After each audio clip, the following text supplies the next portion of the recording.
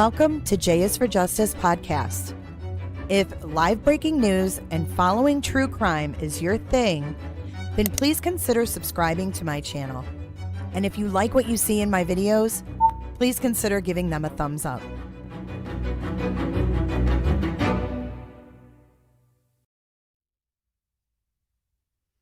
Good afternoon. Welcome to J is for Justice. Welcome back, everybody. If you are new here, please consider subscribing to this channel if you like what you see. I see a lot of Roberters, which are our members. I see a lot of you. Welcome, you guys. Thanks for being here. Thank you for being members. Thank you. Thank you. I almost cut off my own intro because I couldn't wait for this to start. I'm literally obsessed with this case. How about you guys? Like, I'm enthralled. Like, I think it's becoming a little scary. No, I mean, not really, but it is a little bit. It's very psychological, like mind effing. Gosh, so many of you guys, hey. I'm overwhelmed. I'm overwhelmed. You guys are my favorites. We have the best chatters here, I swear. I know, can't focus, always looking for new stuff. Speaking of new stuff, we had him walking into the court. I saw someone say, oh my God, what an ass. Walking in, looking straight at people. We are waiting for something to be happening. I'm going to fill you guys in a second. At 4:30 Eastern Standard Time, there's going to be a press conference. The district attorney in Monroe County is going to be doing a press conference at 4:30 p.m. But we're going to take a look at, I know, and just in J fashion, I had to slow it down and put a slow version up. Crazy.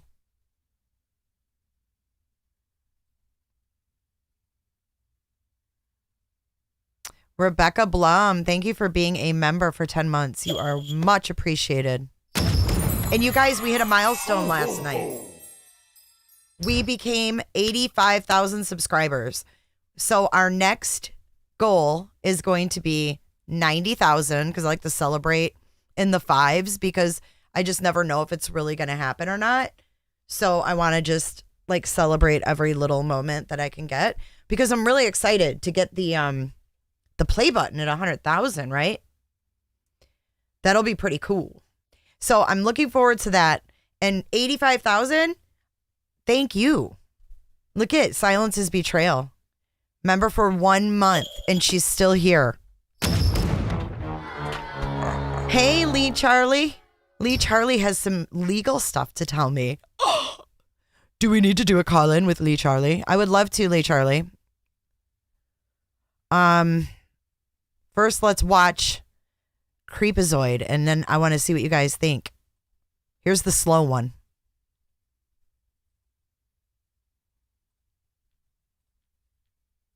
Ooh, I got to fix that.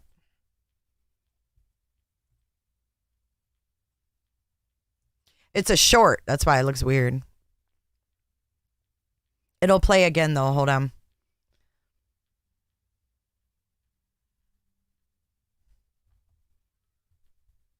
Let's get some more Roberters for 2023.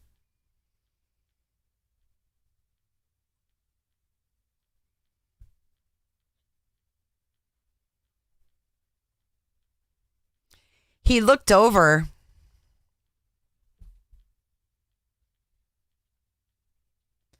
So Robin, Miss Robin had a really good idea. She's like, you should compare this side by side since we have him at the side with the picture from the vigil that everybody thinks is him. I think his bulletproof vest is under his thing. That's why it looks like he has an Elon chest. Holy hell. Jilly Bear, thank you so much. Jilly Bear just donated 5 memberships. Let's see who's getting them. KK Gons, congrats. Perfectly Imperfect, congrats. You guys are Roberters. Glenda, congrats. Who else got one? MTGV TV. Roberta. Dude, that's awesome. Thank you so much, Jilly. Now you guys get to see if you were naughty or nice. I need to get that off there because... Oh, KK Gons was naughty.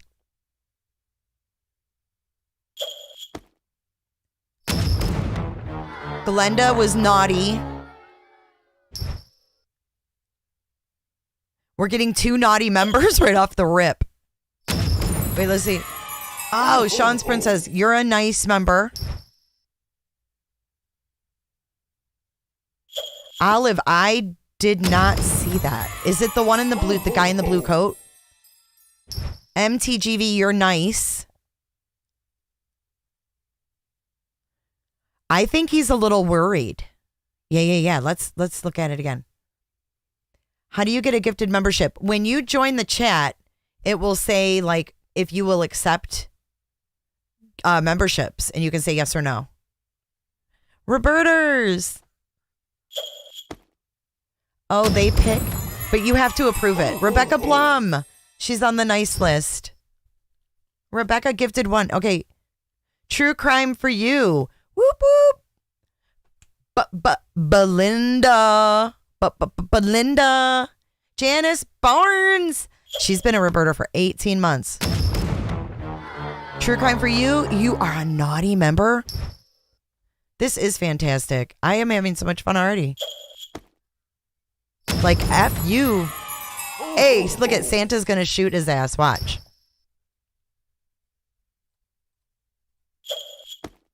We'll make him the target for Santa to shoot at.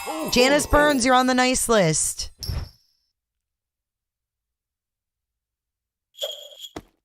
Aw, Janet Hill, thank you. Switzerland, Lars. I have a Lars. I freaking love it. I have a Lars from Switzerland that loves my channel. Dude, my day is complete. You can even ask HJ and Potato. They know that I will be so stoked to have a Lars.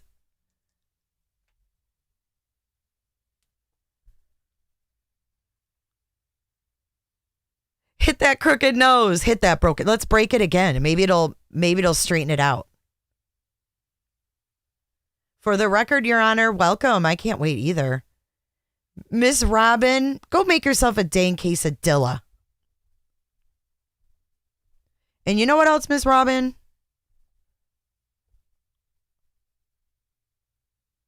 Oh, you couldn't hear that, but Grandma just called and said, you're supposed to go home, lady.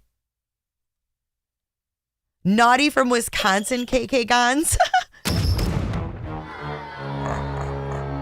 Oh, Santa's the prosecuting attorney. Okay, so that's what we'll play today. Santa's the prosecuting attorney. Silence is betrayal. Gifted more memberships. Hold the phone. And then they called you naughty. Thank you so much, Silence. Lee, Charlie, I think you're pretty damn awesome yourself. Lee, did you know that I got mooned after our call yesterday? Oh my God, loves wood heat. You're naughty because you love wood heat. I love wood heat too. We're just gonna spend the afternoon shooting him. Banjo. It says you were nice.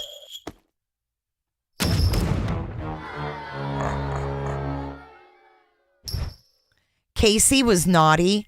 Rick D's, I know you're like the house, like meanie. Beverly, you're on the nice list. Look at all these effing Roberters. Mom to 23 kitties.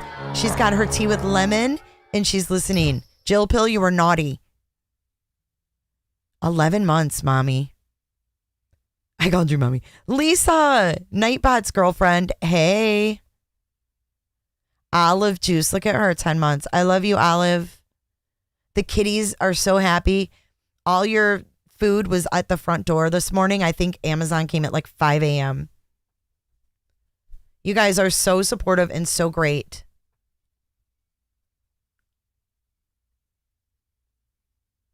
Oh, Rebecca, you guys are so great. Even you, Rick D's nuts. You're kind of growing on me. Oh, here goes the district attorney. They said mom to 23 was naughty again.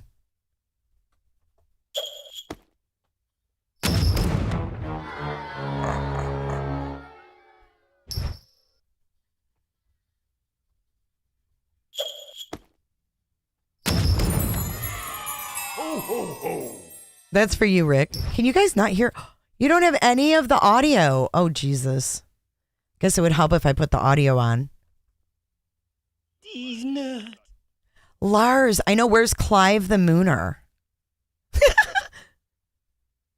You guys, okay, so let me fill you in really quick. I know, Dexter, you do not like him. You do not like him. HJ, thank you for your super sticker. She put poop. She gave the poop emoji. Love you, HJ. Gosh, you guys are so generous and so nice. Mike's World, why aren't you there? Mike's World, party time, excellent. You guys haven't heard any of my sound bites the whole time we've been live. That is so stupid. You buzzed? So this was for you, Miss Robin. Make yourself a dang quesadilla. Grandma just called and said you're supposed to go home. Oh, HJ, naughty. He finally got it right. For the record, Your Honor, I will. I'll do a Q&A. I'll throw, you know what, why don't you guys ask some questions and we'll do like a Q&A because this thing doesn't start till 3:30 and I'm going to tell you how this is going to go. I'm just going to tell you right now how this is going to go. No, but I called the court in Pennsylvania, like I said earlier. And, hold on. I've got to open up the Q&A. You guys are amazing people. All right, here we go. So, you'll see a Q&A up at the top.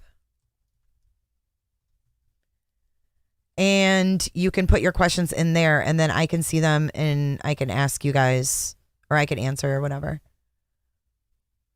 Monkey Biz, thank you for being a Roberta for 6 months.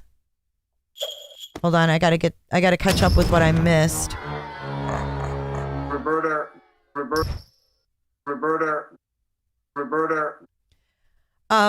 Kayleen, I hope I'm saying that right. I don't know what a CHF is. I don't know what kind of money that is. Where are you from? I got czarred one time by South Africa. Love how you shoot the breeze. What's shoot the shit? Oh, Swiss?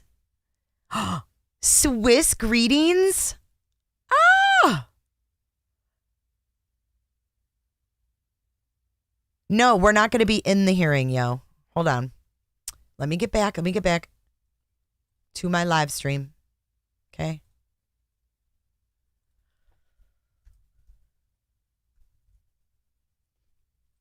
So no cameras are allowed in that courtroom.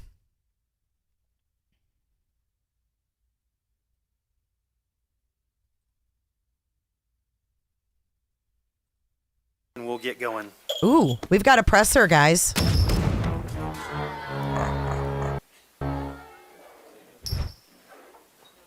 I don't know how I just found this, but okay, so here's the dealio. No cameras in the courtroom. Hang on.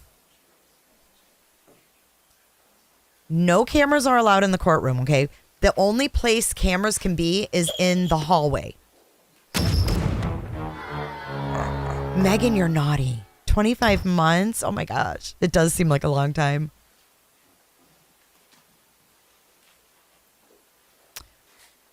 So there's no cameras allowed in the courtroom. They're able to catch him in the hallway. They are not able to bring any cameras into any courtroom in Pennsylvania. It's against the law. Ooh, Carol, you sent that to my email? Good to see you too, Charms. I don't have the audio stream. Do I? Elizabeth, thank you so much for your Cash App donation. Ooh, Lee, I got an email from you too. Is this the right thing? I think it is.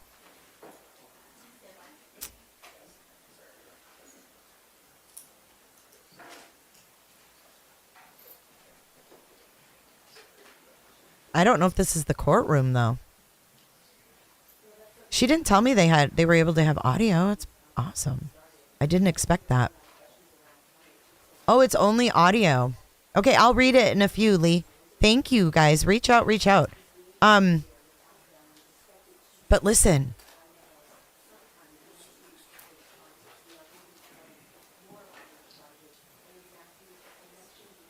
This says law enforcement update following arrest. Oh, I don't think they have the right title. Zoom link after what happened last night. What happened, Busted Flush?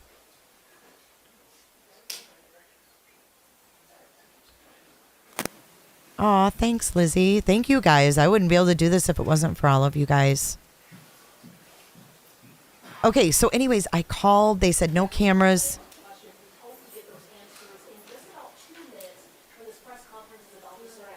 You know what? Let's just listen to the hot mic. That sometimes is more juicy than anything.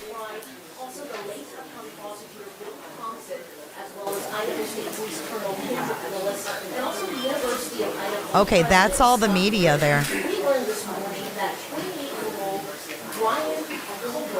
This isn't old, is it? The fuck? Kidding me?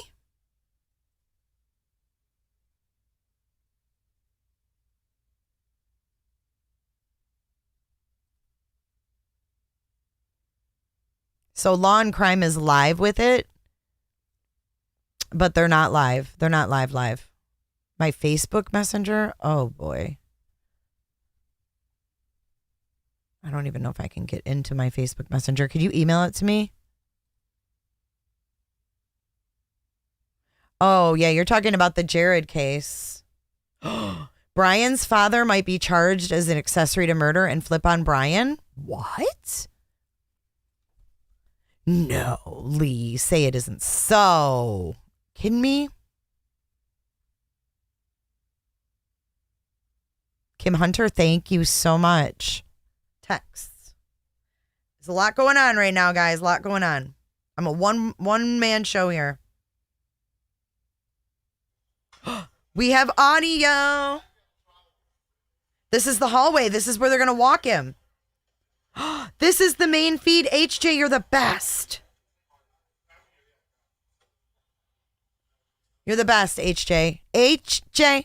Okay, so when I get this pulled up, I can calm down and tell you what I found out when I called the court. Here we go. This isn't till 3:30 though, okay? Flux, welcome. Thank you so much. Oh, yeah. Right.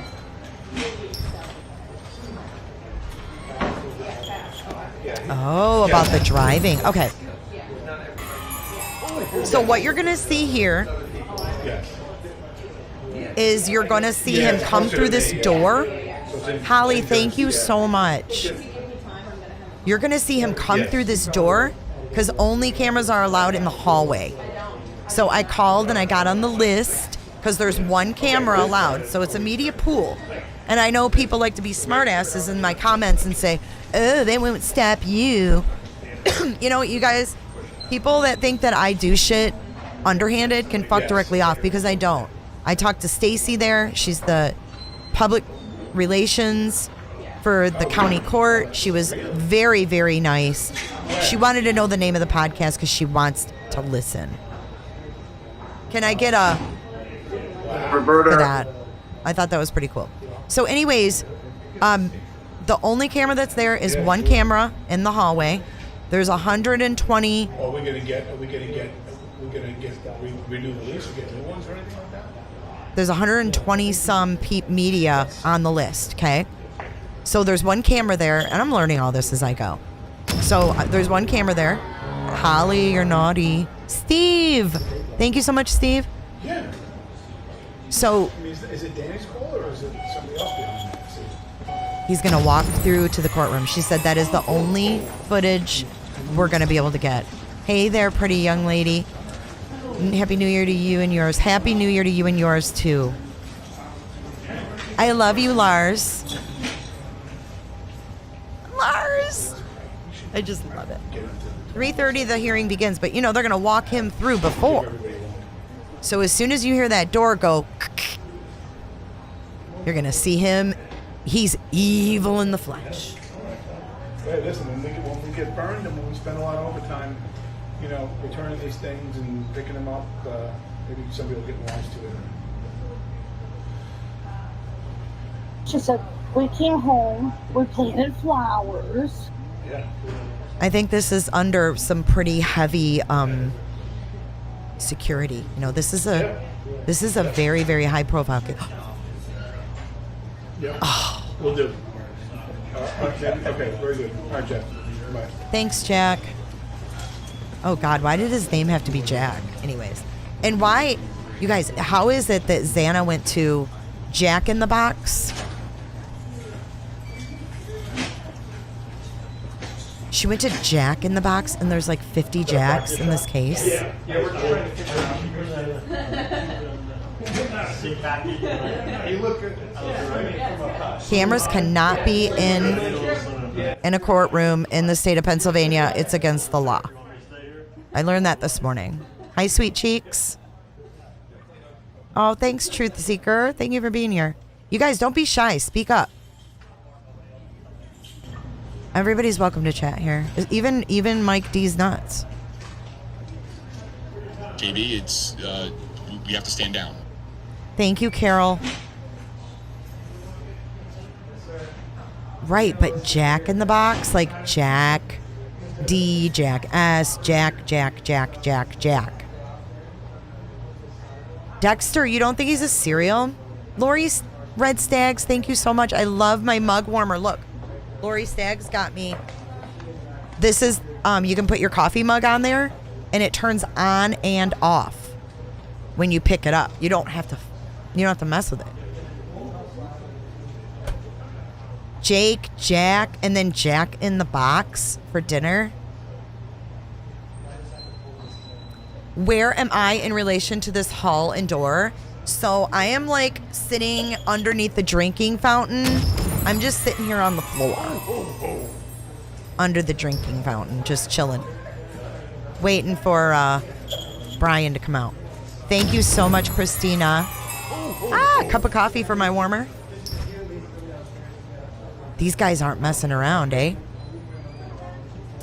So get this. Christina, you're naughty. Betsy, thank you for becoming a member. I'm overwhelmed right now. I don't think this was his research. I think he's done things before. Jules J, thank you so much for your super sticker. What do you guys think of the shoes? I can't wait to talk to you guys more. So when he goes in, we're not going to have audio of the court, I don't think. I don't think so. Because Stacy told me the only cameras will be, nothing will be streamed live. And she said, you're on the list. So if I wanted to go there, I could. But obviously I'm not near there. The shoes. Oh my God, HJ. Women have gone missing in PA. I haven't even gotten to search for PA, but there's a lot, not a lot, but there's quite a few out west that I think he is responsible for. That's Miss Stacy. Hi, Stacy. She was so nice. Yes, press conference is going to be at 4:30 p.m. So they're giving an hour for the hearing, and then at 4:30, I'm going to go up here, and drinking fountain's kind of dirty. At 4:30 Eastern Standard Time, they are going to do a presser. So the district attorney for Monroe County, Shala, thank you for subscribing. Holly, thank you for becoming a member.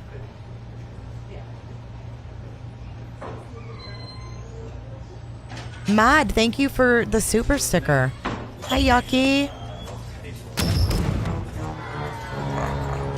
Holly Lipsy, you're naughty. Oh, I'm saying live. You betcha. Tamper. I don't think this is his first time at all. Dexter, I'm going to put up a poll. Oh, never mind. I think that's Stacy, actually. Oh, I love you too, Lizzie. Thank you. She says, fire up that shooter when he walks out. I agree. So he's going to come right out that door, straight at us. I'm not sure. I think the courtroom must be right there to the left, it looks like.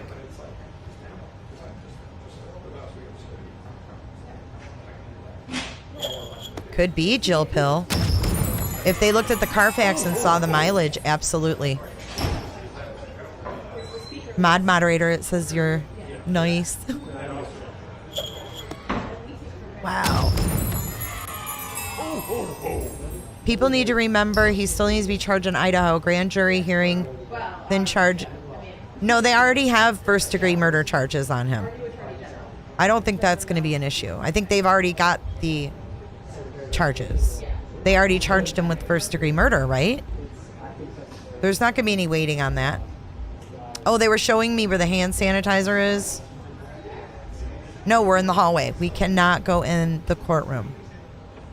Where is Lars? Did anyone issue Jack Ruby a press pass? That's why they're all geared up. And you know what else? He was wearing onesie. Thank you so much, sweetheart. He was wearing under his shirt. He had the bulletproof vest.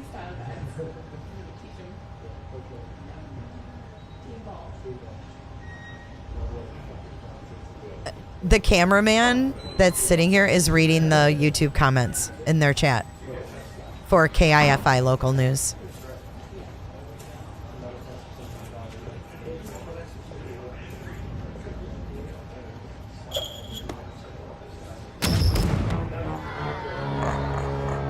Onesie, it says you're naughty though. He's 6 foot tall, just like Bundy. Bundy was 6 foot tall as well. Bundy was 6 foot tall, 140 pounds at his. He was 140 pounds when he jumped out or went through the ceiling. He went through that ceiling tile. They cannot go in, guys. This camera is going to have to remain in the hallway. So we'll see him go in, be brought out, and then we'll probably see all the lawyers and we'll see if Kaylee's family's there. Maybe that's Stacy. We didn't FaceTime, so I don't know. What? How do people feel about his dad being drug into it? Well, we don't know what his dad knows. We don't know what his dad knows. Hey, Jackie Nightbot. Congratulations on your new husband. Here he is. Is he coming? Nope. What the dude, did they get some major threats or something? Too bad no cams in court. This coward should stand in front of everybody to see for the horrible killings he did, allegedly. Colleen, thank you. Libi Bruse. What does that mean? In Swedish. Oh, that's the Labar guy or whatever. Let me know if I need to slow down chat. Hi, Melissa B. Hi, Haley. Thank you so much for your super chat.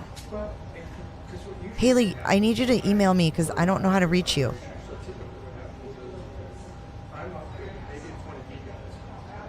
It would probably take him through the back. No, I talked to the lady. They've got the camera set up just for this. I think that's Stacy there. We have 3,000 in chat. Oh my God. Okay, let me slow it down. I'm just glad that I'm not the only one that's obsessed with this because I'm starting to feel a little funny. Like, am I a little too into this? You know what I'm saying? Thank you. when they're running through the notes organized. Yeah, because it's always happened. Most of the time. You can bypass slow mode if you become a member. You don't have to worry about slow mode. That's the cool thing too. We're gonna have to go back and replay because I didn't see his lawyer's shirt. I need to see his lawyer's shirt too. You guys can't see things I can't see. Doesn't seem fair. If it's up to the judge, I don't know why they would keep him out. Do you think Bryan might drink? Yeah, he probably does. Gross. I have been following serial killers since the late 70s. They are a fascinating bunch. Lacey, welcome. Listen, Linda, I was starting to feel a little funny too. But Jackie, do they do audio? Hey, Mike, thanks for your super sticker.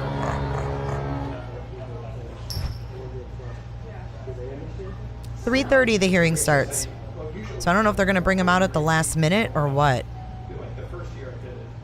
Watch Christina Randall on Connections and New Receipts. It will blow your mind. His attorney speaking. He thinks he is Ted Bundy all over again. This is going to be a trial. I'll have to watch her video. I didn't see any connections.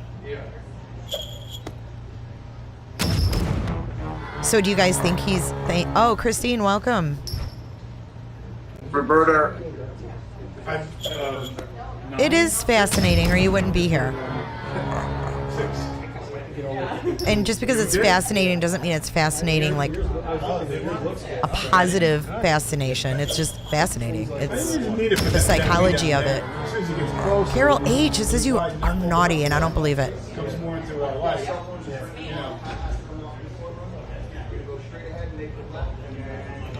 Why am I nervous? Holly, welcome to Roberta. You guys. Is the channel blowing up right now? I'm freaking out a little bit.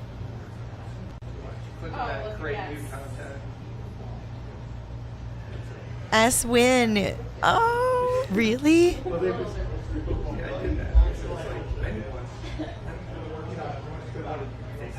Oh my God, we're about to break the YouTubes. Potato, are you here? There you are. Good.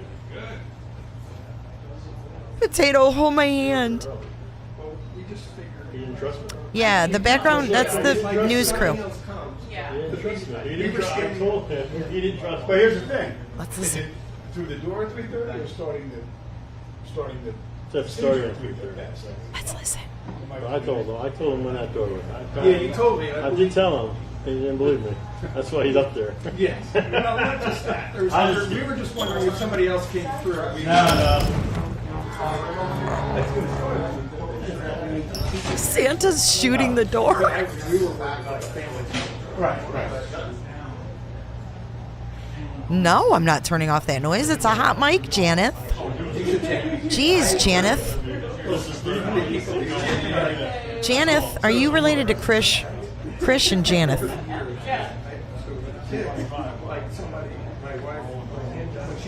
I think they're getting ready to bring his ass through, guys.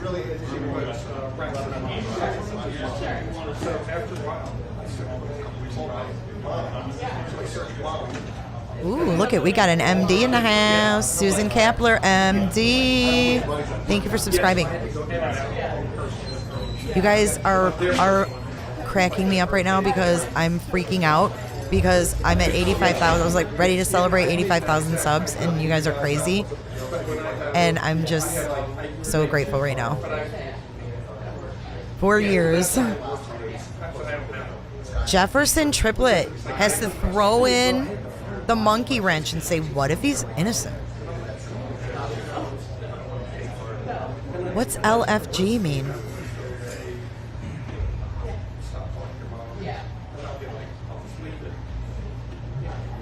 Hi, Arizona. Susan Furman. Are you related to Mark Furman? Just kidding. Russian aloha. I love your name. You ate a whole bag of Boom Chicka Pop. Oh, in suspense.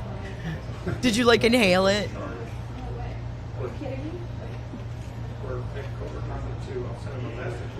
Thank you, Witchy.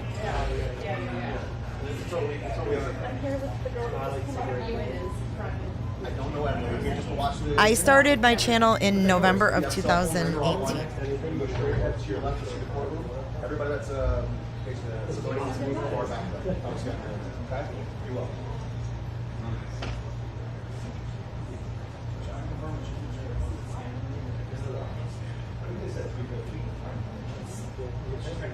Replay crew, welcome to Roberter, babe. Roberta. I know we're gonna see Bert. Look at you guys, all the members. You guys get all your custom emojis, and there is a Bert emoji in there.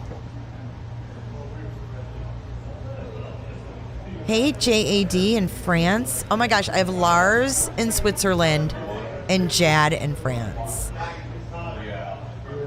Stacy, you're awesome. You can see feet. Dexter, what do you mean I'm naive? How is that? There's Stace.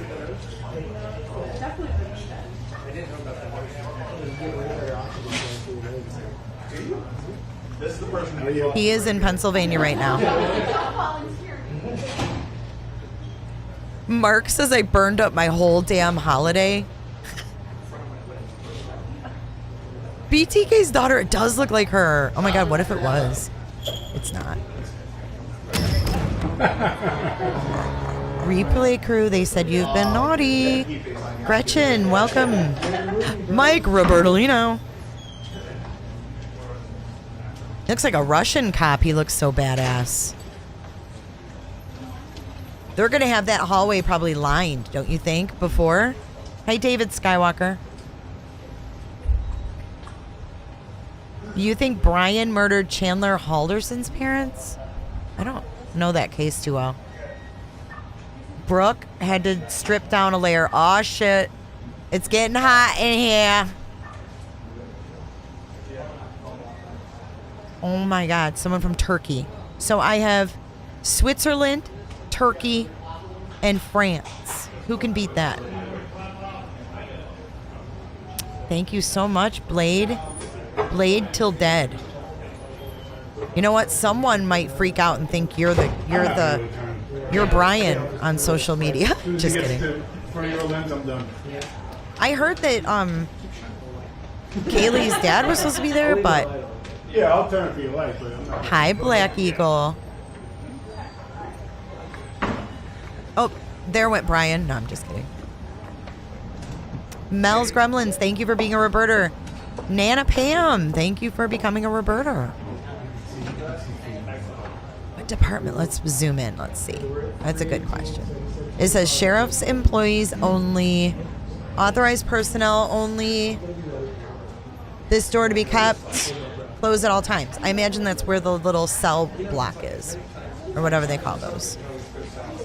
I've personally never been in one, so I don't know what they're called, but like the little holding cell thingy. CEO, how are you? KK Gons. He's too pansy for Wisconsin, don't you know? He will be at the hearing in Idaho. Is that tomorrow?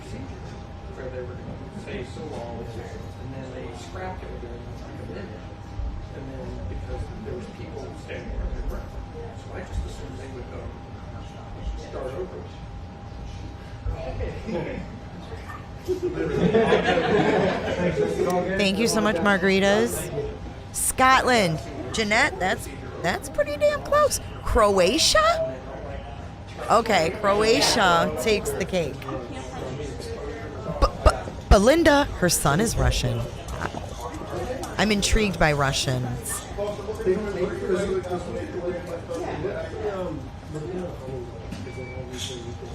Thank you, Earthling.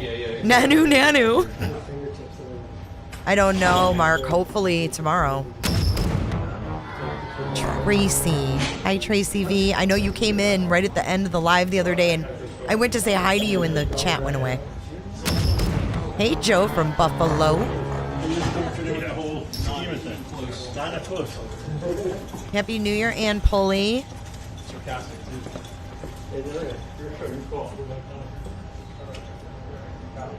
Bo Johnson. I was wondering about that. I was going to ask you guys, like, what do you think about that professor, the female, that's suing the TikToker? Do you think that she knows Bryan? Well, she's the head of the history department, correct? I don't know if they would know each other or not. These nuts. Hello, Melissa from Arizona. You've been to Russia twice? Oh, that's pretty cool. I don't know if I'd ever want to go to Russia.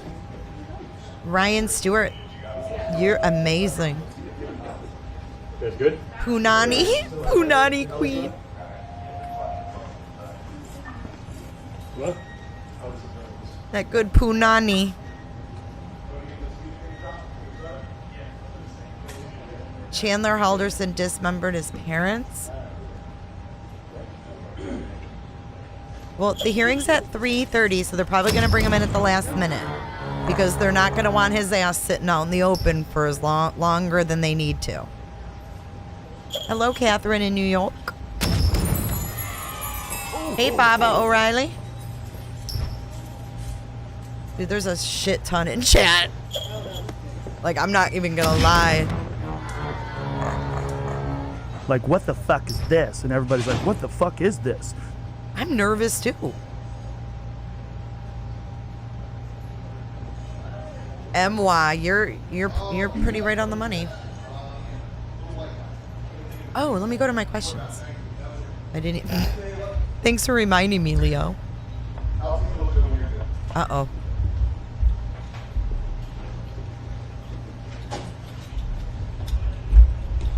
Hi, Chris from South Dakota. Dakota? Are you talking about here in this chat? Yeah, it seems like it's getting a little serious. So I'm just curious, are you going to stand there the whole time? Yeah. Could you move to the left? Like you're in the You want to check bathrooms with your brother? Oh, there's like 120 pool people that are going to be upset right now. I don't want to tell you your job, but can you get close to the wall, maybe? We're moving right now, actually, so we're just going to have to work with it, okay? Oh, shit. Did he just ask the cop to get to the wall? Move your camera, dude. If you have to, get on a bench. Here he comes.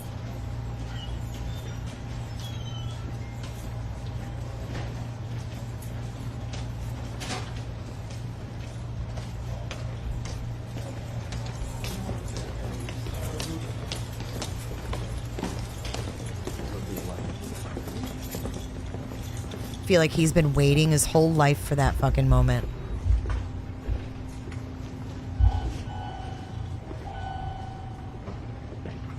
So now they're in the courtroom for the hearing, and then when they're done, we'll see him come back out. Let's listen to the hot mic. There's me. I don't know anything about it.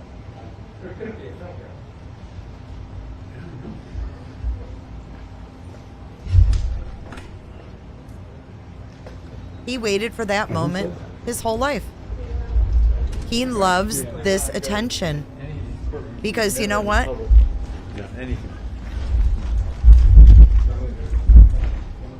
I love hot mics. Yeah. Mike, can you go back? Yeah, sure. I don't know. I think for me, I think I might just shoot the long shot, but unless it totally screws you. No, that's all right. There's a lot of pressure on these guys. They're the pool camera. All right. So that was for everyone. Can you just go back more? Yeah, to get out of here. Okay, so what I'm thinking, thank you so much, Yeah, you Jennifer. want to stay straight on, that's fine. But I don't mind coming back to there. That's cool. Because that cleared your doorway, right? Yeah.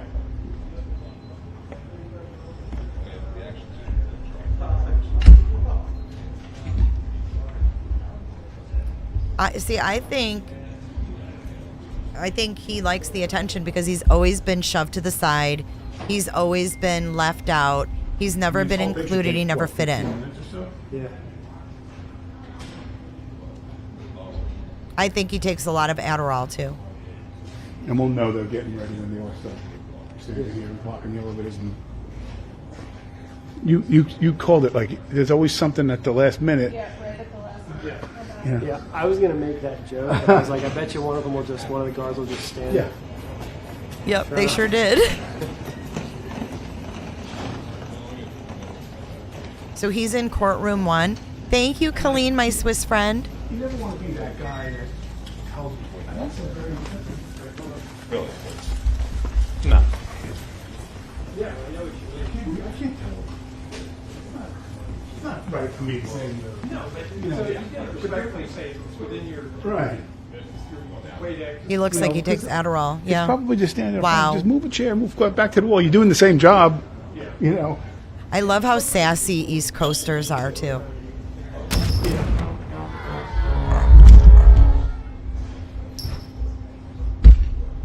Did you guys get it?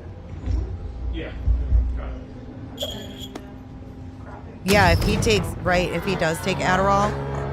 And why are you saying like, wow? I mean, is it really that uncommon for people to take Adderall these days, especially college students?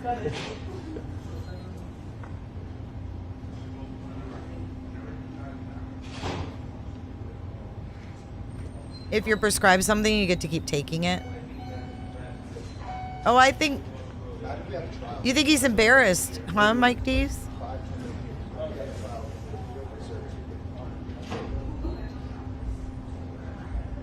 There's no audio in the courtroom, guys. It's illegal.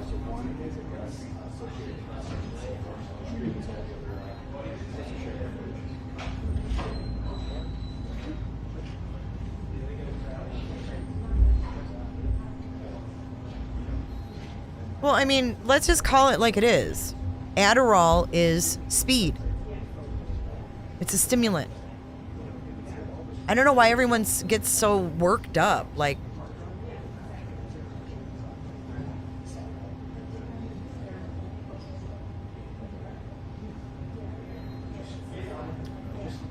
why do I think? I think there's still withdrawal even if you take it as prescribed. Because I've taken phentermine, which is kind of like the same thing. And when I stopped taking it, I could hardly stay awake. This shit's crazy. So, and I took it as prescribed. Actually, I cut them in half of the ones that I got because they made me too jittery taking a whole one. And let me tell you, I only took a half every day. And when I stopped taking it, they said, oh, wean off a half. I'm like, oh, I'll be fine, you know? No, man, it knocked me on my ass. It doesn't matter, I don't think, how much you take. Buttered Buttons, I love your name. I'm obsessed with your name. Got him. Looks good. McNo. Looks like a bad guy. Hi, Julie.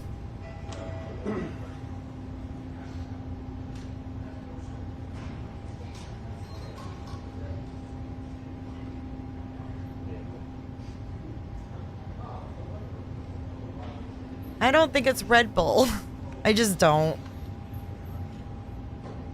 I think that a lot of college students take the Adderall so they can party, stay up, do their work, whatever. Gives you a lot of energy. Carol, that's okay. Bounce away, bounce away. You know, Mike, these nuts. They're so happy to get this out of here. The one guy was like, he's like, dude, I'm so glad this is not a trial. And just You can imagine that. Hey, Scotland. Hi, Funny from Florida. Reactions to Adderall may differ, but I'm just saying, large pupils, people don't usually get large pupils from some Red Bulls. You know what I mean? On production sets. Like, Yeah, I love that. Was that what? No. Okay, you got some. Yeah. You know, come to think of it, maybe it even Give you, kind of like a little context, you know? yeah. It's like walking through trees or something. Yeah, Some form. right. I wonder if they'll talk about the case. I mean, it was a sheriff's officer. It wasn't like just some Yeah. regular guy. Yeah, it was getting to be like a very like no. Like, Right. Oh yeah. You know. We'll get to that. I was going to get thrown out. One more minute. I was even going to try a little rack focus, but I didn't want to get too cute. Well, as soon as he said that door popped out. Yeah, right. Their chat. Someone said, My special access. camera guy is brave. They're going to accuse him next. Yeah, right. How you guys would stand. Yeah. Now he was. I'm not saying there's anything wrong with taking Adderall, but it does give you, you do have withdrawals. Yeah. Now you pushing to get us over here was the right call because initially we were here to start. Oh yeah. And then when he walked in, he said, "Just get us here." That was a good call. We'll know who's in there when they come walking out. We don't know who's in the courtroom. Right. Yeah. Yeah, because my shot I liked here, I was like in the middle of the hallway. Yeah. He would have had to like literally walk around us. Someone said, is that a green jacket? What are we seeing? It looks like a... What are those things on the wall? Looks like a kindergarten classroom.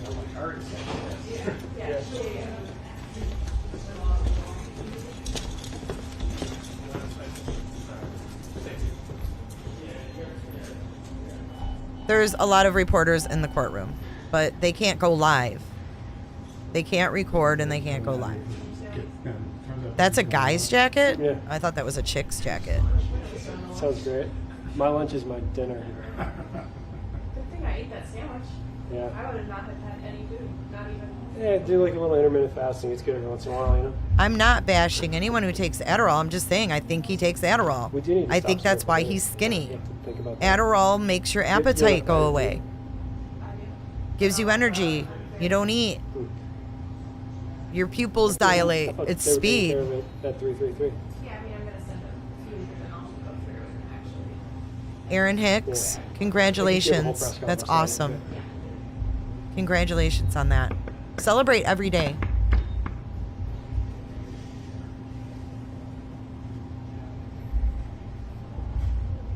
Yeah, I mean, it's what it does. Do I need that, Happy Tree? Do I need to lose weight? Thanks, Happy Tree. Did I ask you to do that? Yeah, I actually... John Wayne Bobbitt's penis. Long disappear, let the door close thing. So I'm going to just stay put. Joe, that's interesting.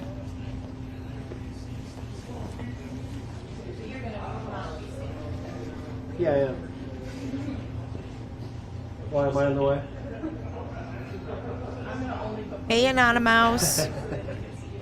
Did you ever... Are you moving here? Weren't you the one that asked me about moving here?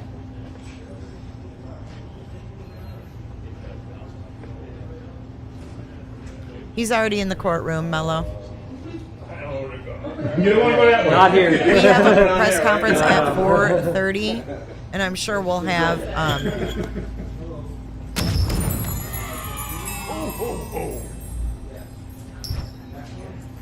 we'll have some commentary of what went on. What do you know? Oh, listen, we got an update. Halfway done. So what exactly is he doing in there? He's waiving extradition. Yeah. Yeah. He's just signing 3 documents that say he'll go back to the state that wants him. Gotcha. No talking about the case. You are who they think you are, and you'll waive it. Is that pretty much immediate? Like fly out of here tonight? They wouldn't tell us. I mean, I'm never gonna. I'm Yeah, just yeah. you. What would happen if he didn't waive? Like, what would happen? We're not going to tell Then anyone. he has to- then they actually schedule an actual hearing. Here. Yeah, I would say. This is to waive that hearing. Yeah. Yeah. Oh, so this isn't the extradition hearing? This is an extra, so ends So up we don't being, have it's an it. extradition hearing by title for what it's scheduled as, but when he goes in there and signs the waiver paperwork, then he's waiving that right to that hearing. That's all he's doing. So I'm just trying to think for my caption. I said arrives for extradition hearing, so I should just say just arrives for a hearing. Oh, an extradition, no, isn't it? You're right, it's an extradition Okay. hearing that can go numerous ways. Okay. It's an extradition hearing that can be, he can waive it, so but he is, yes. Okay. He was walking in for an I was extradition going to say, hearing. 'cause you get people writing Yeah, I got it. Yeah, probably correct. This is a hearing not to have a hearing. A hearing, not to have, yeah. Wow, we got our own personal update.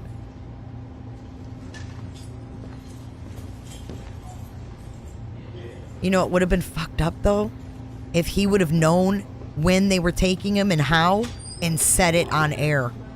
Oh, holy. Can you imagine? The C package. Yeah. 48 wallets. Like a holiday photo. What you are witnessing is real. The participants are not actors. Hey, Nanu. Hey, J. Leo.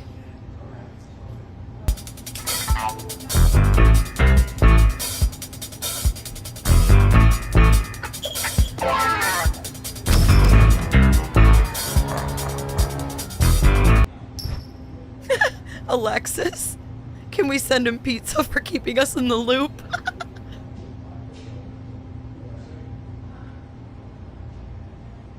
Don't you think that someone would try to follow him? Because everybody knows they move him in the middle of the night.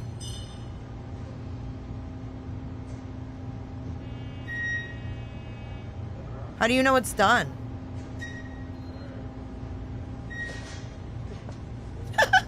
That was my soundboard.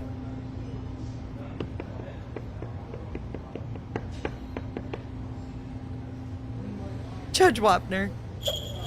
Stand for Fall, 57, worked 28 years as a Colorado and max jail.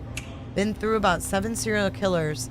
Now okay, get ketamine therapy for PTSD, works doing well. Wow. Did they finally cut the mic? They finally cut the mic. Oh, wow. Cut his mic. Cut his mic. Oh, are you following on Twitter, HJ? I should pull up Twitter. It's hard to do everything, you know? I should pull up something. I know I'm nervous too, Lipsy, and now it feels so quiet. Now it doesn't feel right. But we got our update. He's going to sign a couple documents. Oh, they're back. Yeah, they switched us over to AT&T, and people were saying at that time, oh, AT&T is, not as good as Verizon. They're talking about AT&T versus know if that Verizon. was true or not, but I'm starting to think it is. Yeah, it can be.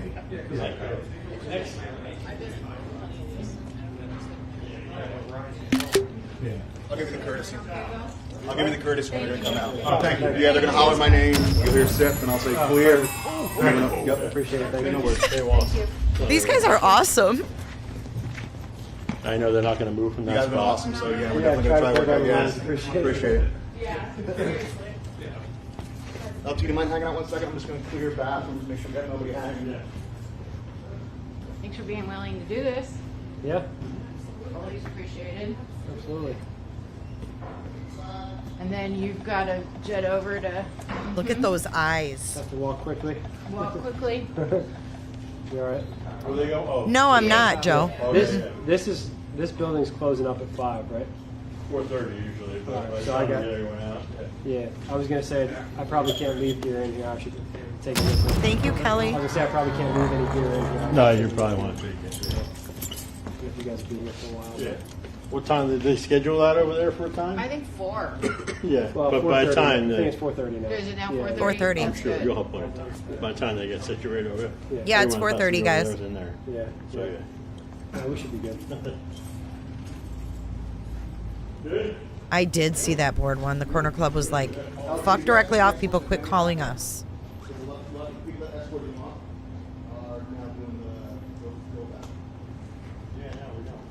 Oh, wow. Shauna Miller, one of my daughters knew Maddie. Kaylee and Ethan. She was in school with Maddie, but she knew Kaylee If you don't want to be in a shot, You're going to be and in People Ethan Magazine. through Maddie. We are just praying for justice and these students.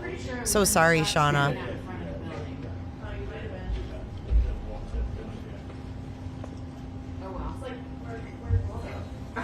yeah, this Got the that curly turns hair out like to be- Bundy. Nobody's shooting at me. Oh yeah. He looks like a mix of. So where did they bring him in? Oh, we're Or did they listening to bring the him hot in mic. there when he walked into the building. Where are we? This is Where's the back. front? I think he came in that way. Yeah. But I honestly don't know because I wasn't here when he got Has he here. been here for a while? Or did they just bring him here like just now? Like noon, or 11. Oh, really? Yeah. Interesting. I didn't meet you yet. I'm Kim. I'm Tom. Hi, Tom. How are you? My hands are freezing. Oh, that's Kim. That's not Stacy then. Kim and Tom. Well, I'm gonna hurry up and sit. None of these people Out of the know way. they're live. Or they just don't care. Make sure you all get Stacy's coat and her bag. Because I saw how he came in for the press. I was waiting. Oh, there are a lot of press up outside? I can't tell. Brian just arrived. This is from Twitter, Nikki Battisti, 327. So this is They start right at 3:30. Yeah. Yeah, you're right on time. 8 minutes ago. Shackled but calm, looked back at his family and nodded. Mother and sister visibly emotional.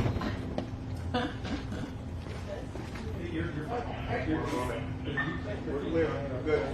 They're starting to walk. Walk him. Oh, here he comes.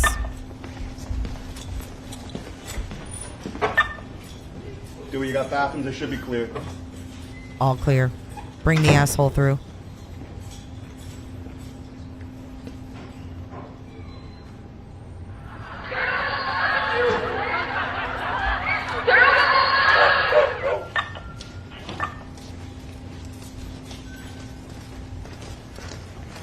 Walk him nice.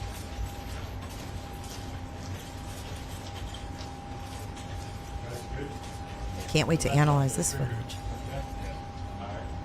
Departing.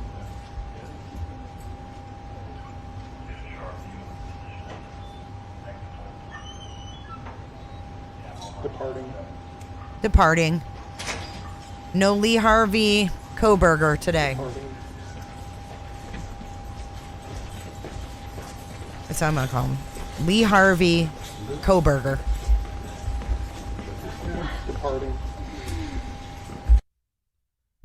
Departing. That's it. It ended. I don't know if they're gonna come back. We'll keep it there for a minute. Because we have a press conference in 45 minutes. So they're going to be setting up for that probably. And then they'll come back live. So we will stick with KIFI because they are the main camera.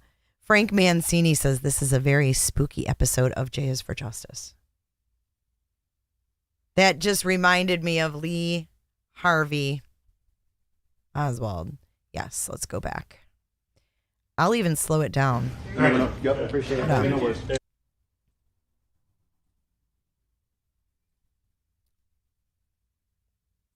Thank you.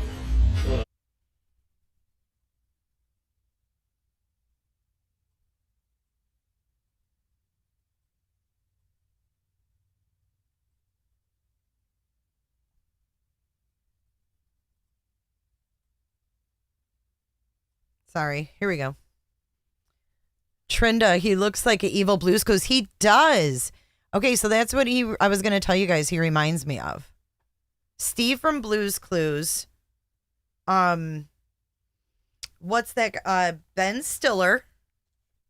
Steve from Blues Clues / Ben Stiller / Adam Sandler / ooh, and I shouldn't say / that's really eerie. And then there was Richard Speck, the serial killer, Richard Speck. Dexter, are you still here? Have you ever looked into Richard Speck? He looks like Bill Nye the Science Guy. Yep, that Jake guy. I don't know how to say his last name. Steve Buscemi.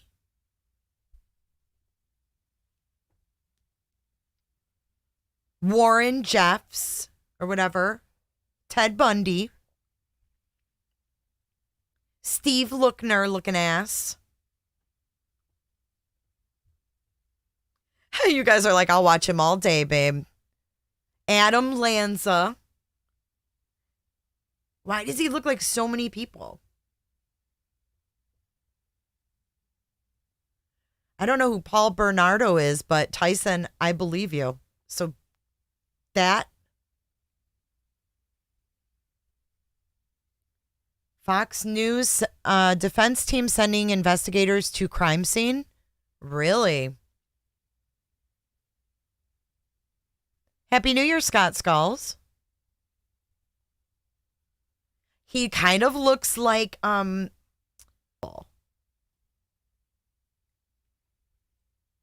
of her heart.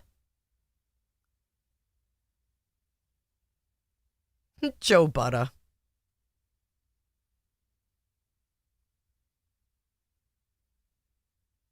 He's tweeting what happened. Okay. Let's go to the Twitter. And I'll read them to you. Do you think he was really shitting his pants when he got pulled over twice on the way back to Pennsylvania? People in this other chat were calling Brian Enton Brian Enron. That is so funny. Okay.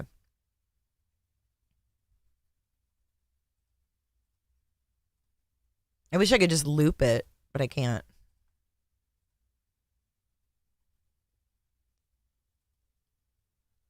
I'll pause it for you guys if you want to get screenshots. Hold on. Let me make this screen a little better. And it's blurry because I paused it, but I'm going to try to get some good. They'll have some good camera shots from there, but that right there is really what I wanted to see was his side profile.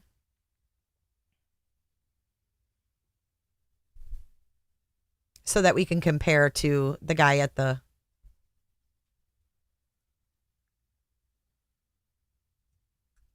vigil as well.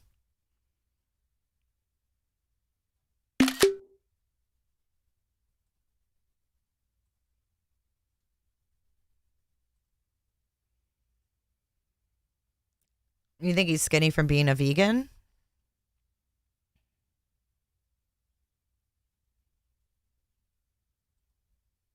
He reminds me of James Van Callis. James Van Callis, they're still live, but they're probably disconnecting the camera and taking them, or no, they're not live anymore. But they're probably going to set up for the press conference at 4:30. Okay, let's see. Brian Enton.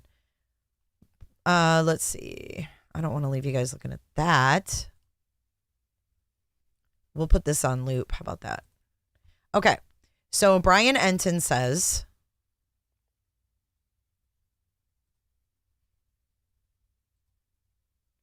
Bryan Kohberger waived his extradition hearing. He had to sign a waiver in court.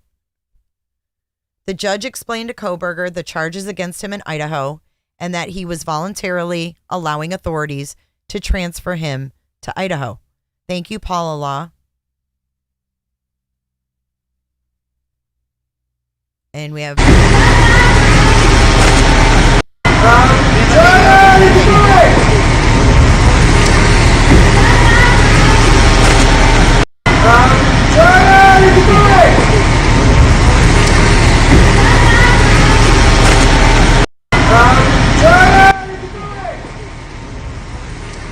Sorry that was so loud. Holy shit.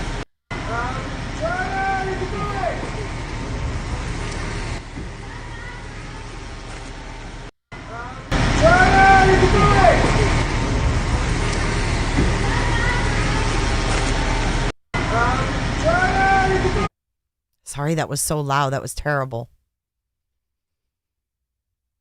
I just wanted to get this on. I saw it and I was like, oh my gosh, that's him leaving.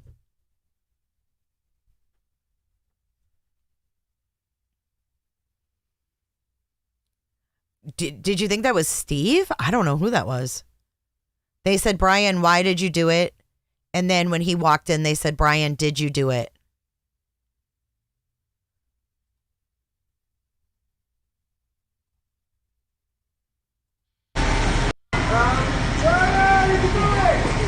I don't think that's her dad.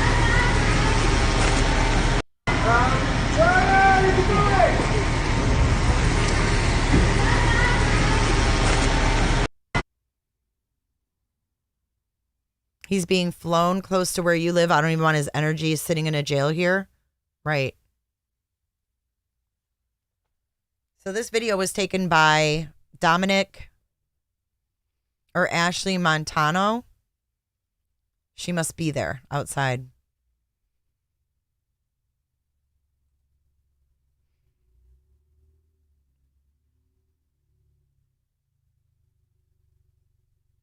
Here's their view of him arriving. Are you ready to go to Idaho? Why did you do it? Why did you do it? How are you feeling? How you feeling, Brian? Why did you do it? Are you ready to go to Idaho? Why did you do it? The last time in Pennsylvania, Brian. Do these people think he's going to go, yeah, I did?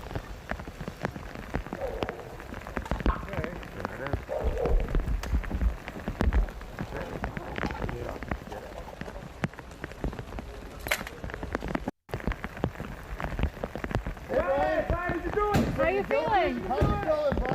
How you feeling? Oh, I'm feeling great, guys. It's always so stupid when they yell those questions, but it has to be done. I mean, they're not just going to stand there quiet. It just wouldn't be right.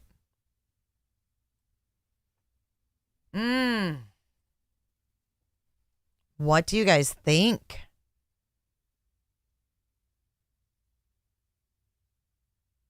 Colleen says I'd yell dead man walking.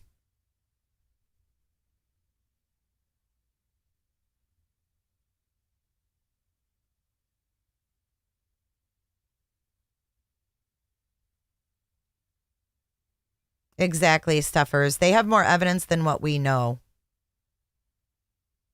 They were able to charge him before even getting him back to the state. Not suspicion of, nothing like that. How you feeling? How you feeling, Brian? Why did you do it? Are you ready to go to Idaho? Why did you do it? The last time in Pennsylvania, Brian.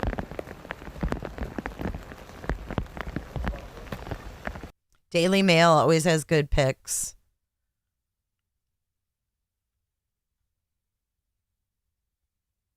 Let's take a look at the Daily Mail's pictures. Idaho quadruple murder. Hang on. Let me make this smaller so you guys can see it. My computer is overloaded right now. Bear with me.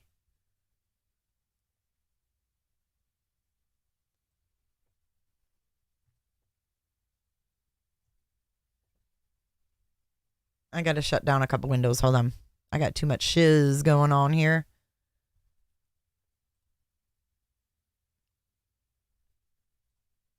Oh, look, you guys get to see. Jay doesn't get to make money off here. Yellow dollar sign, as always.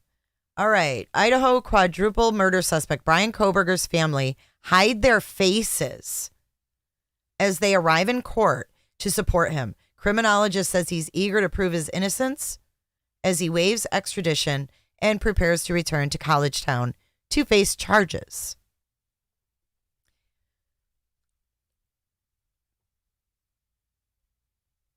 Ooh, my God, you guys, look at that picture.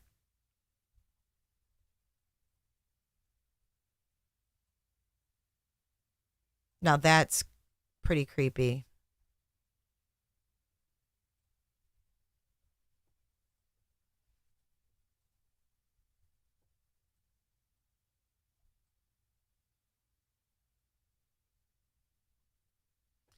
Okay, now that I'm looking at his hair, could he have been the guy sitting in the corner bar that night?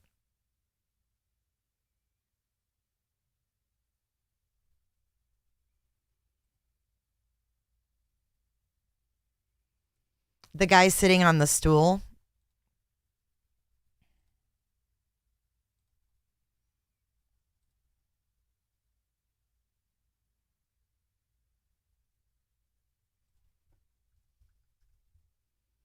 Thank you, Glenda.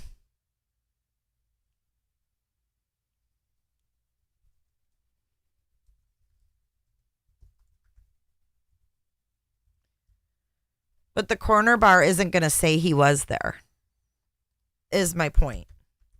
I mean, if you were the owner of the corner bar, would you tell the public that he was there? I'm not saying he was, but I just don't know if you would admit that. I think it would make more looky-loos come in. Brian Enton, I don't think that's the kind of business you want, per se, in your college town where the college kids go. Mellow One, thank you for your super chat. I'll plead not guilty for right now. Ted Bundy. Think the guy who fanboyed serial killers will direct quote Bundy? Maybe. So here's the rest of Enton's update. Kohberger told the judge he is not on any medication that would impact him making the decision. The judge said he has to be sent to Idaho within 10 days. Kohberger came into court and made eye contact with his family sitting in the front row. He nodded at them. His sister cried, and his sister comforted the mom. A deputy brought her tissues.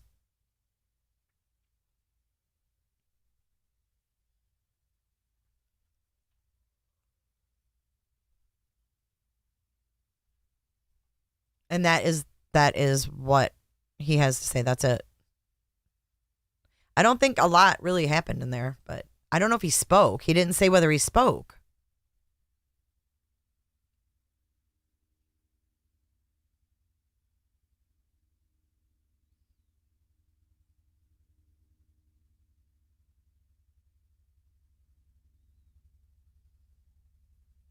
His dad wasn't there? He looks old because he's an ex-heroin user. Heroin, I think, takes a toll on the body, the face. He looks like James Van Callis. Do you guys know who James Van Callis is? He killed April Millsap, a 14-year-old girl. I'm going to show you what he looks like because you're going to be like, whoa. It's a little uncanny. I know he looks like a lot of people, but he really reminds me of this guy in particular.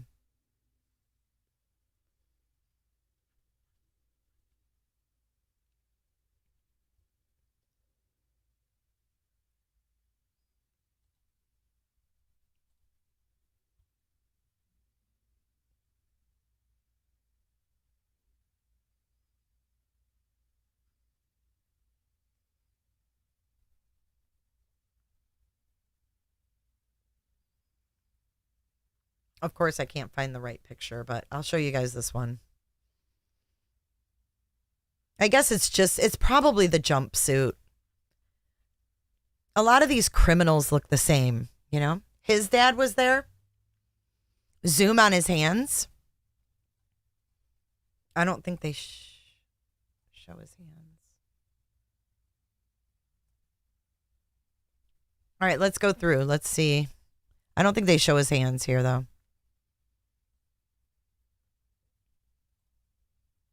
Oh, yeah, they do. Why are his... Ew. Why are his hands so purple? Guys.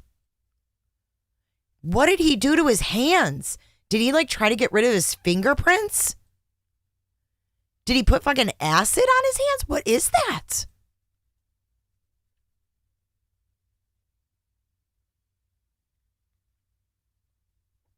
That cannot be lack of blood flow.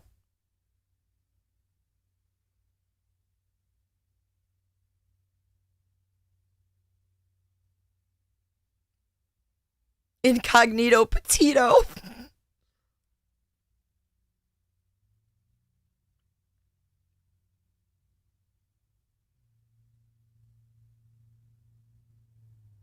No, they didn't say he doesn't have any ailments. They would have said.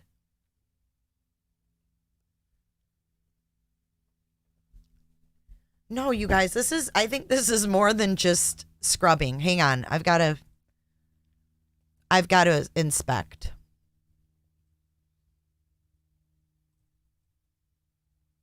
I mean, his fingernails look effed up. The fingernail is like yellow. Who said that, Mommy of 5?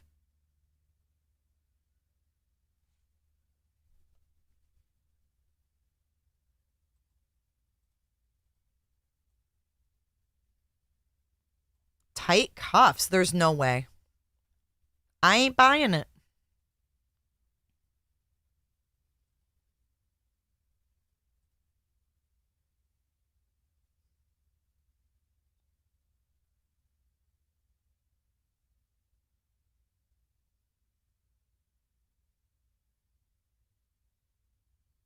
They should have pink cuffs on him. Oh, maybe from sitting?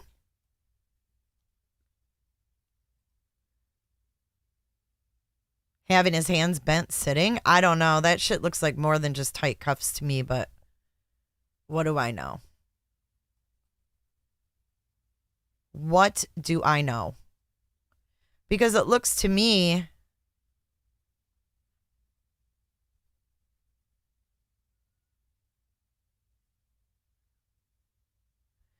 It's also the lighting.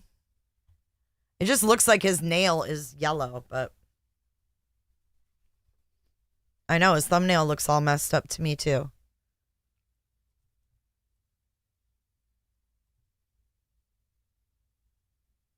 You couldn't see him when he was exiting the courtroom because he was flanked. Thank you for subscribing, Raquel. I think so too, Tracy Hammond. I think he used like acid or some kind of chemical. That looks like a chemical burn.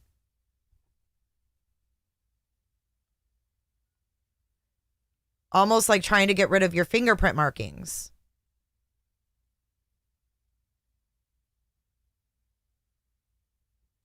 I just played him going in the van. Hold on a second.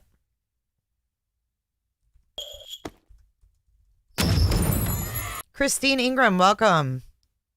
Ho, ho, ho. But then again, if it was like a chemical burn, don't you think it would like blister up too?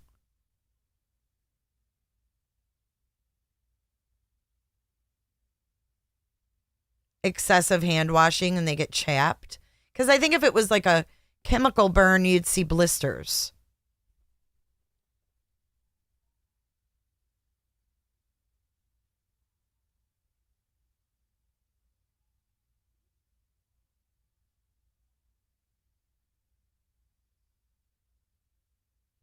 Well, yeah, the blisters could have healed. That could be the scarring.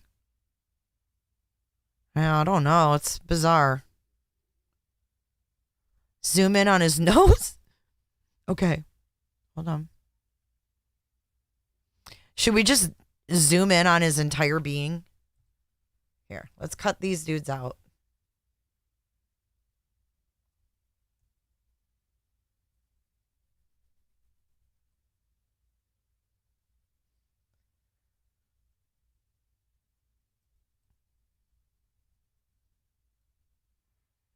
He doesn't look as old as I thought he was going to look.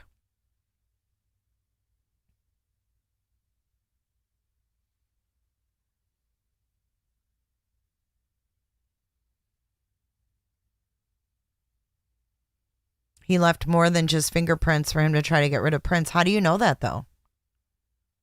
How do you know he left anything behind?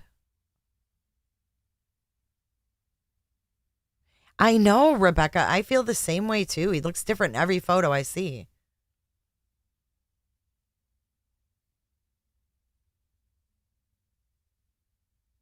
Oh, it was like a 23andMe DNA test.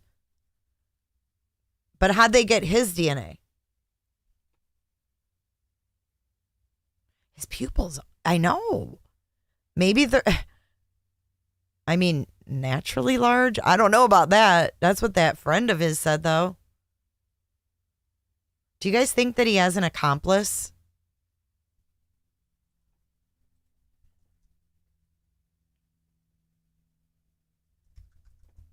Let's do a poll.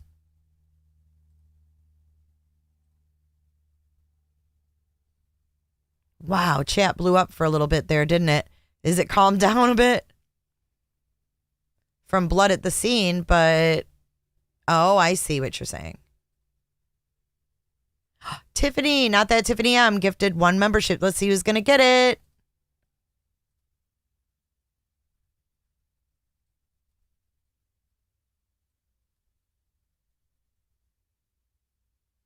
Santa's about to shoot him.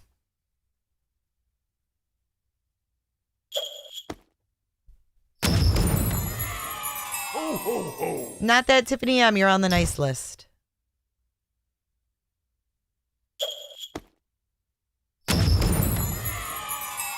After Dark Coffee and Crime, congratulations. Wait, what? Lee? Ann C. Taylor is his lawyer in Idaho? She's a divorce attorney? Is she a public defender? Dana, thank you. Hi, Susan D.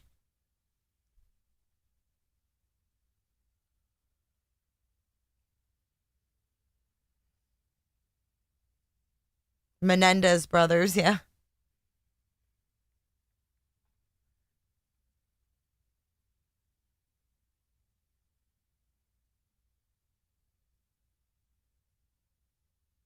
Dexter, who do you think his accomplice will be?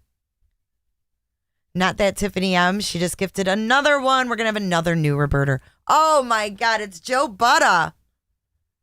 It's Joe Butta. Welcome, Roberta Lino. It's John Wayne Bobbitt's penis.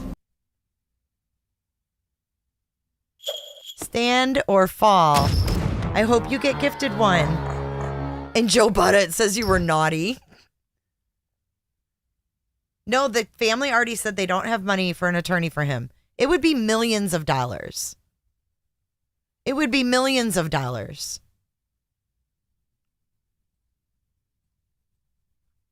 There's no way they could afford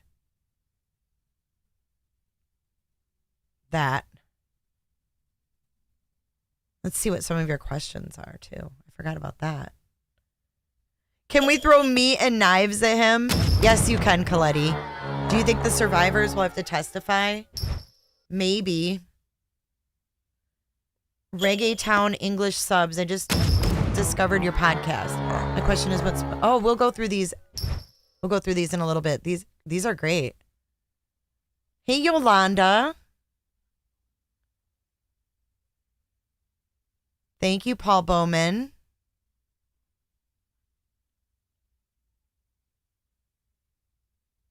Aw, Jane Doe, thank you.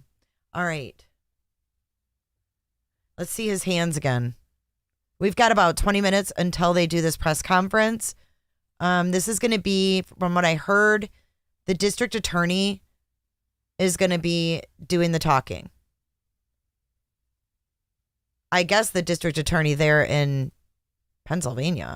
I don't know if they're going to just explain what just happened, like what the process was, you know, what he said, what he did, what's going to happen next, all that stuff.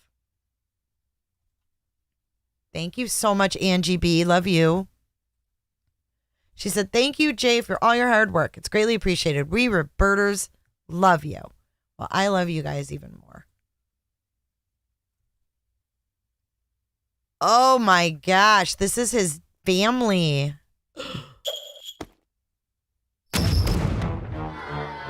Who is that in the front? I'd cover my face too, though. Is that his dad?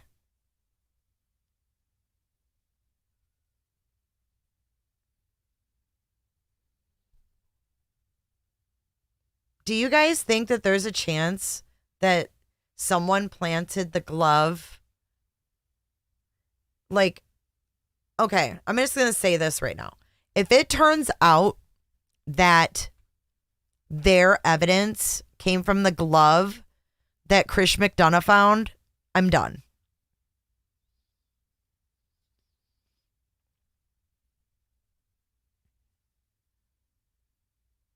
We went through the inside looking the other day before it was deleted. We did it live. Is that his dad?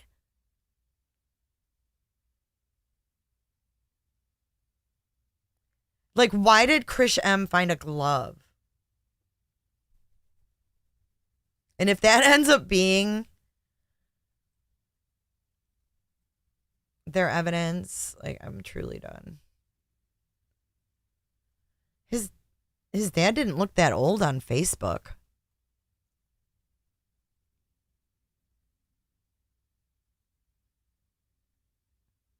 That must be dad and mom, though. I mean, they're in their 60s. He's got the dad shoes. They're in their 60s.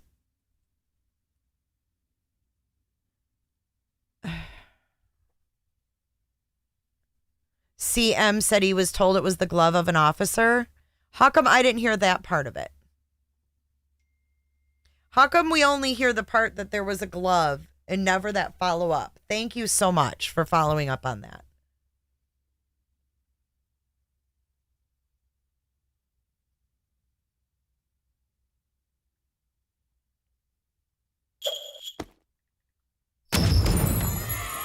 Ho, ho, ho.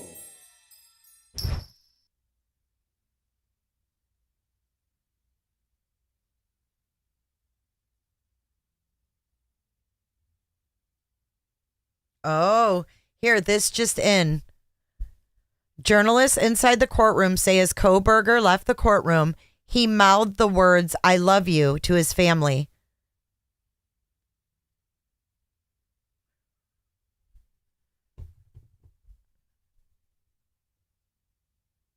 That must be his sister in the back seat, yeah.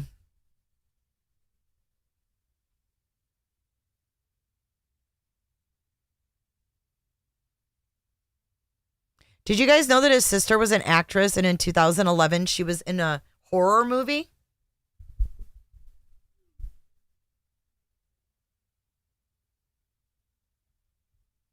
Did you guys know that she was in a horror movie in 2011? Isn't that weird?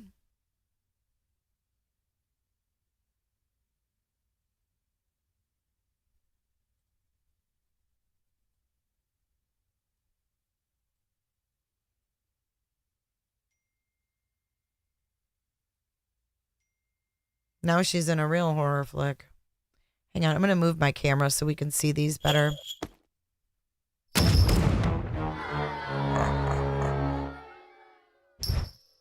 Obsessed with Disney, thank you so much for your super chat. No, I'm not joking. She was in a horror movie. That's not a joke. I'll show you guys.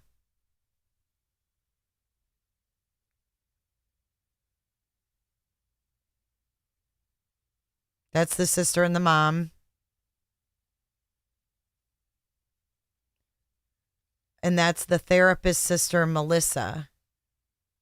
And this must be the other sister? Why is that one a black hat and this one a blue hat?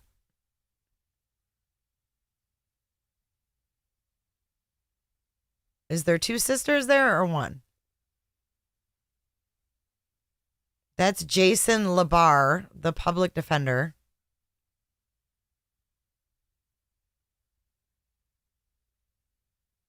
Ugh, there's Creepy.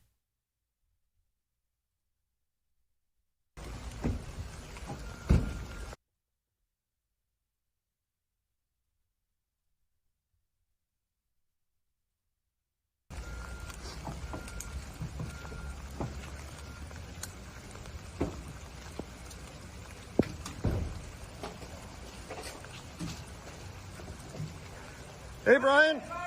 So you guilty? How you feeling, Brian? Huh, Brian? Your last time in Pennsylvania, Brian.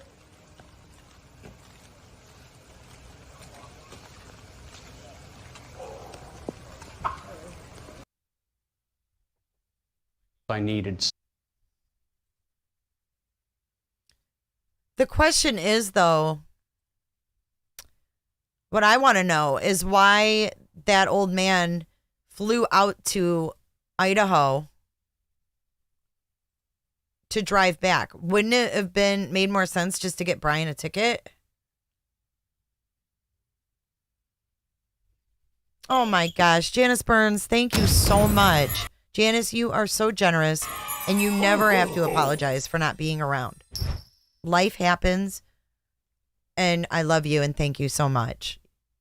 Janice is an OG, guys. She's been around here since the very beginning, and Janice has had a lot of challenges lately, but she is a strong chick. Thank you so much. So, yeah, why would... Oh, he flew there for an awards ceremony? What's Bryan, in kindergarten? Flew there for an awards ceremony? What? That's the lamest excuse I've ever heard.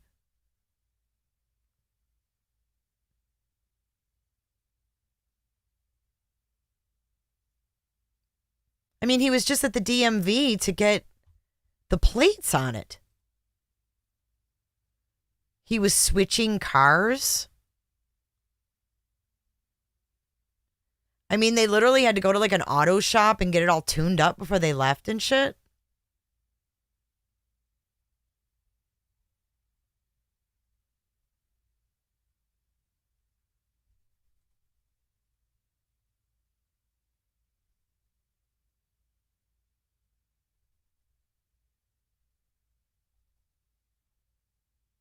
Ooh, look at that one. There's one for the ladies.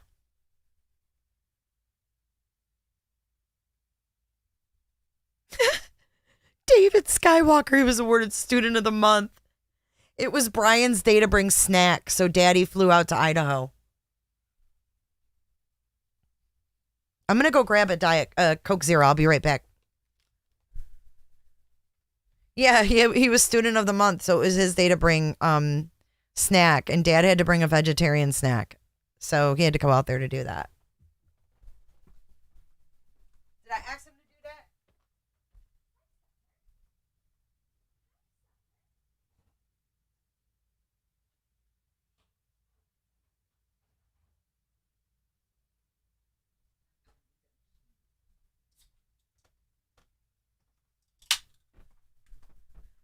Okay, sorry. I wanted to get that out of the way before the press conference.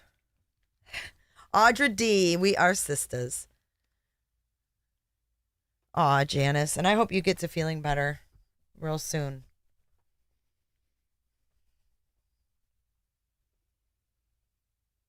Wow. Okay, his dad's Facebook picture must be old because he does not look like his Facebook picture. He is much older. And honestly, he doesn't really look like he's in great health.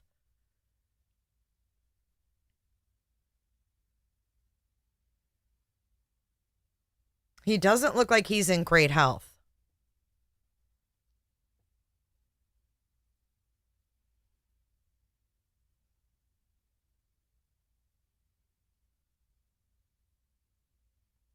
I'm just surprised. Let's not make fun of the dad, though, because, you know, the dad didn't do it. Let's be nice to the dad. But the hat does make him look like he has Pluto ear, like the Pluto hat. But hi, Cheryl. Yeah, I wonder if he has. It says here that it's Michael Kohberger, his dad. Parents, sister.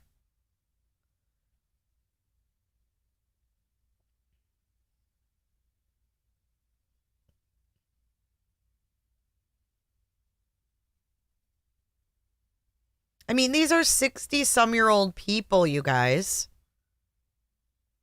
So the family was flanked by officers. Can you imagine how scary that would be? Someone said he was afraid of flying.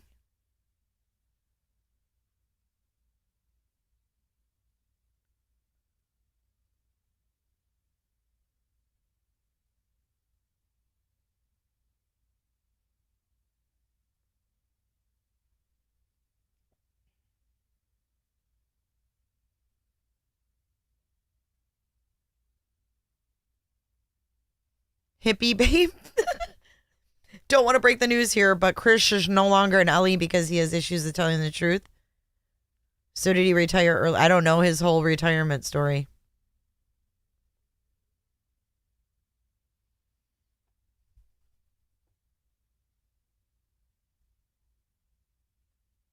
So this is just the guy from Pennsylvania.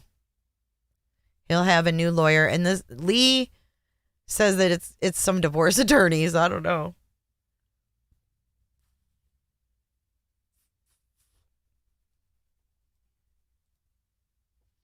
"10 minutes until the press conference." Let's see if that channel is live again.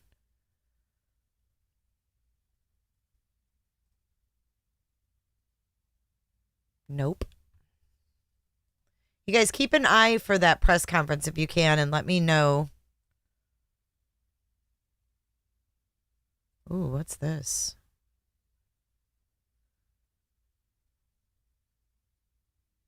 Accused Idaho slasher Bryan Kohberger has eerie connections to several infamous serial killers, including the BTK killer, the Grim Sleeper, and the Golden State Killer. What?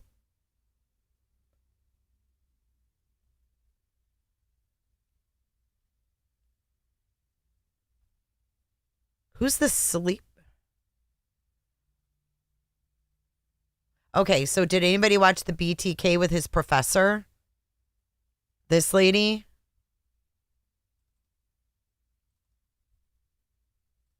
She wrote like 68 books, and she's the one that talked specifically with Dennis Rader, not to be confused with David Rader of Equisearch, but Dennis Rader, the BTK guy killer. She actually, there's a documentary, you can watch it, it's on YouTube, and she actually met with, I don't know if she met with him, I fell asleep during it, it's like 2.5 hours long, but she had phone calls with him from prison and all this stuff.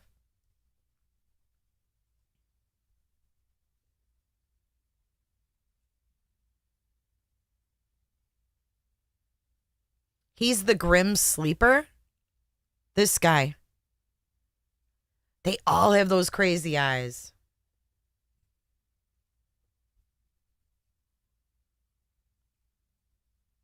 Who's from Michigan? Oh my God, this guy was found dead in his cell at San Quentin in 2020. But he was sentenced to death on 10 counts of murder and 1 of attempted murder in 2016. Genetic genealogy enabled investigators to make his arrest. Another arrest, Joseph James D'Angelo Jr.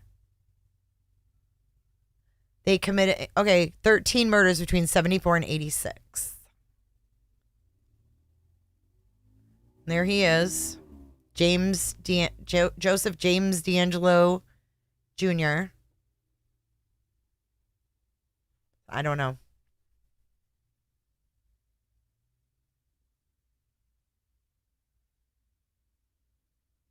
This dude's son gave DNA.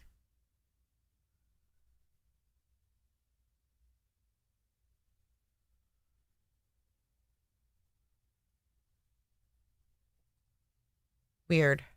Thank you for that, Carol.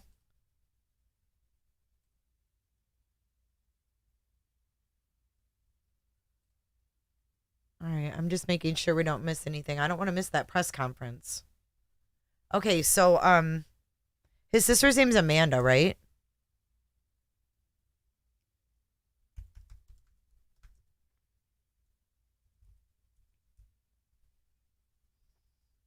Okay, so the horror movie is called 2 Days Back. I'll show you.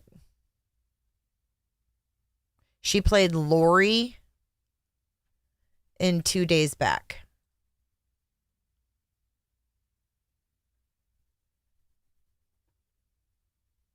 And I'll show you a picture.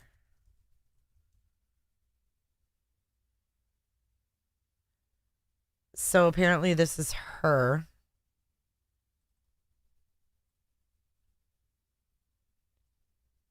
"2 Days Back" horror flick.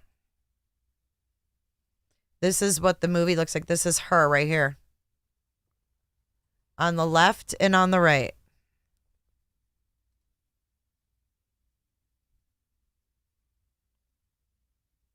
Well, this is Amanda.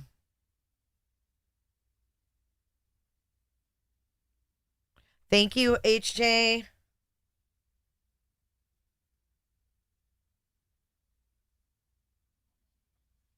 Ooh, hot mic too. Thank you. All right, you guys, let's go to the press conference.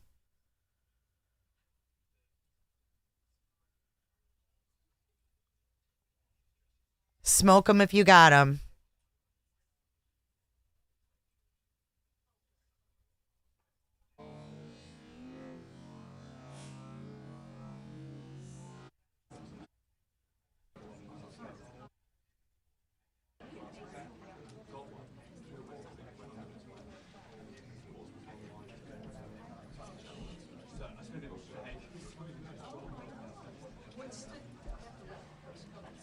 All right, I'm going to get set up here, and then we've got about 2 minutes until 4:30.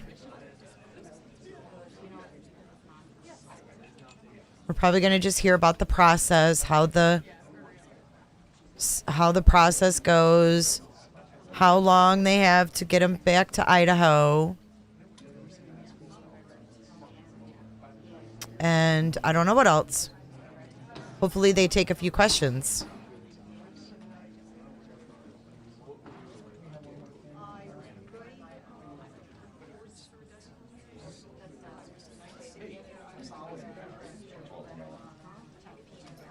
Do you think he might be a hitman? No. I really don't.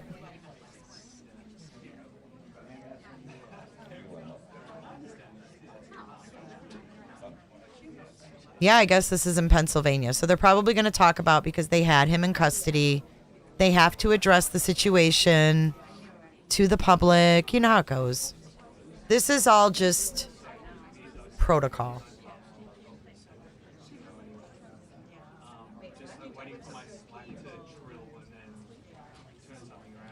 Thank you, over it. She just jumped down. She was like, peace out. Aw, sweet Candy. We'll come back and watch the replay, honey. Yes, Mrs. Nightbot, this is in PA.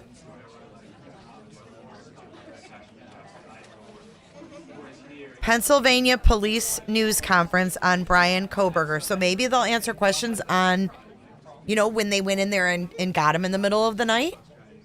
Or this is the fuck directly off Bryan press conference. Here we go.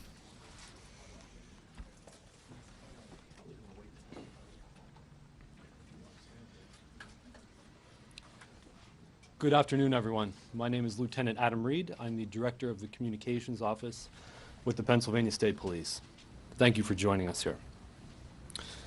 The order of speakers is going to be our Pennsylvania State Police Commissioner, Colonel Robert Ivanchik, Major Christopher Paris, he's our Area 3 Commander, and First Assistant District Attorney, Monroe County, Mike Mancuso. After the speakers have finished, we will then take a handful of questions. Colonel Ivanchik. Good afternoon. I'm Colonel Robert Ivanchik, Commissioner of the Pennsylvania State Police. While I monitored the investigation into the horrific murders of the University of Idaho students, I did not imagine the investigation would lead to the Commonwealth of Pennsylvania. My heart goes out to the families of the victims, their friends, the community of Moscow, and the University of Idaho. No words can heal the pain associated with the loss of a child. Their young lives were ended far too soon. In law enforcement, we understand the best thing we can do for victims and their families is to follow every lead, collect every piece of evidence, and bring those responsible to justice. I am proud of the members of the Pennsylvania State Police who were able to help in this investigation. The cooperative relationship between our local, state, and federal partners stands the test of time. the officers, troopers, and federal agents work together tirelessly, putting in long, difficult hours. Communication and cooperation are imperative to success and to ensure the integrity of the case remains maintained. The culmination of that cooperation ultimately led to take the suspect into custody and afforded the families some sense of peace they deserve. I want to thank the Moscow Police Department, the Idaho State Police, and our partners in the Federal Bureau of Investigation for their support, assistance, and coordination. I also want to recognize the Monroe County District Attorney's Office. And finally, I need to acknowledge the members of the Pennsylvania State Police, specifically members of Troop N, our Bureau of Criminal Investigation, and our Bureau of Emergency and Special Operations, who assisted in safely taking the suspect into custody in the early morning hours of December 30th. As previously indicated by Chief James Fry of the Moscow Police Department, specific details regarding this investigation cannot be released until the suspect is extradited to Idaho and presented with the probable cause affidavit. At this time, I will turn the microphone over to Major Christopher Paris, Commander of Area 3, who was involved in the coordinated efforts to take the suspect into custody. Thank you, Colonel. Area 3 comprises Troops F, P, N, and R, and is made up of 1,000 approximately of the women and men, civilian and enlisted, in the northeastern part of Pennsylvania. I'd like to introduce to my left Captain Norm Kramer, who's the commander of Troop N Hazleton, which is comprised of Carbon, Monroe, Columbia, and parts of Luzerne counties. I would like to reiterate, as the colonel said, that Idaho law prohibits any release of information contained within the affidavits. So we're going to do our best today to talk about what phase we are currently in the investigation, and it has entered a new phase with the waiver for extradition. And the continuing primary goal is the seeking of justice through successful prosecution and conviction, bearing the burden of proof beyond a reasonable doubt. So with that in mind, we're trying to balance essentially two things: the public's desire for information against the need to maintain the integrity of the investigation and protect the suspects, accused at this point's due process. So I'll now attempt to give you an operational picture with the best information I can release at the time. So this begins when the Pennsylvania State Police Bureau of Criminal Investigation troopers were contacted by the FBI about assisting with surveillance of the accused in this case. I'd like to take the opportunity to specifically thank several individuals. Special Agent in Charge Jackie McGuire and Assistant Special Agent in Charge Dave Carter from the Philadelphia Field Division, as well as Supervisory Special Agent Bill Vigorito of the Scranton RA. We're very lucky in PSP to have a collaborative relationship with the Bureau, both in Pennsylvania and beyond, and their people are absolutely excellent. So as the investigation progressed, Troop N Criminal Investigation Section, commanded by Captain Kramer over my left shoulder here, began to collaborate with authorities in Idaho. Specifically, I'd like to acknowledge Lieutenant James Curto, who is here today, Sergeant Anthony Ferdinand, Corporal John Chulak, who is not present with us, and Troopers Leary and Knoll, who are here with us today.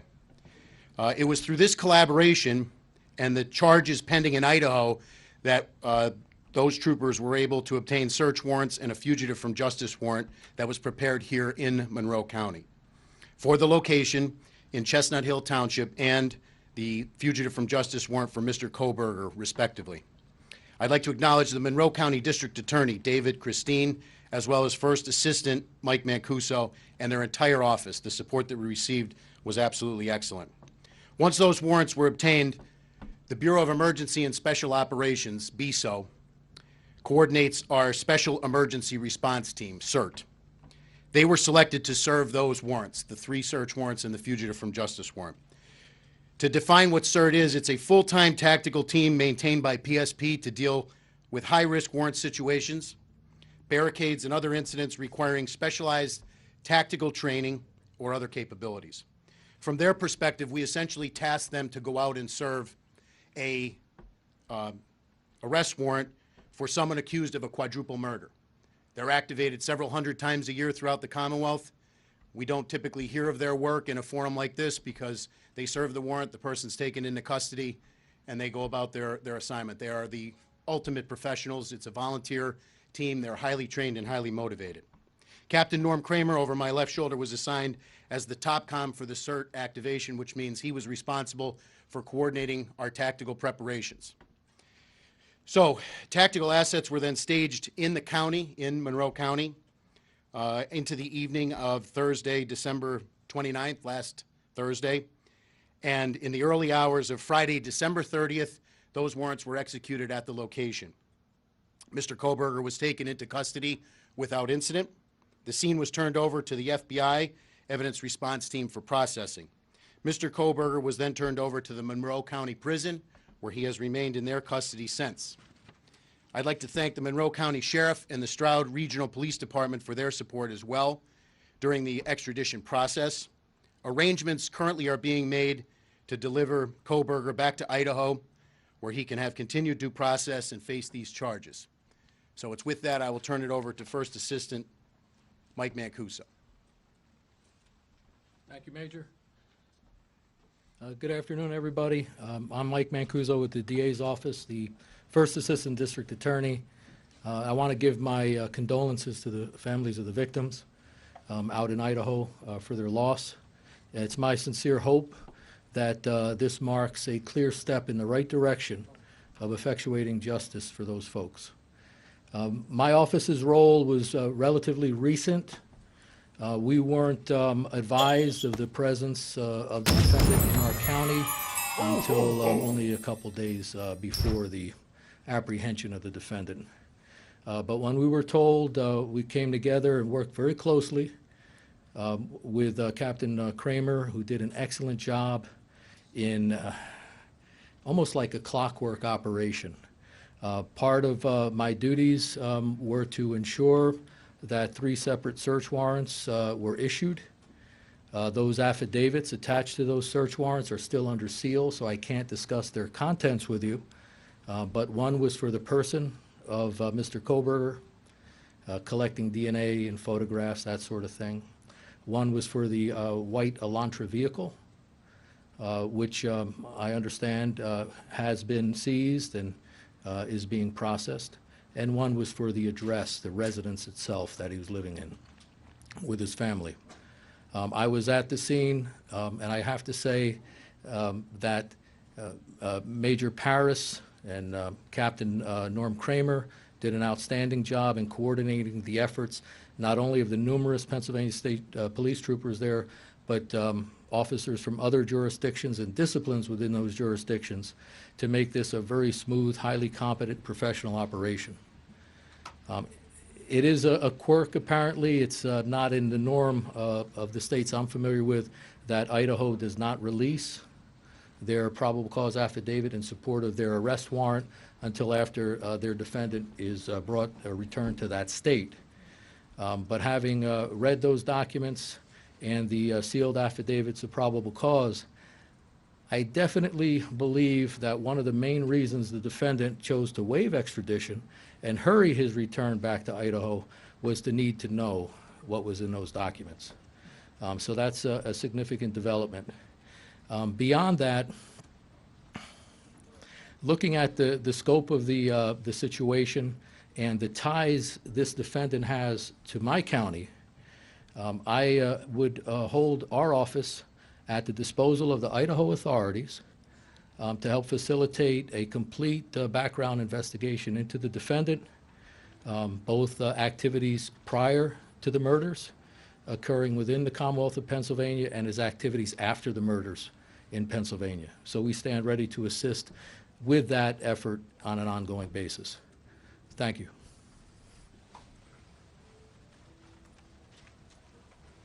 We can now open it up for questions. Can you tell us what state police specifically did, or can you give us any indication as to the operations of state police, when you were notified? And you talk about putting tactical in the area. How long were they there? And what's the We're not in a position to give you an exact time. It was at some point prior to when the surveillance was taken as the investigation progressed to a point where search warrants could be obtained and the probable cause for those search warrants and an arrest warrant, a fugitive from justice warrant based on the arrest warrant out in Idaho were obtained. We began to take the tactical steps to plan to serve them. Were you collecting evidence prior to his arrest? At this point, like we said, it's very much pertinent to what's in the affidavits, which we cannot speak about. What's it about his demeanor when the arrest actually happened? Present sense impression, as likewise ongoing investigation, can't discuss it. How, Rob Mann, 69 News, how is Kohberger being transported back to Idaho? Those arrangements are being discussed right now, as well as the logistics. The court order says, those of you who heard it today, it's within the next 10 days, so we're currently working on that in coordination with authorities out in Idaho. Sir? The defendant's mother in the courtroom. I can't comment. I don't know. Is he being held in the Monroe County Jail until he's extradited, or is he removed to another? No, he is lodged in the, since he was dropped off there Friday morning, he's resided in Monroe County Prison. Still, and until he's Correct, yes. extradited, he'll be there? Are the marshals moving him, or which group is At this moving point, him? that's still being coordinated between the state police and the authorities out there. We don't know. Will the affidavit be unsealed when he arrives in Idaho? I don't want to speak out of my lane. When I watched the press conference on Friday at 1 p.m. Pacific time, I was alerted to the fact that, according to Idaho state law, that the affidavits have to be served to him once he's extradited back before they could be unsealed. Did he say that anyone else been arrested? Ongoing investigation, ma'am. Has a motive been determined? I can't comment on that either. I apologize. Who transports him, sir? Does Pennsylvania State Police, the Monroe County Sheriff's Department? He's presently back. He was transported from the courthouse by Monroe County Sheriff. And the logistics of who's going to transport him out to Idaho are still being discussed. We don't know yet. Can you confirm the time of his arrest and how much law enforcement presence there actually was? I would say it was in the early morning hours of Friday, December 30th. Tactical assets on scene were probably in the neighborhood of 50. Were you afraid he was going to get tipped off before you got him? I would say overall about this entire operation, and the credit goes, this is a part that the state police played humbly. You look at Moscow Police Department, 38 sworn, 19,000 leads, the video evidence that they had to develop in order to put that out, all public source information. But when you talk about the service of a high-risk warrant for someone who's committed or alleged to have committed 4 homicides, there's nothing routine about that. And all of those tactical steps that were taken were in conjunction with the best efforts of the authorities, local, state, and federal, both in Idaho and here, to ensure that we could do it safely and to ensure that we could get him into custody and that those service of the search warrants could occur. Sir, can we ask you a question of the first assistant district attorney? Mr. Mancuso, you described having read to a degree the contents of that affidavit of probable cause, and that you possibly speculated or theorized that he wanted to get back to read that as well, since he can't read that. Can you give us an indication, though, of the seriousness of what you did read? I know you can't talk about it, but can you share with us something? Yeah, I can't get into the details, sir, but I can say it involved the defendant's connection to a scene of a crime consisting of 4 murdered people. So that's the significance of it. Can you confirm that there is a connection between Bryan Kohberger and any of the victims? I can't discuss that, ma'am. How confident are you that he is guilty of these crimes? That wouldn't be my place to say. Certainly confident enough that there was ample probable cause for the issuance of the various warrants in the case. What was your reaction when you heard this? You've all talked about you followed this. This happened states away. When you get that call, or you all get the call, that this person could be right here in your home area, what's your reaction? Well, I was surprised. Really, Monroe County, of all places. It hits close to home. It's a normal human reaction, I would think, under the circumstances.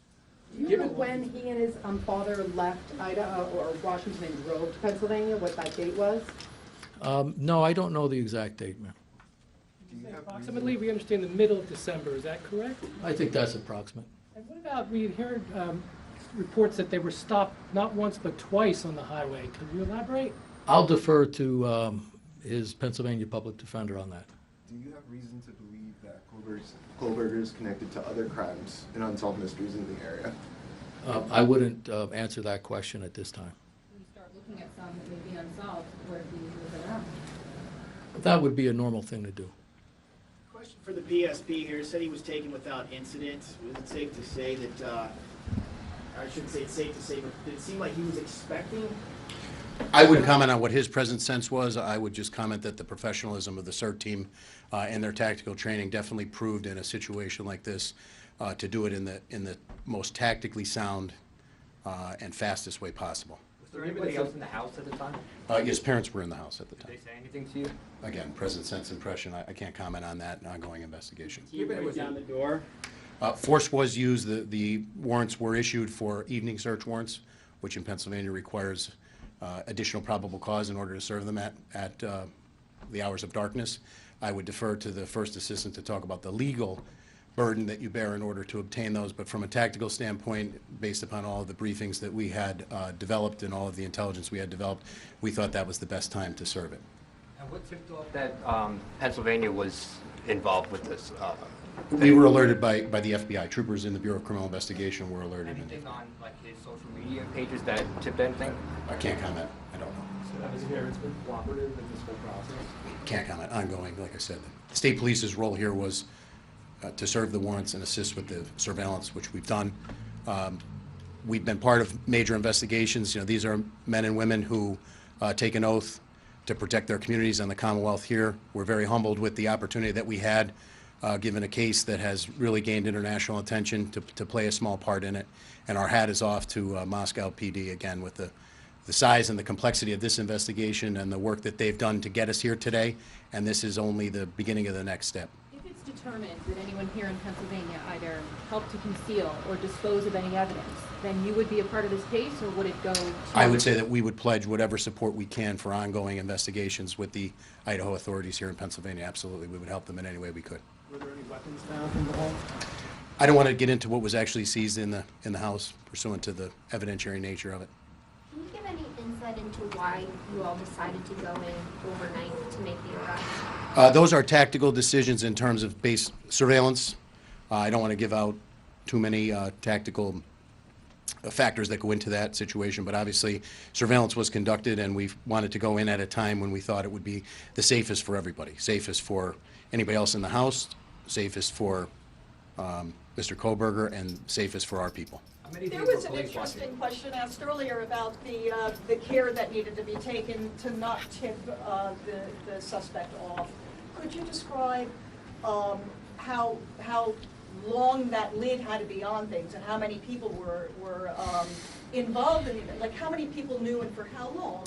So I would say, I would answer the question this way. I don't want to get into a timeline in terms of when we were notified by the FBI and when the surveillance began. Obviously, we know on Thursday night into Friday morning is when the warrants were served.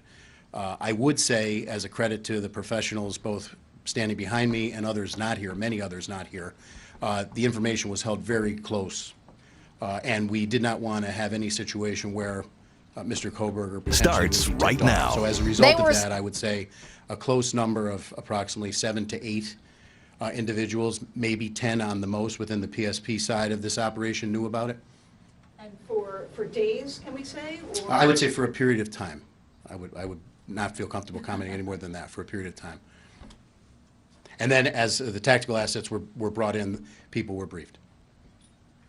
When the movement plan is finally decided, will there be an announcement? Will not from the state police, so we would defer to Moscow and the authorities in Idaho. When he starts leaving Pennsylvania? Well, we have security concerns now, obviously, to move any prisoner. Anytime you move somebody from a secure prison to another place, we don't want to. There won't be an announcement from the state police in terms of those logistics, but they're being worked on right now. Can you give us your best guess when you think he might be moved, roughly? Tomorrow? We would like to do it as soon as possible, but the court order says 10 days. We have 10 days to coordinate it. Can you possibly be on a plane tonight? Is it possible he could be on a plane tonight? That's a possibility, right? I can't. I would think that's probably not likely. A private plane, or would you fly commercial? We're looking into that right now. Can you confirm or deny that a window was broken in order to gain access into the home? There were multiple windows that were broken, I believe, to gain access, as well as multiple doors. I think the video of the house after the fact confirms that. And that would all be part of the tactical plan based on the floor plan of the house, et cetera, and what the CERT operators would do to serve those warrants. Whoa. Was this suspect on your radar before, and are you looking at any connections? Wouldn't comment on that based on the ongoing nature. But how about did he have a criminal past? According to the UJS, I didn't see anything. Can't comment on a person's criminal history during an ongoing investigation. Sorry, Mr. Mancuso said that you stand ready to assist in giving a complete background of the defendant. What specifically is law enforcement interested in? That'll be the last question after Mr. Mancuso answers. In any case of this nature, and I prosecuted a fair share of homicides, double homicides, that sort of thing, you want to look at any evidence of possible motive. You want to look at any evidence of a pattern, of modus operandi or method. You want to get into the subject's character, mental state to the best you can, that sort of thing. So it'll be an all-encompassing effort, which we stand ready for. Okay. How will you do this? We have our ways. Oh. Okay, thank you. Thank you. Wow. We're going to roll right into this. Just for a quick spelling, I'll give everyone the spelling of everyone's name. It was included in the media advisory. Look, you guys. Holy traffic stop. Oh my gosh. Okay, so I'm still shooketh over this being they're investigating more crimes. But let's watch him and his dad get pulled over. Oh my God, my heart is pounding.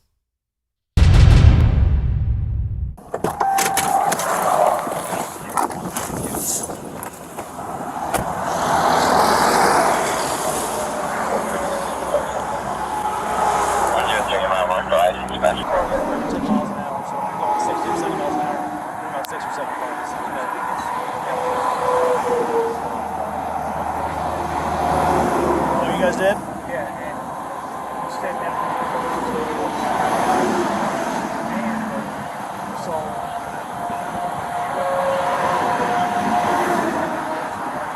You got stopped by a trooper? We don't have any SUVs. It was a county guy. Was it like a black SUV? Okay, all right. You thought you guys were following too closely?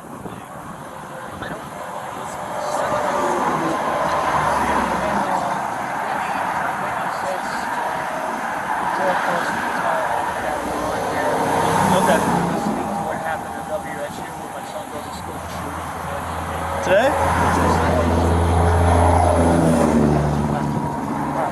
Well, I'm not going to give you guys another ticket or warning if you just got stopped. Just make sure you give yourself plenty of room, okay? So like I said, it's all about how fast you're going, okay? So if you're going 10 miles an hour, you only need one car. Or if you're going, so the speed limit here is 7. If you're going 70 miles an hour, you need 7 car miles. Yeah. That's the easy way to explain it. Yeah. Okay. It's really, it's in the B&B manual, it says 2 to 20 seconds. All right. You guys have a safe trip. Where y'all headed? Thank you so much for the time. Where y'all headed to?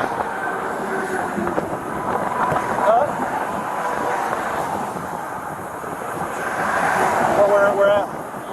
Yeah. It's a long haul. You guys scared of airplanes?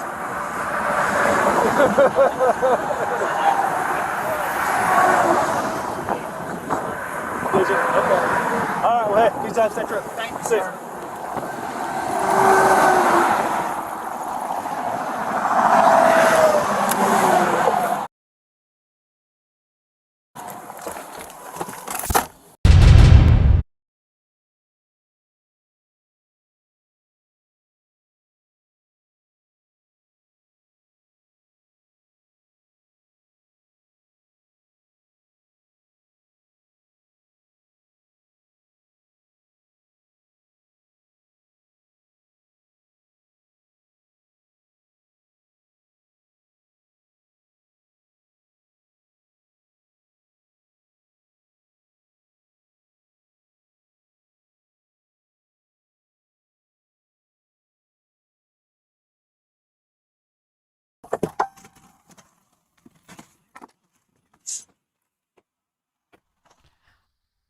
Oh, I'm sorry, you guys.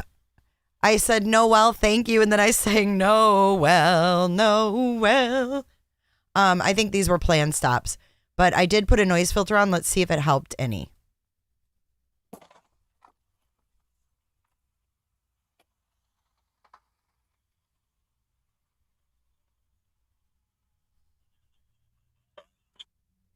It's really blocking out everything, really. 10 miles an hour. 6% compliance.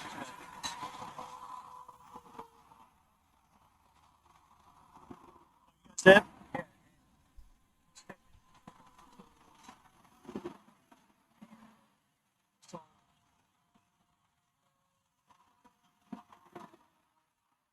You got stopped by a trooper? We don't have any SUVs. He was a county guy. Was it like a black SUV? Okay, all right. He thought you guys were following too closely?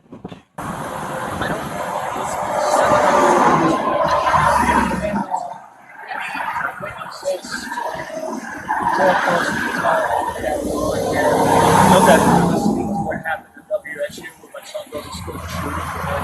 Today?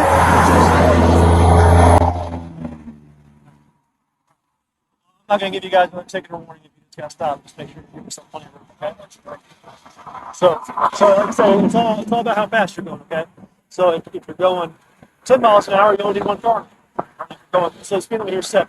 If you're going 70 miles an hour, you need 7 cars. Yeah. That's the easy way to explain this. Yeah. Okay. It's really, it's in the B&B mail, it says 2 to 20 seconds. All right. You guys have a safe trip. Where y'all heading? Thank you so much for the time. Where y'all heading to?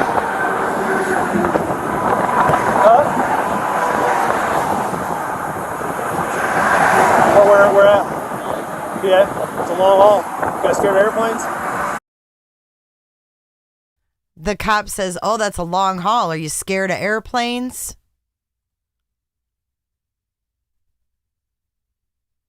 Okay, let's go back to their faces. The car's dirty because of snow and salt. Shit like that.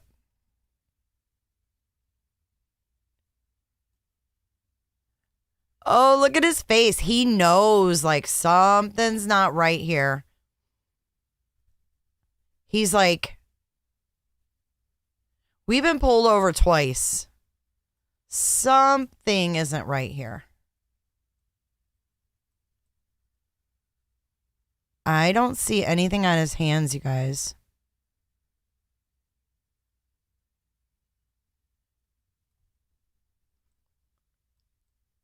But I feel like he knows something might be up. What do you think? What do you guys think? They don't look red like they did in the jail thing.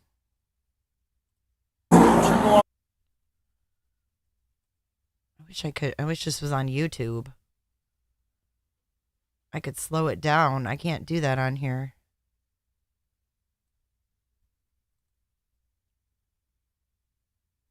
I mean, look at him. He's leaning down like,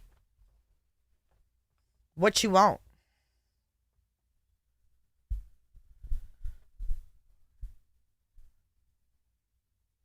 But see, they weren't worried about him taking off because they had eyes on him. They do have the death penalty, Holly. Idaho has the death penalty.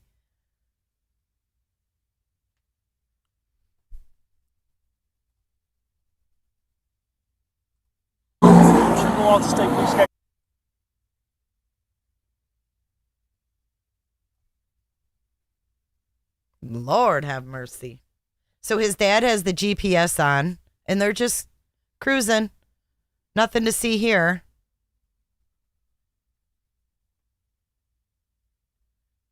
No, this was when they were looking for that car. So he figured, I better get this car out of the state of Idaho, quick like. He didn't expect that they would already have known who he was.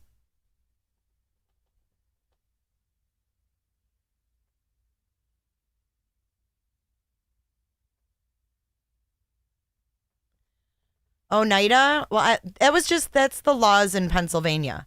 So he's extradited back to Idaho. It will be done there in Idaho. Do I know what state this was in?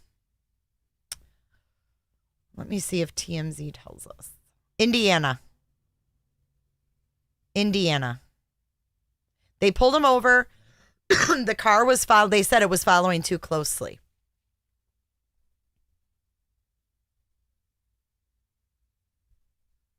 Police officials say at the time of the stop, they knew nothing related to the license plate or state in which the car was registered.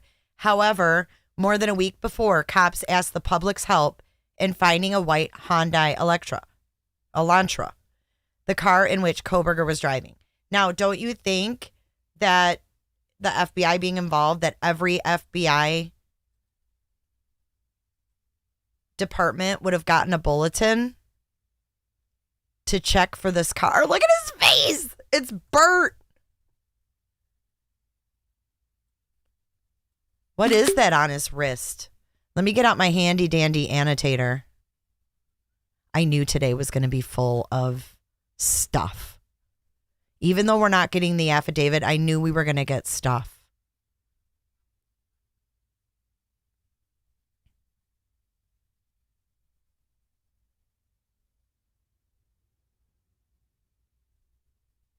Hold on a second.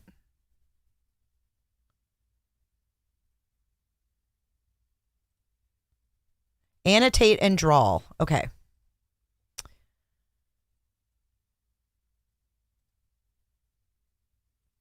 So what I'm looking at, and I don't know. Yeah, well, his left hand is on his knee, like out of sight. But I'm looking right here. Do you guys see that?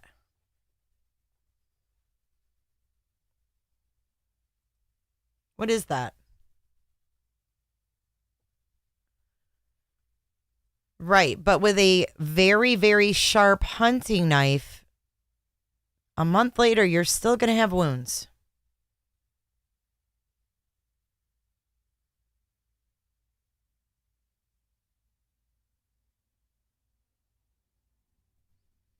And then it also looks very swollen here to me.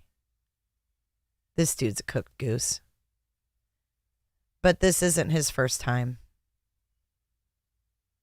This is not his first time. And you know, now that I'm looking at it, oh shit, I didn't mean to do that. Did I ask you to do that? No, I didn't.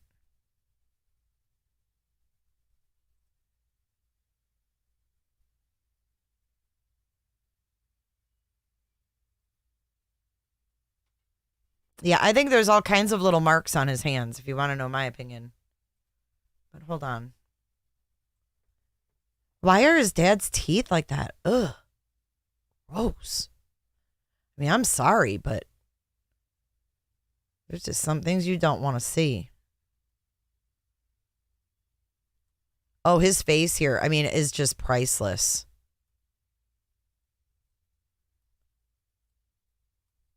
I can't wait for Steve Goncalves to be right in front of him. I can't wait.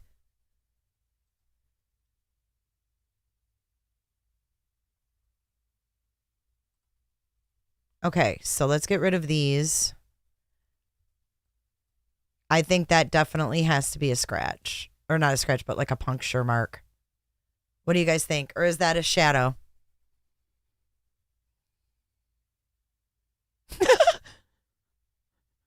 Blue Peach, you're the only one. Blue Peach. Blue Peach said, I want to see pics of his body. I want to see pics of his body. How about McNo? He doesn't strike me as the tattoo type. I don't know why. I mean, not that there's a really tattoo type, but I don't know. I don't think that's a tattoo. It could be though. I don't know this guy, so. But definitely looks like there's some mess going on here. possibly even here. But that could be from the hand washing. Okay? All this redness that we see could be from the hand washing. But that there, this right here,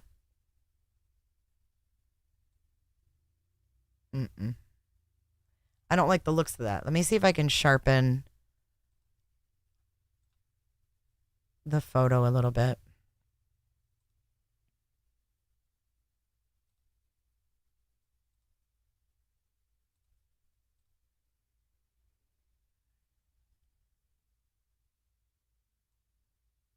Oh, I know what I can do. Okay, let's see if we can change.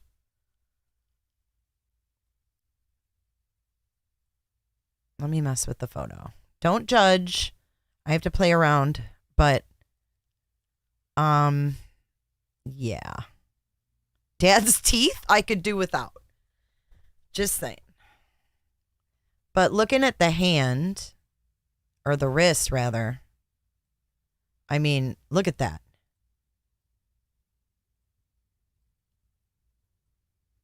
That is a gouge. It looks like a gouge anyways to me.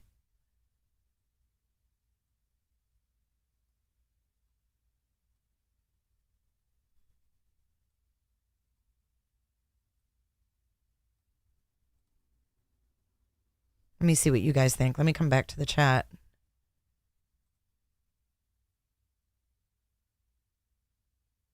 It does look like a scab.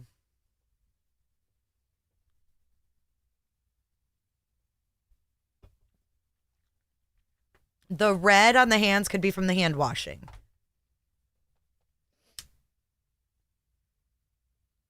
Hi, Justice Jane.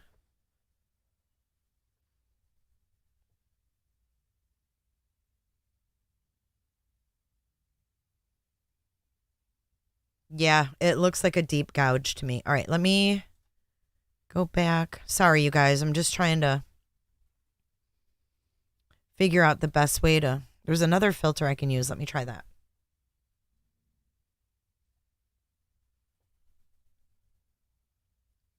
And this one, I think I can make it...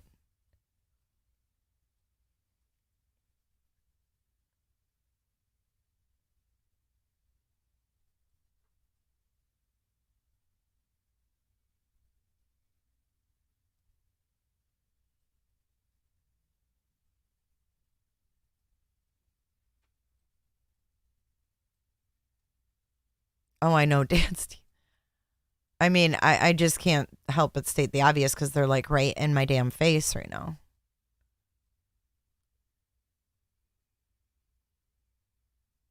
I mean, I don't really see anything else. The other hand has a lot of shadows on it. If you look at the other hand.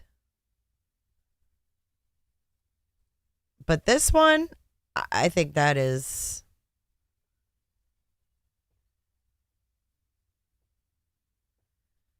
some kind of a cut.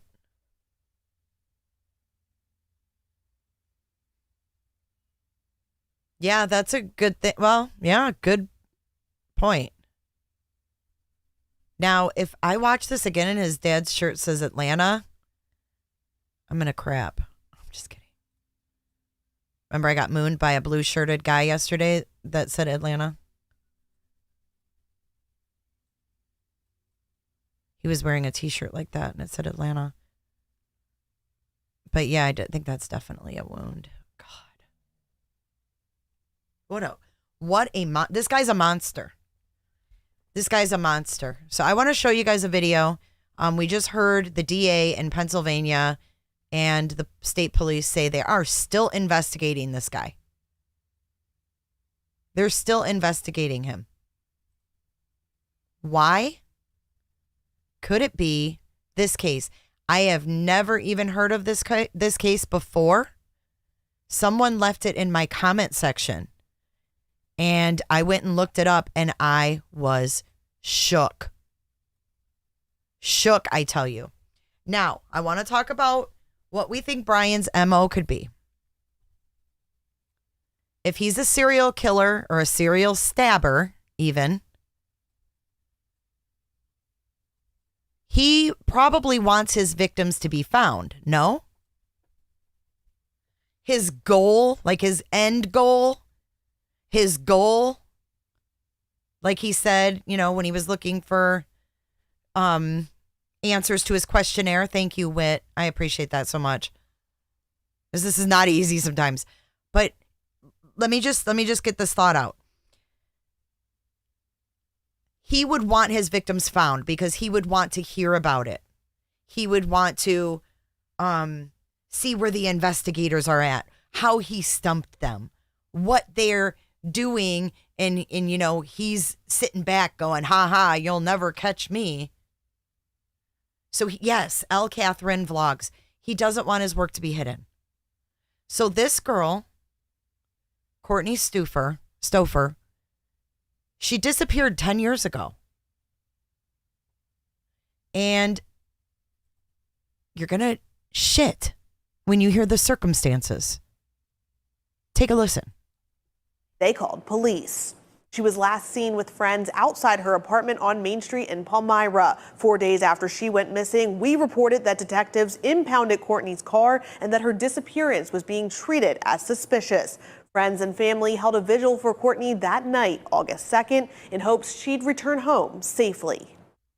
We want her to come home. And if somebody knows where she is, we want us to tell them to tell us where she is, because we want to bring her home. According to the FBI, foul play is suspected in the case. Now, in the days and weeks after Courtney went missing, her friends and family searched tirelessly for the young woman, but with no luck. Amber Miller filed this report for Fox 43 just over a week after Stouffer went missing. Search crews gathered at the Palmyra fire station at about 12 today, meeting on the inside, learning exactly where each group would search. Family, friends, law enforcement, and several others combing through parts of Palmyra. I think today is about finding out where she's not, so we can move forward with where she might be. 21-year-old Courtney Stouffer was last seen at 3:45 a.m. on July 29th. Close to her apartment in the 800 block of West Main Street, Wednesday crews searched a 2-mile radius surrounding her home. Just to help out any way I can, that's what we're here for. Scott Stouffer certain his daughter didn't just wander off. She loves her family too much. She's always in contact with her family, at least once a day with somebody. When asked what he did think happened, Stouffer said he couldn't comment, but the family attorney did confirm Courtney had an argument with someone that morning. Her dad and everyone here simply hoping for her safe return. Wait for the parallels. There's a $22,500 reward for any information leading to her return. We're still hoping she's out there wandering around, running, something good, basically. Anybody out there has anything that they can offer to us. If there's a father out there that knows anything and has a daughter, I mean, that can relate to what I'm feeling and the pain my family's feeling, just make a call. Help us out. Help us get to Courtney and before something terrible could happen to her. As far as other efforts, Scott Stouffer tells us he will allow the police to take the lead on the very next step in searching for his daughter. In Palmyra, Amber Miller, Fox 43 News.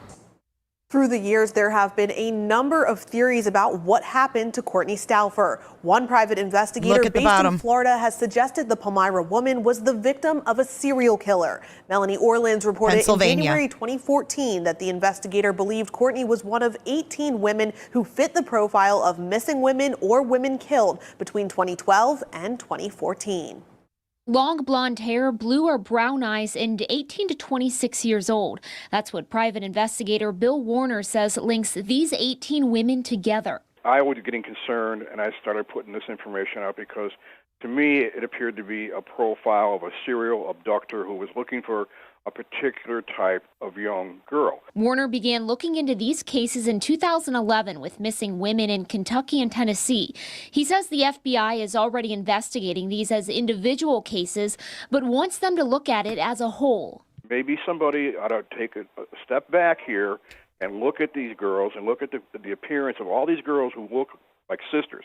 It's like a family photo. While Lebanon County District Attorney Dave Arnold says Warner's theory is interesting, he doesn't find any truth to it. He has no factual link between any of these girls other than the fact that they all share some physical characteristics in terms of the blonde hair and the blue eyes sort of thing. Arnold says in no way should people feel this is all the act of one person. If we had any indication, or any concern whatsoever about a serial killer or that sort of a thing taking place, we absolutely, positively would let the community know about that so they could take the necessary precautions. And while investigators have been trying to crack this cold case for a decade, tips and leads are few and far between. Not anymore. In March 2014, a friend came forward with information that they believed Courtney was killed in her Palmyra apartment and her body was dumped in Memorial Lake in East Hanover Township. At the time, Melissa Nardo spoke to Courtney's father about that new lead. It's been 20 months since Courtney Stauffer mysteriously vanished after a night out with friends. Courtney was he's an awesome kid. I have chills. Wait for it. A lot. Police have yet to find any promising leads or Courtney. Her father, Scott, still struggles with her disappearance. It's frustrating when you have to talk to your children at night and explain to them why nothing's getting done. You know, and you have to wrap your arms around your daughter because she's crying. It's tough. But now, new information is giving him hope at closure. A friend who has come forward said Stauffer was killed in her Palmyra apartment and then dumped in nearby Memorial Lake in East Hanover Township. Information that is hard for Scott. It's pretty overwhelming. Like, this is in my backyard, you know. My home's very close to here, so we walk this lake a lot. Courtney's father has received a good amount of tips, many of which have proven to be far-fetched, but he feels there is some credibility to this tip. There's some things that are believable, that I believe are factual, and it backs up some things that we learned early on. I just like to see it followed through. I just try to get back to your life at the same time, you know, still trying to figure out where she's at. Her birthday's coming up. It'll be great to have some resolution to all this. In East Hanover Township, Lebanon County, I'm Melissa Nardo, Fox 43 WPMT. Now, that tip led state police and volunteer dive teams to search Memorial Lake. As Ames Yates explained, on April 1st, 2014, they used cadaver dogs as well as a boat outfitted with sonar and an underwater camera to try to find Courtney. Despite their best effort, the search by state troopers for Courtney Stauffer yielded no results. Oh, I know it's been tough for her mom and dad. Courtney's grandmother watched as troopers searched the lake for any sign of her granddaughter. She's been feeling the pain of not knowing what happened to Courtney since she disappeared from her Palmyra apartment in July of 2012. It's a feeling shared with Courtney's parents. They do need closure. I think that would help. It'd help their pain. Troopers started searching around 9 a.m. and called it off around 2 p.m. I am very happy to see them out there. I'm very happy that all the people... Okay, hold on. Potato, I think he is too, but I think when you hear the rest of the story, this girl screamed like hell and people heard.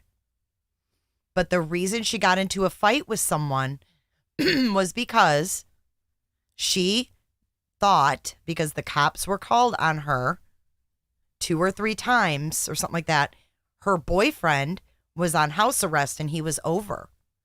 Well, someone called the cops and said they were being loud. And her boyfriend was put in jail. And then she was by herself and got into an argument with the next door neighbor. And the next door neighbor was like, I didn't call the cops on you. And I think back to Bryan and all the cop calls between August on those girls. But she got into a fight with the neighbor. And then something happened. Listen. Are taking an interest in finding her. The search comes after I think that's why he had to get her out. He took her out of there. You know what I'm saying? Courtney's reportedly came forward with information that her body may have been dumped in Memorial Lake, but Courtney's grandmother says she prays that's not the case. Well, you do your own conclusions. You do your own dreaming at night when you're sleeping, and I have dreams of where she might be. Every year, Courtney's friends and family gather on the anniversary of her disappearance to celebrate her life. Float for Courtney is a chance for them to all come together by floating down the Swatara Creek, bringing awareness to her case. Fox 43's Amy Lutz recapped the 8th annual float in August 2020. Courtney went missing on July 29, 2012. She was supposed to meet her family at the Lebanon County Fair, but never showed up. She was last seen at her apartment in Palmyra. 8 years later, family and friends gathered for the annual Float for Courtney in North Annville to help keep her memory alive. I miss her laugh. I miss her smile.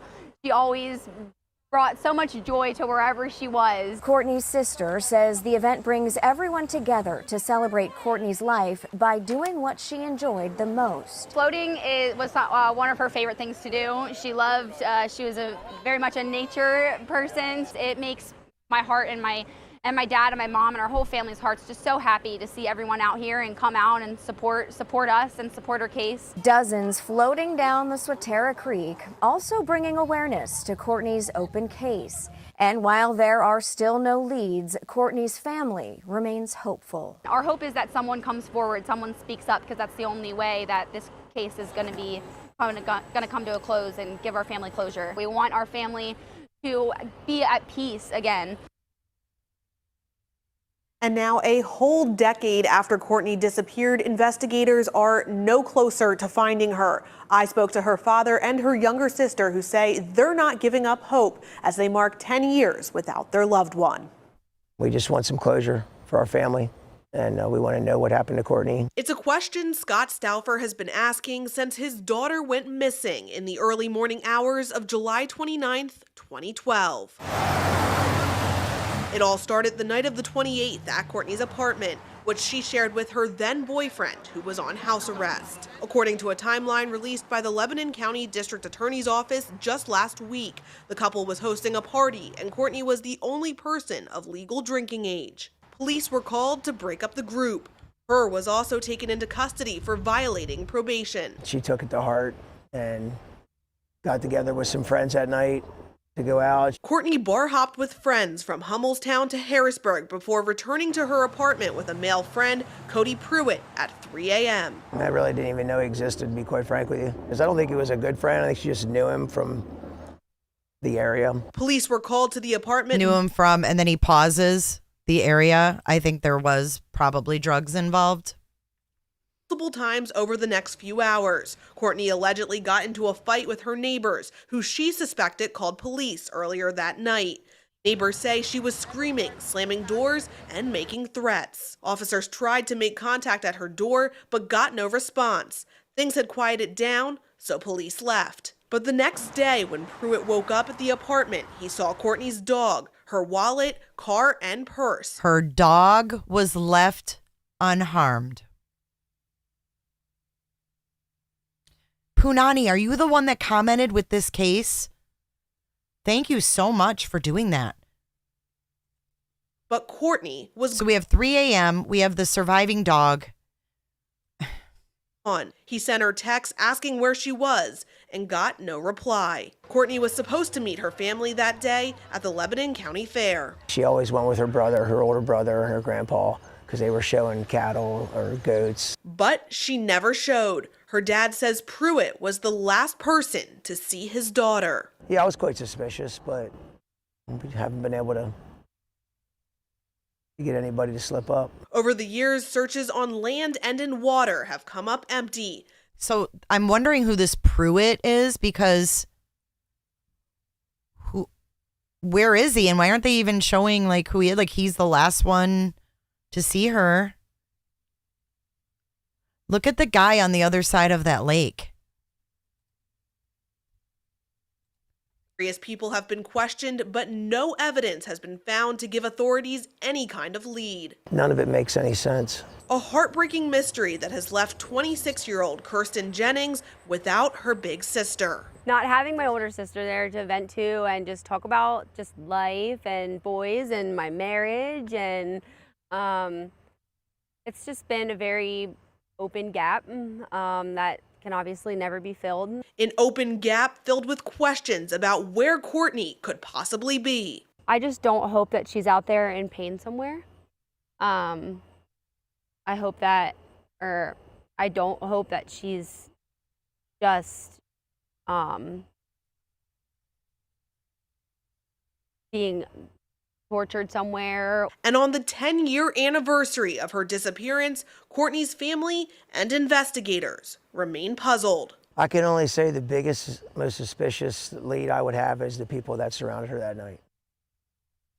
And that's just common sense. And remain broken. There's a lot of emptiness in the family. You know, we try to hold each other together. That's all we can do. Hoping someone, somewhere, knows something and comes forward. To have to feel what we feel every single day, not having them here anymore. I just want them to look at it from a scope from our perspective. And just if you do know something, to please speak up. A $100,000 reward still stands for any information about Courtney's whereabouts. Her father, Scott, tells Fox 43 he's considering raising that amount. And this Saturday, July 30th, Courtney's friends and family will gather at the Swatara Creek for the 10th annual Float for Courtney, keeping her story and name alive. This is a report from 5 months ago. Weird. 18 girls. I know a couple of them have since been solved.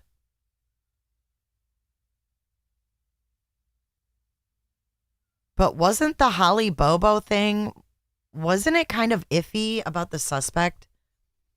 I didn't follow that one super close, but I thought that it was kind of iffy, and like she went out in the woods with someone and then that was when it happened. But this is Pennsylvania. This is Lebanon.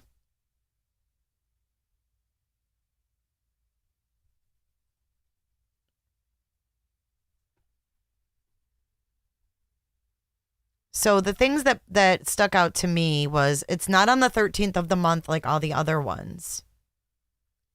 But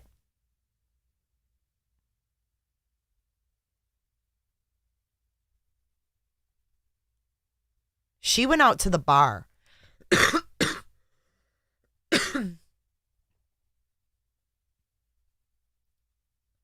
So look at this. So this is how it went down. This is kind of weird.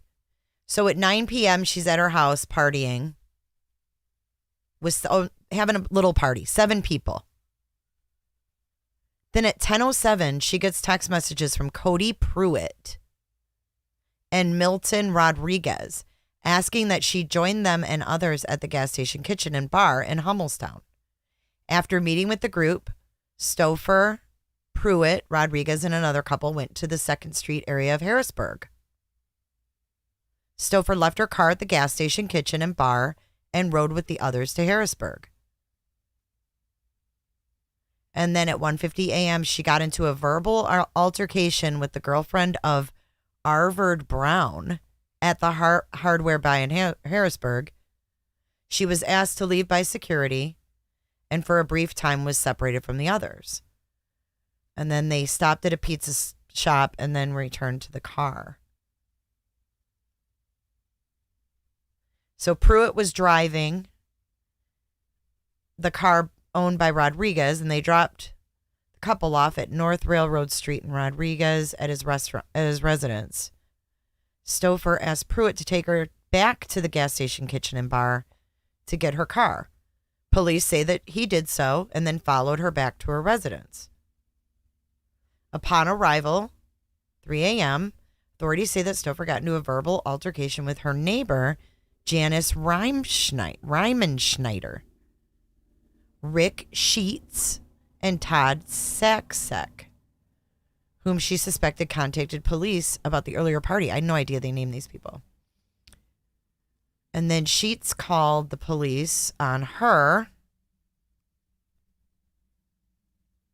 While on the phone, Sheets told police that Stouffer went into her apartment and that a man was with her causing problems. 3:15, they arrive at the house.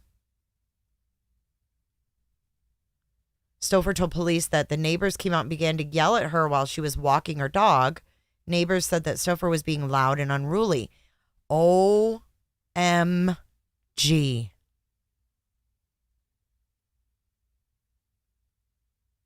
Is it a coincidence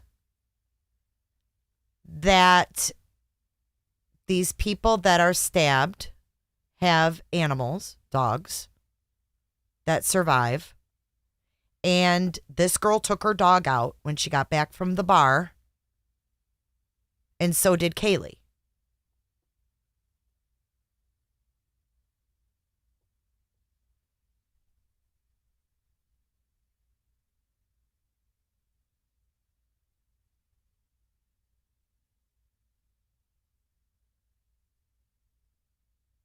I don't know.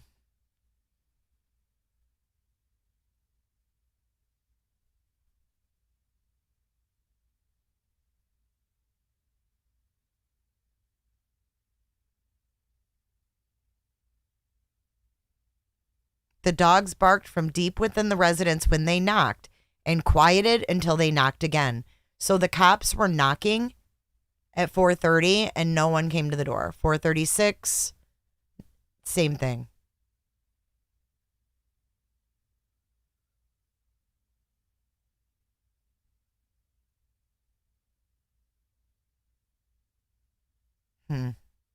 I don't know. I just thought that was weird. So Palmyra, let's see how far that is. I'm just curious. We'll get back to Bryan in just 2 seconds. I just want to see.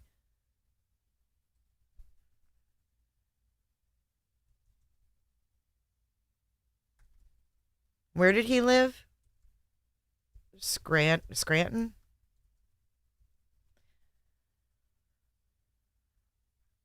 An hour and 54 minutes. He would have been about 18, yeah. He would have been in community college. So, what community college did you go to again? Bryan Kohberger Community College. Who's Dana? Jenny, who's Dana?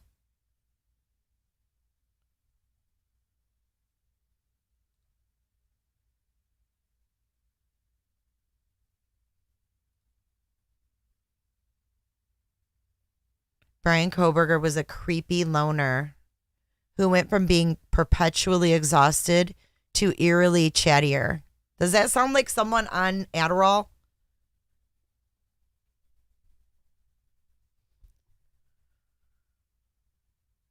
Oh, Albrightsville is where he was from. I don't know if that's any further than Scranton. Kohberger grew up in the Poconos and underwent radical changes during his teenage years. He was known as an awkward creep and outcast who repelled girls and reportedly struggled with a heroin addiction. I was in the same grade as Bryan. Deja Mann, now 27, told the Post he didn't have many friends. If he tried to flirt with a girl or anything, they'd get a weird feeling in their stomach. I had that feeling towards him too. My instinct was creeper vibes, and I tried to keep my distance from him. Mann said she was helped in class by Kohberger's mother, a paraprofessional who never spoke out about Bryan. That's interesting that you ask. I don't know if Courtney was on any drugs, but her dad kind of hesitated when he said people that she knows, and then he just stopped and said around town. And then he also said, oh my God, I forgot what I was saying.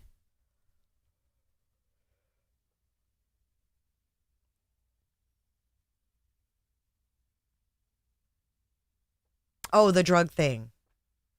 Wait, what the hell?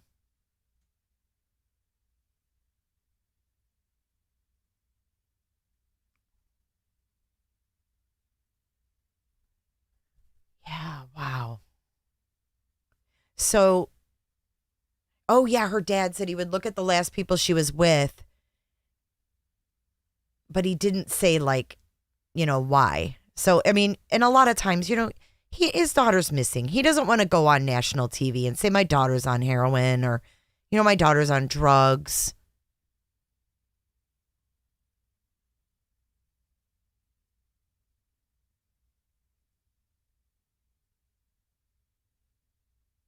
A friend said he saw him before summer and he was overweight and friendly. Then after summer, he saw him and he was very aggressive and lost 100 pounds. Wow. I would have to say, do you know what year that was?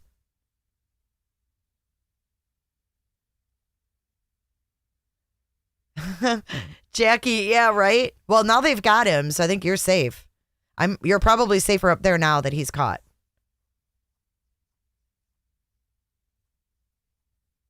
So, yeah, that would be around the same time he was on drugs because his girlfriend, not girlfriend, but the friend, that was his junior year. Oh, my God.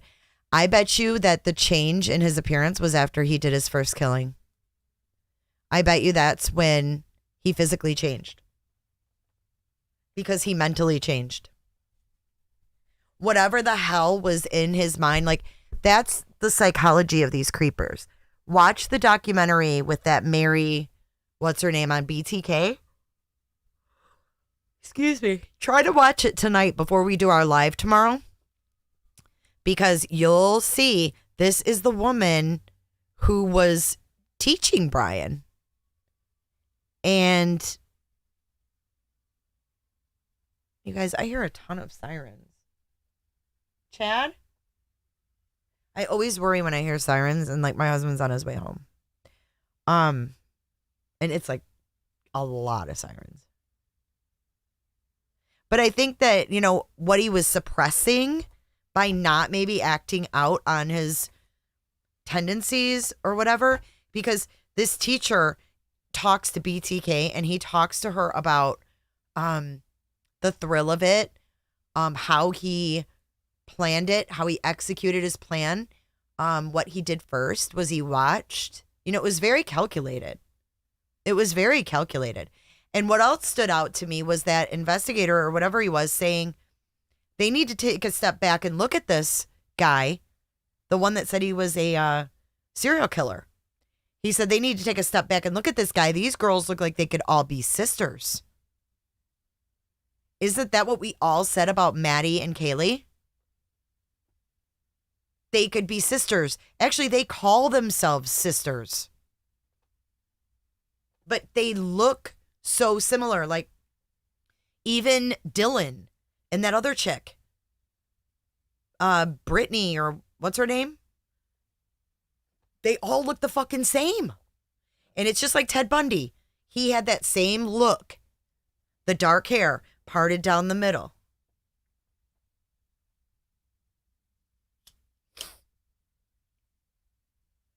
Yeah, he felt empowered, Law, I really think he lost the weight and felt empowered, and he was aggressive because he was confident, because I think he pulled off his first murder. You guys, if he murdered his first person as a senior in high school, what the hell?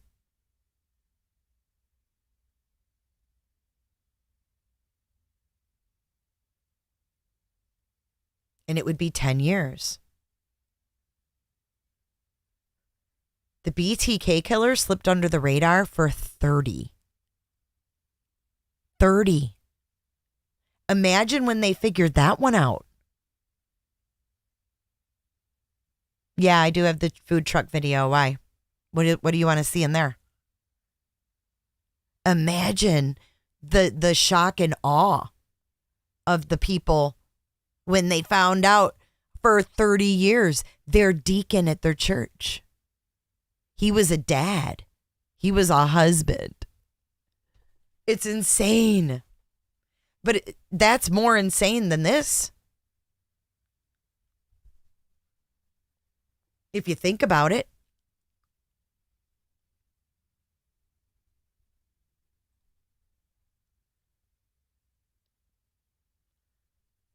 Here's the jail he's being held at. I don't know if any of these people are him. Hopefully that's not him doing arm lifts.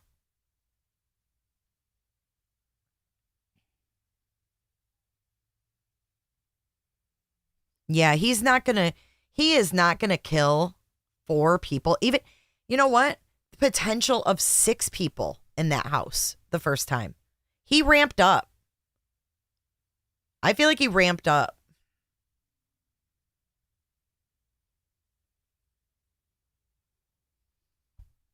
Ooh, that's interesting, Catherine.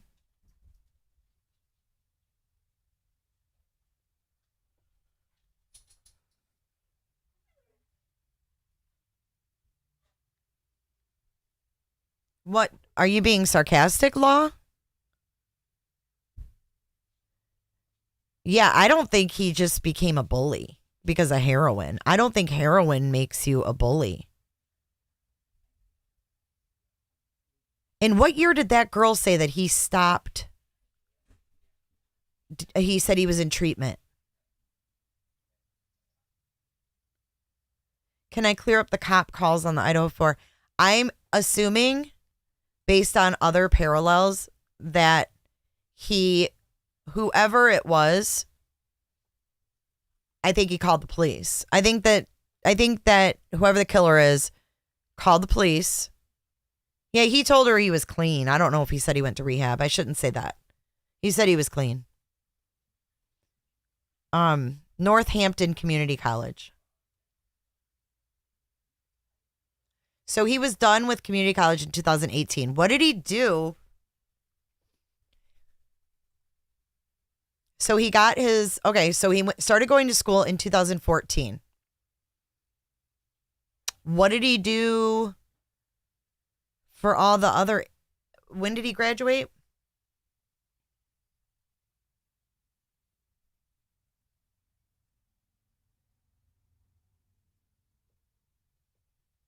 What year did he graduate? Because these got a gap there. If he started school in 2014.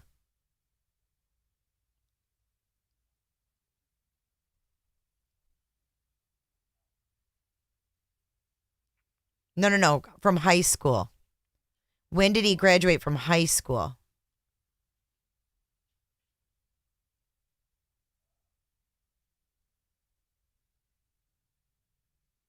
One of his classmates noticed he didn't seem to sleep. I wonder why.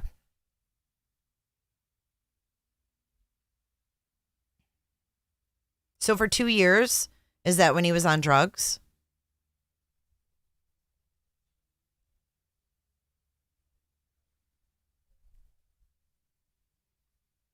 Okay, so what was he doing for those 2 years? When did Courtney go missing?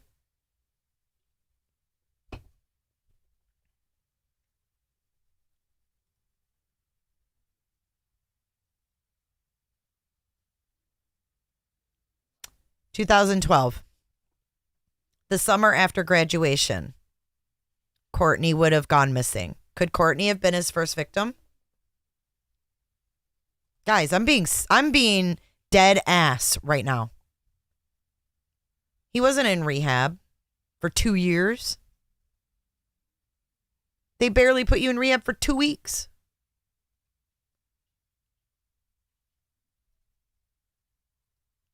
She went missing in 2012. After summer vacation, he was a new man. Why?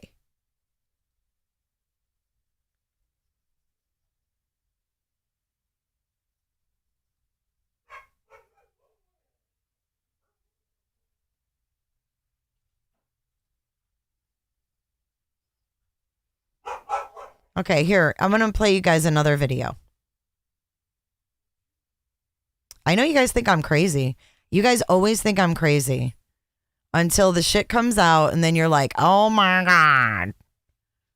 You're like T-Revs, oh my God. Or whatever it is.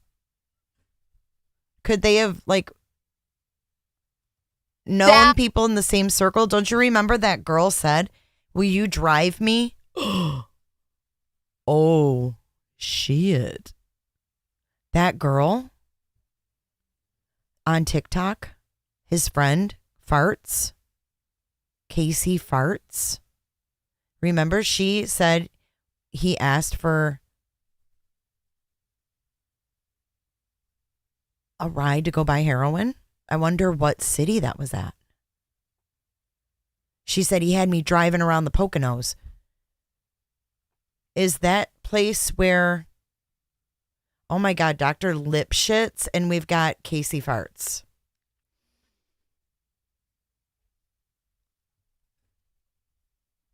Listen. We don't know Casey Farts.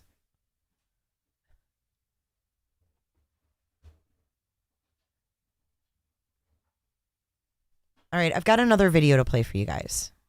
I know a lot of you guys are like, you're nuts, but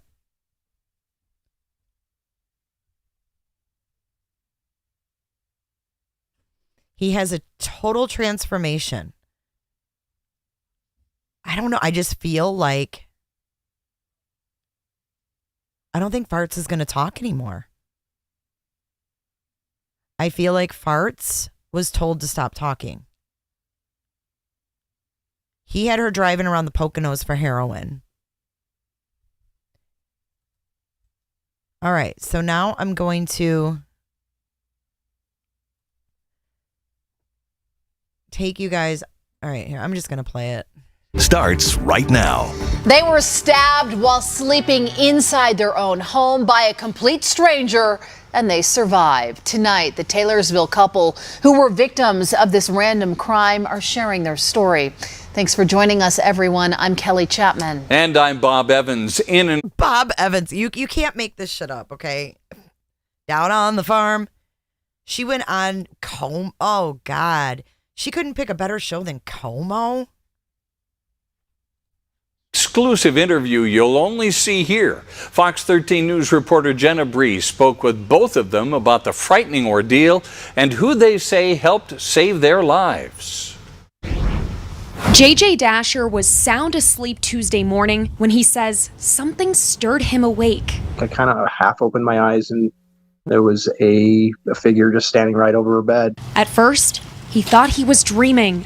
I immediately just flew out of bed screaming and started punching him, but at the same time he's stabbing me. JJ says he was stabbed 12 times. His right lung collapsed. Then the attacker turned on his wife, Ashley. I screamed at her to run. She ran out of the house towards the neighbors. He was still stabbing her as she was running all the way to the neighbor's porch, still stabbing her. Luckily, Ashley's screams woke up the Hathaways next door. She came screaming, and that's what woke us up, so we jumped out of bed, immediately called 911. Police arrived within a minute, and the attacker fled. An hour later, officers took a 15-year-old boy into custody.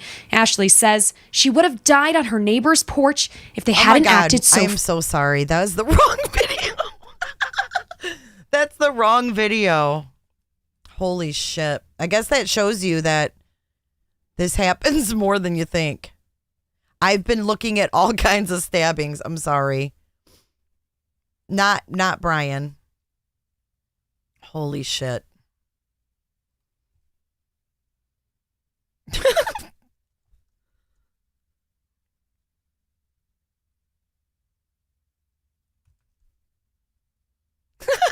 Dr. Melmo.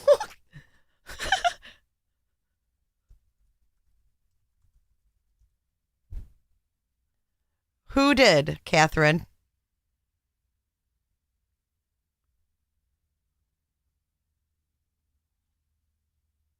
Her last name is Arntz. After being stabbed in the early... Listen to this one. Ports. And it went like pretty deep. It's like, I don't know if you can see it, but then on my leg, they stabbed me 2 or 3 times, and one of them hit an artery in my leg. Owner of Menya Hokase ramen restaurant Ryan Callahan is recovering after being stabbed. In the early hours of Saturday morning, he was in Salem on South Commercial Street with his friend after a night out at the Chatty Shack. They walked out to the car in the parking lot. And then like we both fell asleep in the car, and I didn't have my doors locked because I didn't think I was going to be in the car very long. And like, I guess we fell asleep for like an hour. That's when he came up and started stabbing me, trying to get me out of the car. And yeah, he was probably trying to get the car. Callahan says he awoke to a man opening the door, telling him to get out of the car. That's when he started stabbing him with a knife. When Callahan put up a fight, the suspect finally ran off. His friend ran to a nearby gas station and called police. Ryan says he didn't even know he'd been stabbed at first, but he ended up in the hospital for 3 days. They sealed it up pretty good. They have like the internal stitches in there, like the dissolving ones. And then I don't know if they like glued it shut or whatnot. Oh, here it is. And then these ones, I can't really, they're like wrapped up right now. So I can't really like unravel those at the moment. Now Ryan is just trying to get back to work. His restaurant behind me is closed while he recovers. Crazy. Now wait, I've got more. I know you guys haven't all seen these, but yes, we will go back to Bryan Etten. Trust me, Bryan Etten's update's not going anywhere. It's not going anywhere. I promise.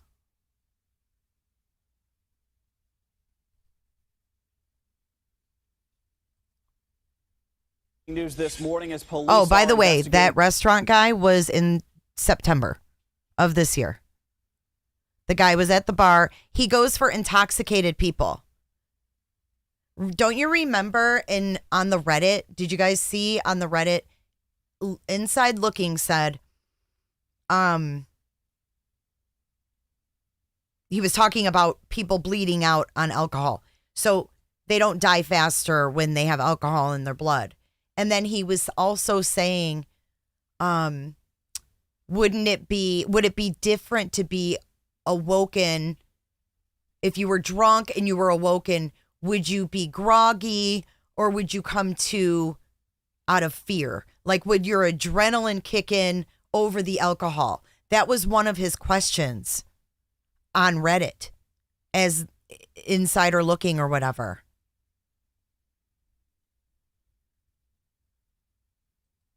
Triple stabbing in Salem. It happened just before 3 this morning near the intersection of Pine and Maple. That's where KOIN Local 6 reporter Carla Castaño joins us live. Carla, what happened? Well, I just talked to one of the victims' fathers. He tells me that two men were out here in the front yard. They were drinking beer. Here's a live look. You can see a lot of the debris still left here. That might have been a party empty one. Beer cans out here in the front yard. Police have completely blocked off the house. They're investigating right now. Now, 4 people were fighting at about 3 o'clock this morning, and 3 of those people were stabbed. We're told that the victims are in their 30s and in their 40s. Now, 2 of the people are in stable condition. One is in critical condition in the hospital right now. The victims have multiple stab wounds. One of the 3 stabbed may. Guys, I'm an idiot. This is the one. I'm so sorry. I'm losing it. But I think this is the one 3 months ago. All these are very recent. I'm sorry. I've just been looking at so many, but I don't know if he's copycatting is the thing. There's so many with similar. That was 2012. I think there's like copycat shit going on here, you guys. I don't know. It's so weird. Okay, this one is in Oregon. Portland. How far is Portland from them? Like there's I'm thinking like copycat. Like this isn't all him. And like the 99 case started it all. 2012. 1122 King Road. Oh, God.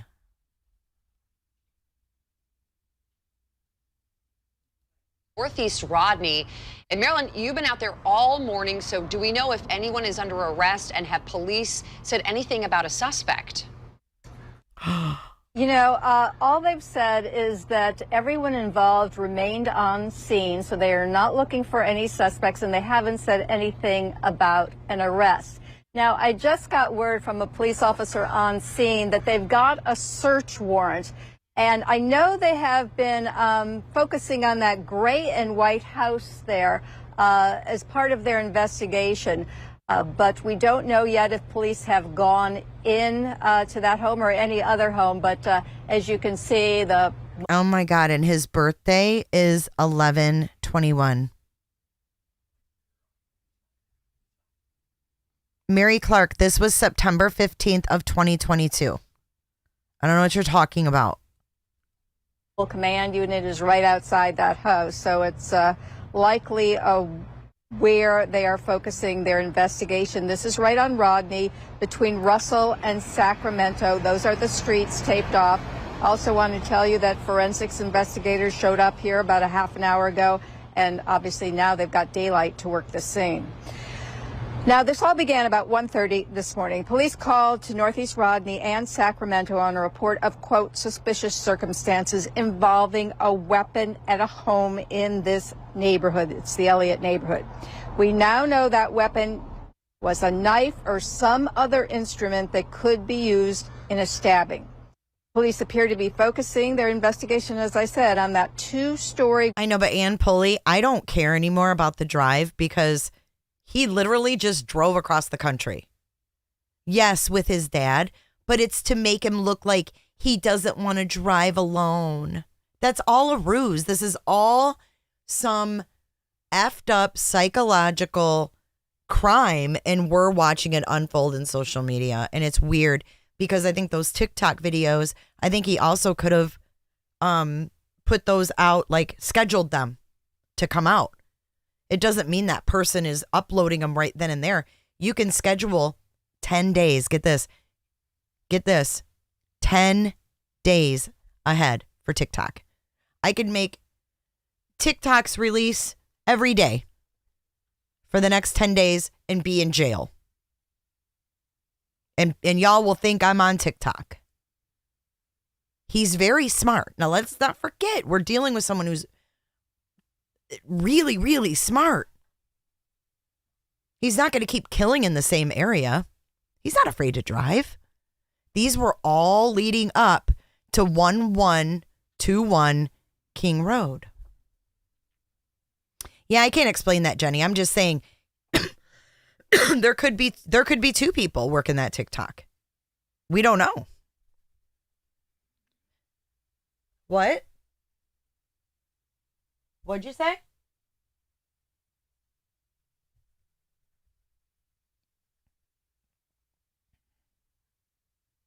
Roger in Australia? No, he obviously has some kind of a psychological thrill off of this. I mean, let's face it. That's why he went into this line of work, right? Or went to school for this. A house with white trim. We were able to talk to one man who works an early shift in the neighborhood. He was certainly not happy to hear that yet another person had been killed here in the Rose City. I don't know what they're going to do. These things seem to keep on happening, and so hopefully we'll be able to get it under control. I mean, loss of life is loss of life. Meantime, police tell us they are looking for more information and are asking for the public's help. If we can come back here live, we can show you that we see some police officers that appear to be going into this house right now, or at least they are right there on the steps. So again, this is the focus of their investigation, this gray house with the white trim. We have not heard the name of the victim in this case, nor have we heard anything about a possible motive. But again, we have heard that police have gotten a search warrant for what we think is this house where the stabbing may have occurred. So they don't name this person, just like they didn't name the two girls in 1999. And I don't think the real killer is on TikTok because the cops aren't that dumb. But all of this is really creepy. And no, I haven't seen any emails. I've got way too much open right now.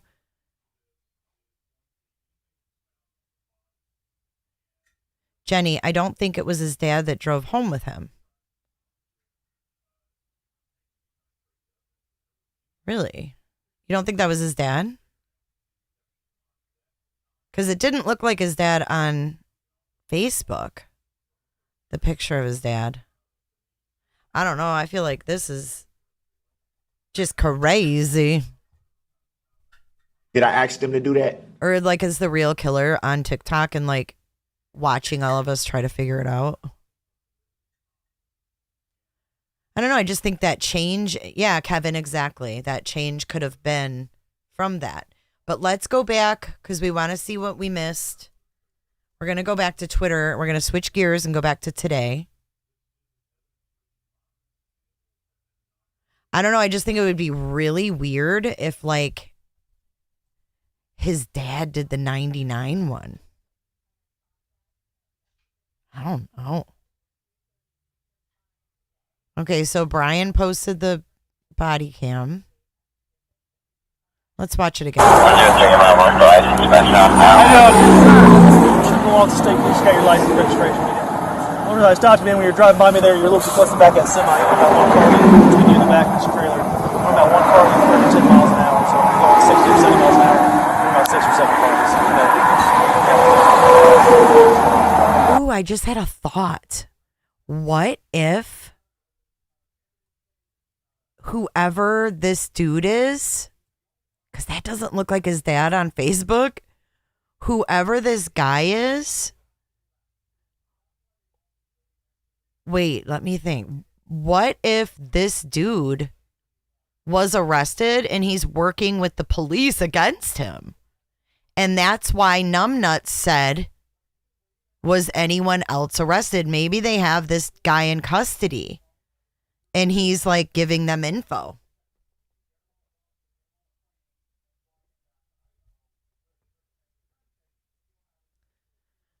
I don't think that's his dad. That is not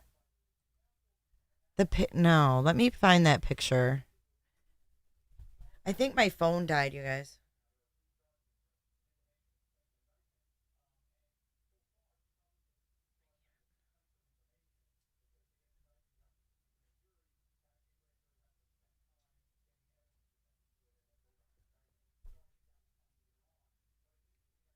Oh, I can't tell. It might just be a little pixelated. Tiggy, do you think so? Because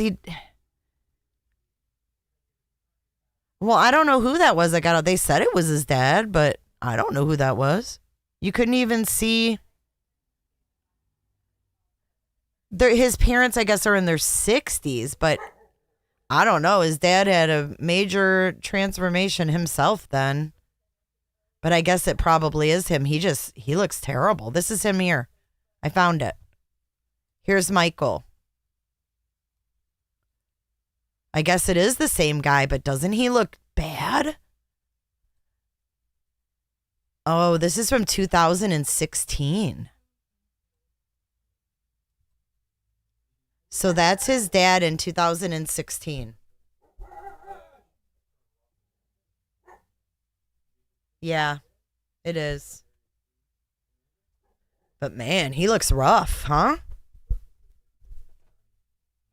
I mean, 6 years though. It's one thing to like get older and stuff, but damn. Thank you, Darcy. Yeah, it's definitely him. I don't think you can tell if his lip is messed up just because it's so pixelated. I wonder if we're going to get the other body cam. Yeah, I read all of these about court. There's nothing new. There's nothing new. This photo here, though, I was looking at it, and then I was like looking at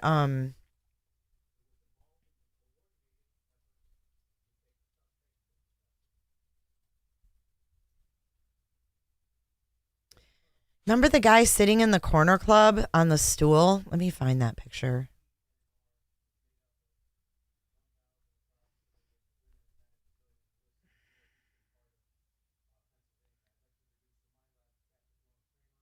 Yeah, that's my screenshot, Shell. Somebody screenshotted that from here.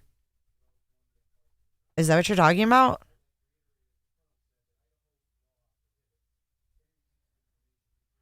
Okay, so here's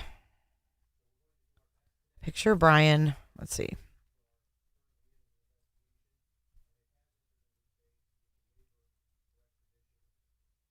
I forgot what I'm looking for now. Damn it.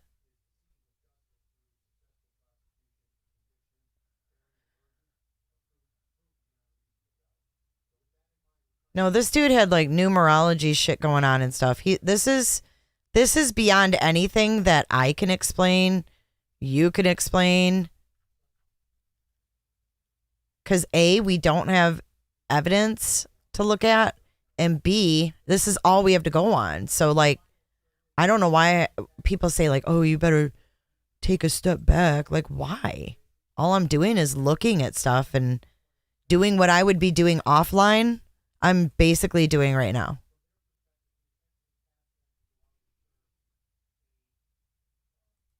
Yeah, the corner, I can't find it. The corner club on the stool. I'm looking.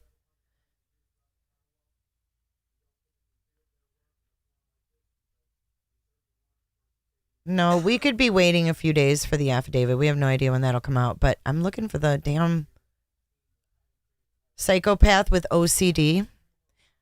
But psychopaths are where he can't stand trial. So this was his high school yearbook. I don't know what year this was, but.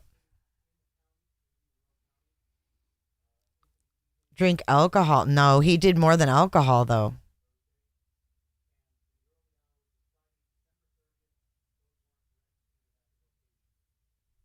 Yeah, they did, Franny. Wouldn't you? Even if Bryan was in my establishment that night, I would put out a press release that he wasn't too. Just saying. That can't be the kind of attention that they want. You know.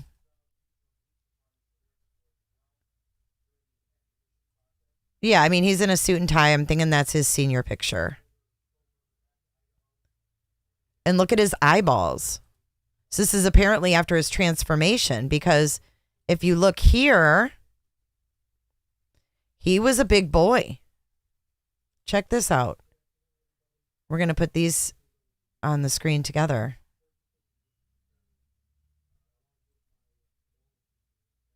Whoops, not that one. We'll look at that one in a second. I got laughed at for that one too in all my comment section. I can't wait to see everybody laughing at me now. People were so rude to me in my community post. Okay, so here we have chubby Bryan, right?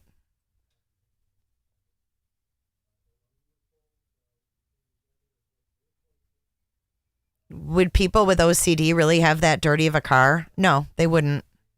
Good point. No, they wouldn't. If they're going to scrub their hands till they're raw, why would they have a dirty car like that?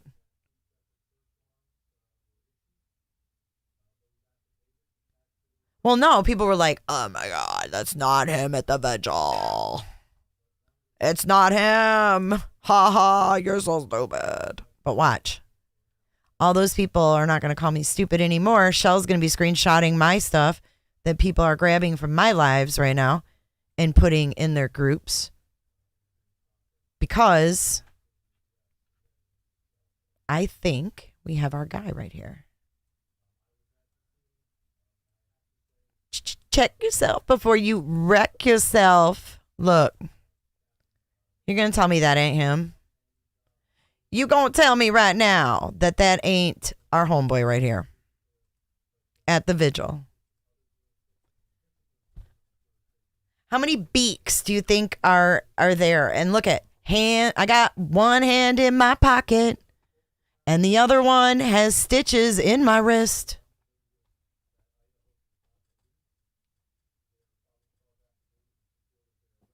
It's him. Look at the sunken in cheek. Screenshot it.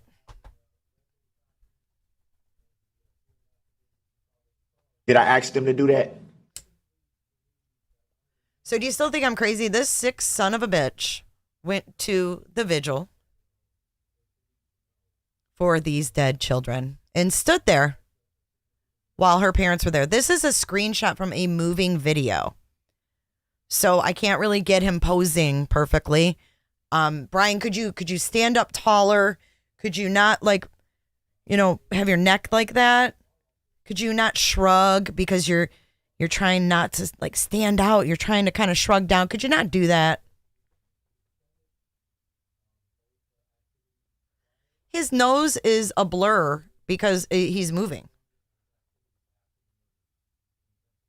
But whatever. Y'all don't have to believe it. You'll see. Right, and his hair's not curly on his forehead. Oh, yeah, he revisited. I bet you he did. I wouldn't doubt it if this sick son of a bitch put that glove there. Knowing that one of the sleuthers wandering around out there, or a reporter. Oh, my God. If you can't see the hairline, that his hair is poofy, and he has it forward on the right. See his hair here? Look. Let me blow it up. Look. See his hair? See how he doesn't look like he has a receipt? Oh, let me get my drawing tool. Let's get the drawing tool. Apparently I need it. Okay. Here.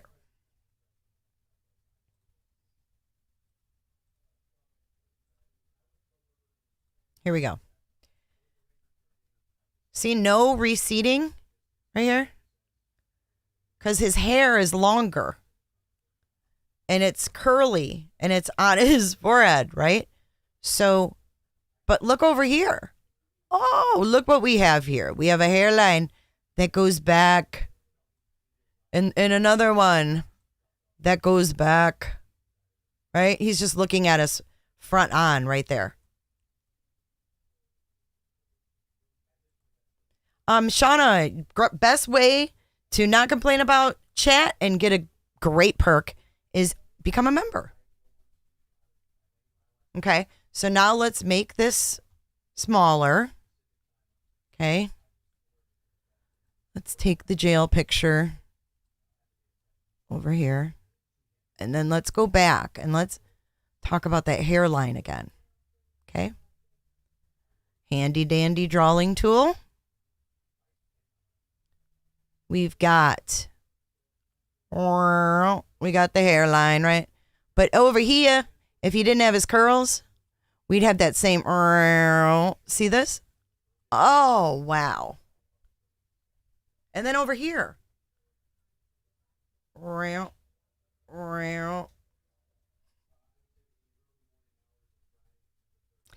ain't nothing common about that schnoz. I'm sorry. There's not. There's not one damn thing common about a schnoz. I'll tell you what else is not common. Sunken in cheeks. Those aren't real common either. I don't see those sunken in cheeks very often. It's pretty distinct right there. And it just so happens to be in the same spot over here. Okay.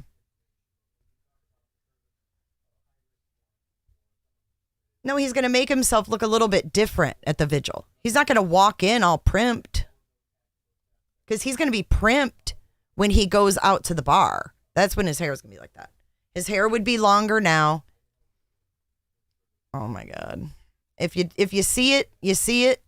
If you don't, you don't. If you don't, I can't help you. That's all I can tell you at this point. Because that's it.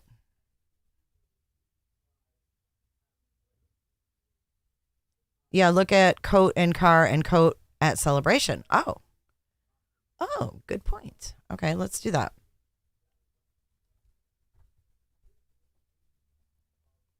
Did I ask them to do that?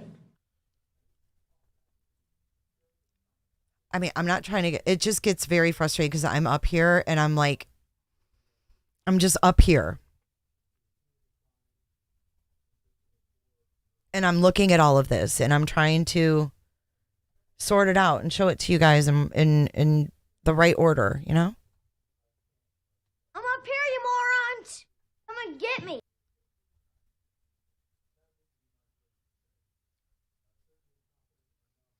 Navy blue is a very common color, though. I mean, I'm still rational at times, you know?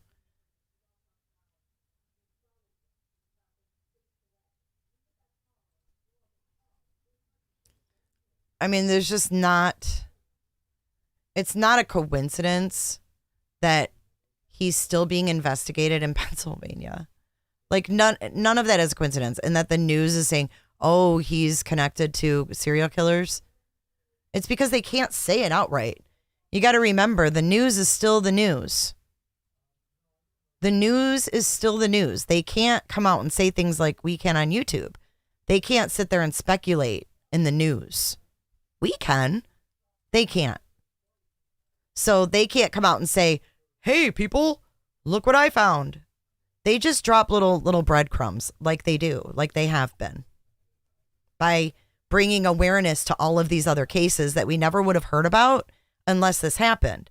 We never would have heard about Jamie Lynn and her husband getting stabbed. I never would have heard about Courtney if this wouldn't have happened. I heard about it because of people telling me, and also the news putting those ones in Washington, Miss Ladd, Jamie Lynn and her husband, JJ, or what, I can't remember his name. I think that's a black coat, you guys.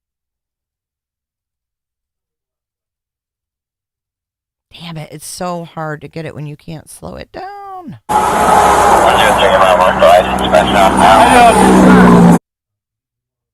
See, now it's all blurry.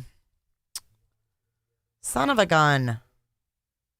Damn TMZ. I'm just going to assume it was a shadow because I don't want to think this dude did anything with his kid.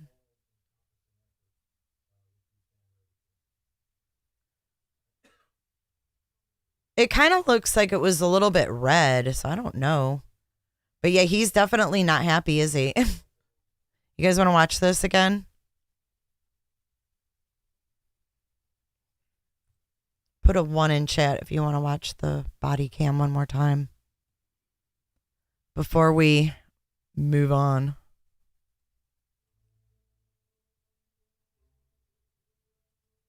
Oh, shit. Trying to read the license plate. I can't. You guys can probably read it, though, if you want to. All right, let me...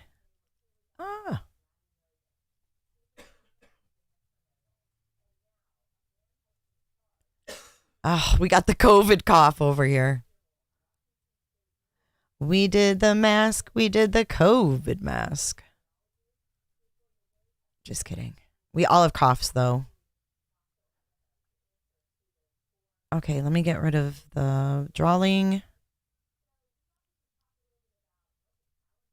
Okay, here we go.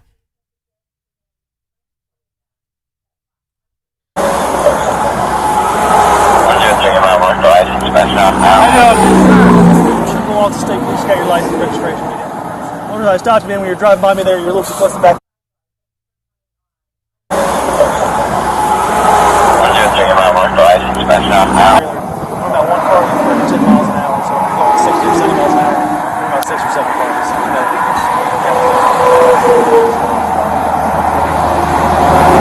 Oh, you guys did? Yeah, and said that. So.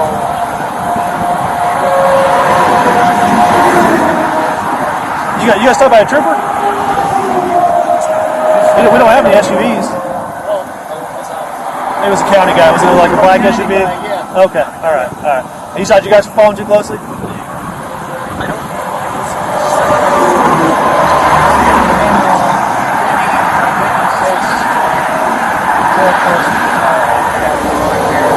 Okay. What happened at WSU when my son goes to school today? Well, I'm not going to give you guys another ticket or warning if you just got stopped. Just make sure you give yourself plenty of room, okay? So it's all about how fast you're going, okay? So if you're going 10 miles an hour, you only need one car. Or if you're going, so the speed limit here is 7. If you're going 70 miles an hour, you need 7 cars. Yeah. That's the easy way to explain that. Yeah. Okay. It's really in the B&B man, it says 2 to 3 seconds. All right. That's safe there. We're not heading. Thank you so much. Where we're heading to? Huh? Where at? Yeah. It's a long haul. You guys scared of airplanes?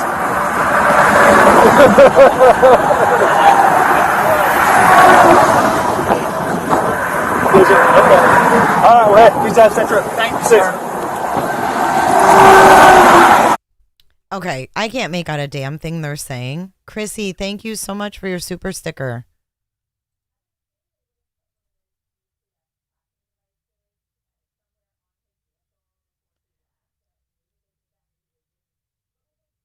Why is the car so dirty, though? I mean, it's really dirty. Ho, ho, ho.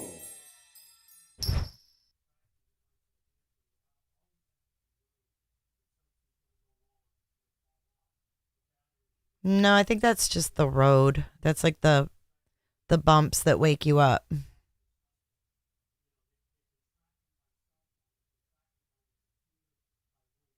Or melted snow or something. I don't know. This is in Indiana, so.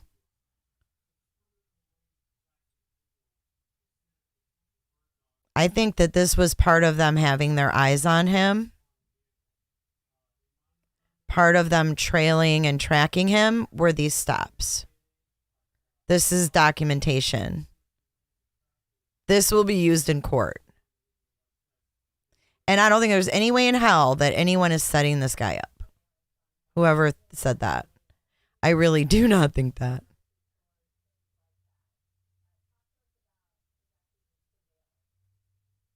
Look at his face in this still shot. Wait, hold on. I feel like I'm sitting here talking to myself. Look at his face. He cannot believe it. So if you heard the audio, I have headphones on, so it's a little bit easier to hear. When we're done with this live, I'm going to take the audio and I'm going to edit it and tweak it like the best that I can. I'm not the best at it. I do my best. But I'm going to try to see if we can make out what they're saying, get rid of some of that background noise. I can't do it just live on here. The inside is very clean. Yeah. Very true. Very clean. Cleaner than his dad's shirt. Oh, the look on his face, though. I mean, and let's face it. For investigators to be able to see his look like this is, a little justice there,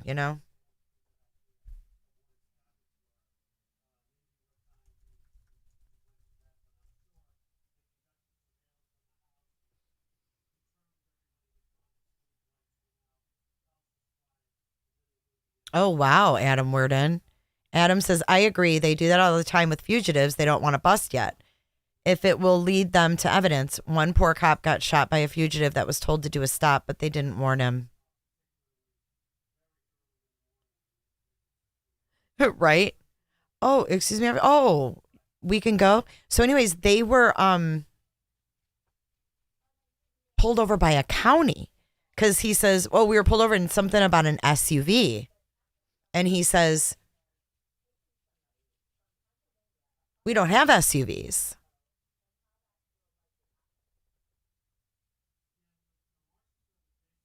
And then they figured out it was a county. So the county boys stopped him, and then whoever this guy is, Indiana State Police. When he saw, and that probably freaked his ass out too. So that's another thing, gauging his reaction, his behaviors. So first he got pulled over by the county boys. No big deal. You just committed a quadruple homicide and you're riding in the car with your dad to go ditch the car that the whole country is looking for. You get pulled over by the county. You're shitting a little bit. They let you go. Whew. Yeah, they're making him sweat it. Then all of a sudden, woo, woo, woo. You see a state boy behind you. Oh, shit. You might just have. There was a lot of leakage. You might have some leakage in your pants.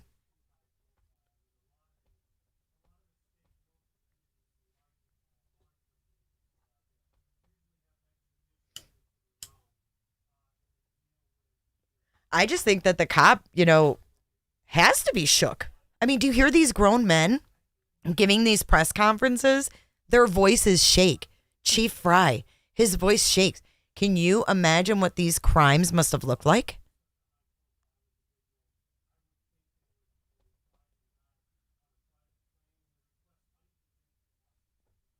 Oh, Meep, good point. Good point. Easy way to slip a tracker. You sure about that, Paula, in a federal case? Or if the fugitive went over state lines?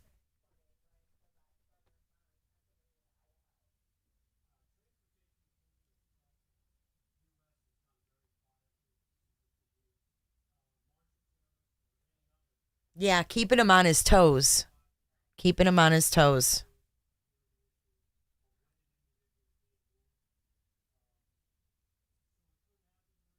Alicia, thank you for joining. Law, I got pulled over twice in an hour for a broken taillight. Told second cop, must be really safe area to get pulled over back to back. I was trolling him, but he just smiled and said to fix it. Smart ass.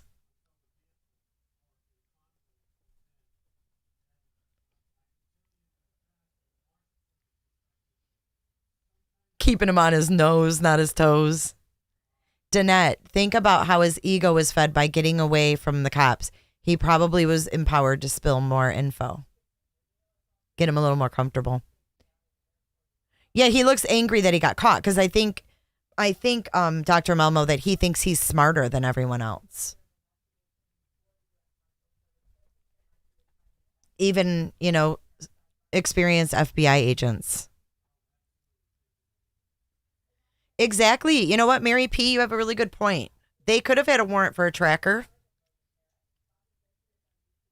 That would be in the arrest affidavit.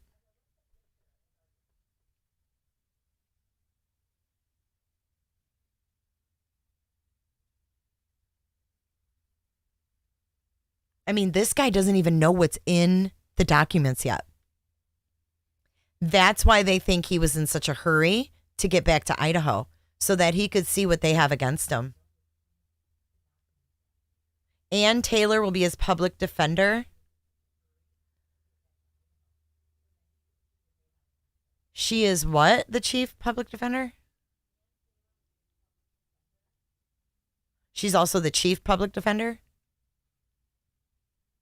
Lee came in here and said that she was a divorce attorney looking ass.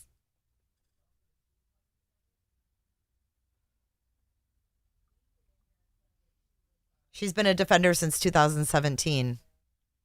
Interesting. Let's see what she looks like. I'm curious.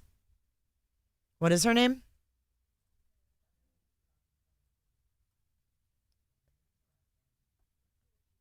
Ann Taylor.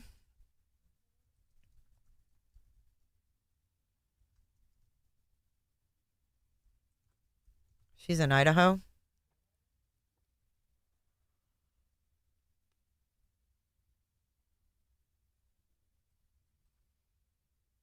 She's the chief public defender. No picture? I hate when they don't have pictures. We want to see our public workers.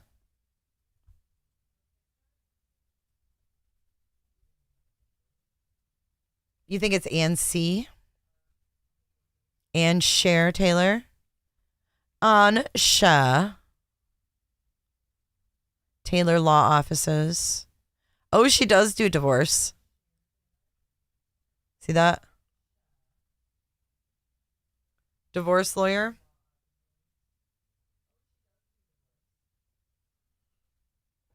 Hey, Marky. Not really. I don't know. Did you see the press conference? We're basically waiting for that affidavit to come out.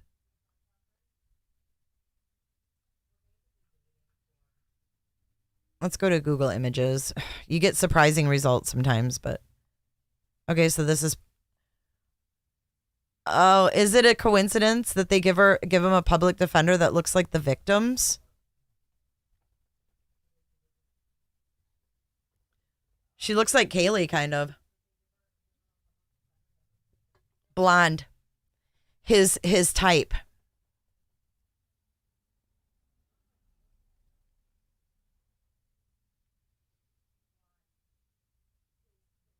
So he has a public defender that is his type of victim. I'd be like, I'm all set with this one. Maybe she wants to do it.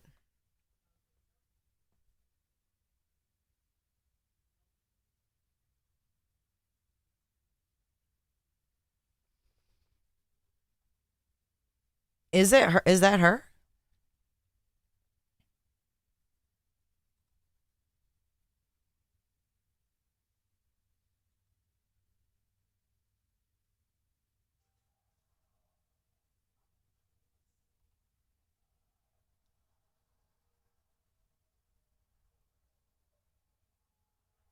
Yeah, that's her. Ann Taylor, it is a clothing line. Palmer, George, and Taylor, PLLC.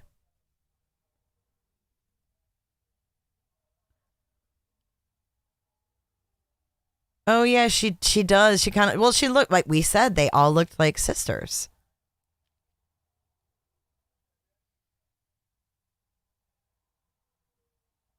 This is his public defender in Idaho. Well, she's the chief public defender, so she probably divvies out the cases, right? Let's see what the chief public defender does.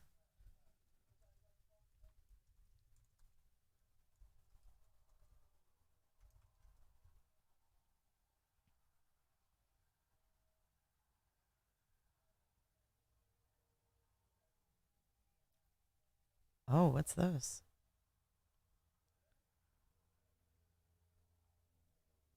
Why did this come up when I put her name in?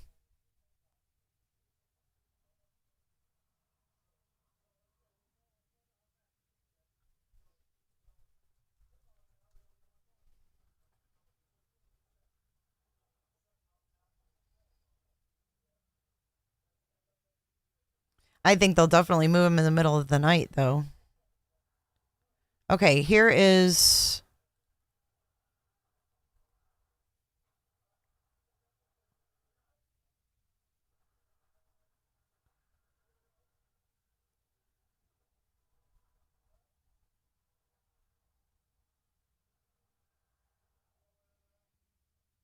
They have to have 10 years of legal experience and not less than 5 years defending criminal cases.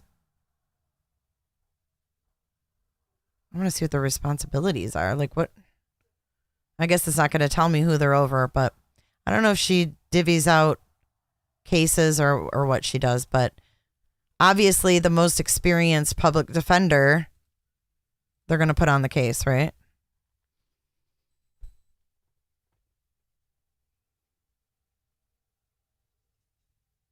She does family law and criminal defense, and she's a chief public defender.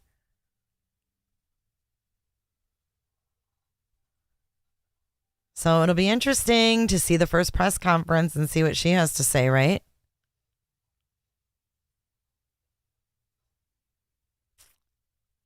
Let's see. Ann Taylor. Idaho murders.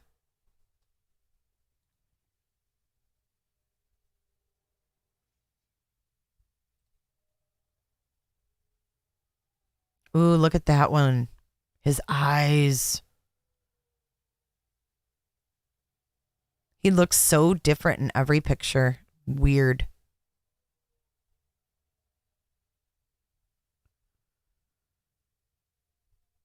The chief public defender in Monroe County. Oh, that's in PA. Federal and state investigators are combing through Kohberger's background, financial records, and electronic communications as they work to build a case against him. The investigators are also interviewing people who knew Kohberger, including those at Washington State University.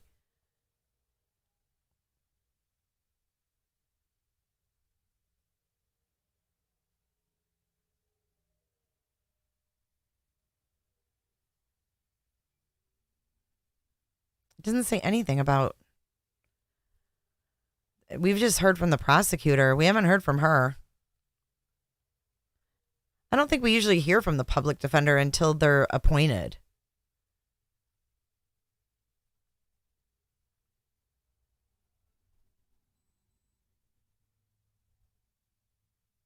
Yeah, and that's what people said, that he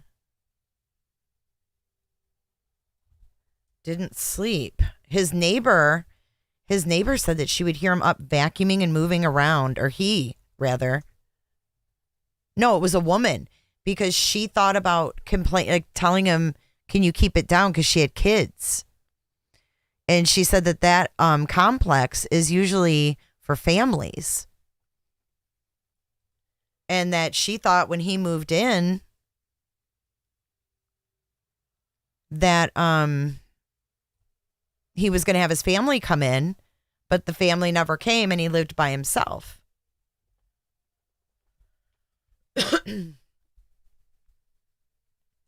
But that he was up at all hours, vacuuming and doing all this stuff.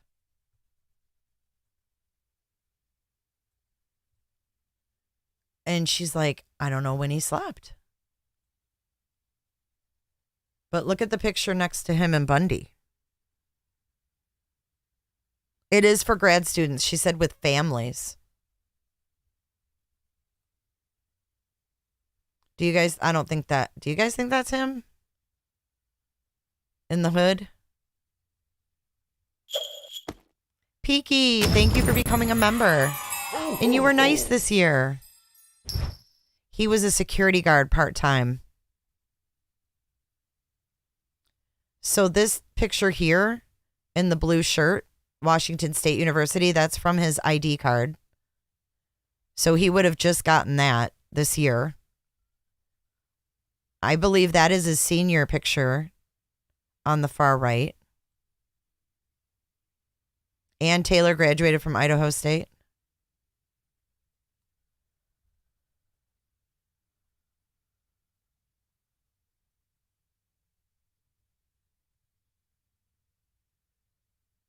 He's definitely transformed over the years. I mean, this one is probably the scariest one. I mean, harassed women at Pennsylvania Brewery to the point where he had notes in the bar. Like, did you guys hear about that? The bar owner said that when his patrons come in, they scan their IDs and they're able to put notes. And this guy's notes said that he was super creepy. I would have to say this was at the height of his addiction. He looks like a skeleton. That's why his mouth looks so weird. He's got like 0 fat. Mimsy, I think it could be a lot. I think it could be a lot. I think that this guy is like no other serial killer we've seen, because think about it. He was taught under who is like a mastermind of serial killers. That Kathleen, whatever. I don't know her last name. The author and the professor that he learned from. And if he can shake them like he shook his professor there in Washington that said, oh my God, he was one of my best, or was it the professor in Pennsylvania? She said, he was one of my best students.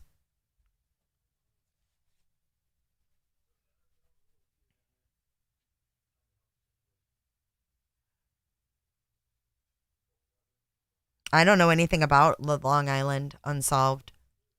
I don't know much about Unsolved. And you know what's crazy is that a lot of, like, some of his unsolved cases, the people didn't all die. You know, like Jamie Lynn, her husband died, but she didn't.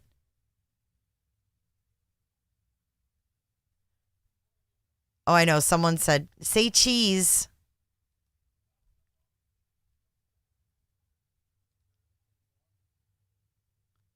Do you guys think that could be him? Do you guys think at all that could be him? It says, courtesy of Cluminati YouTube. Is this Bryan Kohberger at the grub truck that evening before? I can't read it. Could he have grown a little mustache?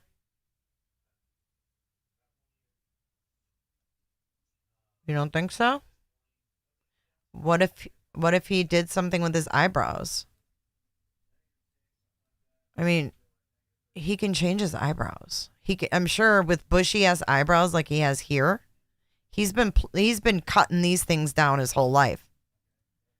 He's been taking the hedge clippers to these eyebrows for years. He just let them go because he was on heroin. He didn't give a damn. He wasn't worried about cutting his eyebrows. Look here. Do you think that those eyebrows grew in overnight? That's him as a kid. After he lost the weight in high school and became aggressive. I think it's him.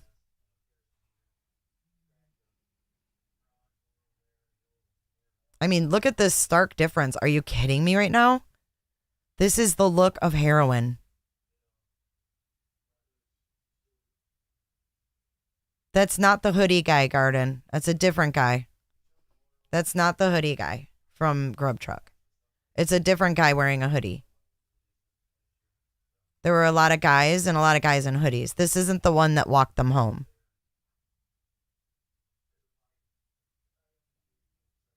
It's not the guy that walked them home. Look, he's trying to be tough guy. It's not photoshopped. What's photo? He's cut out in that picture, but look, his eyebrows, they're not long like they are here. When people are on heroin, they don't care what they look like. Like they're not, look at his eyebrows. How can you argue that you can he trims down his eyebrows sometimes? I can't. There's another one. They're not all bushy like they are here. This isn't photoshopped. This is really what he looks like. That's the scary thing. Here they are again. Oh, hell yeah, he has a bulletproof vest on.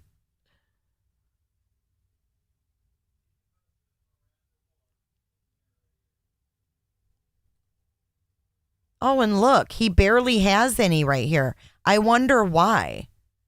Could it be? Could it be because he cut them down for this to hover around? Maybe. I don't know. I don't know. This guy's got a pretty big nose, dude. I'm going to have to look into that one myself.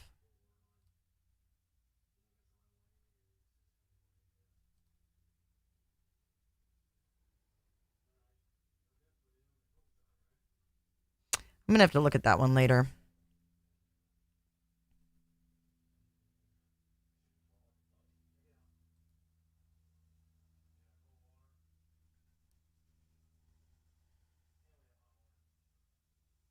The brow isn't as heavy, but those eyebrows.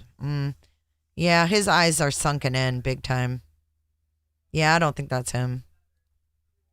I don't think that's him. I'm with you guys.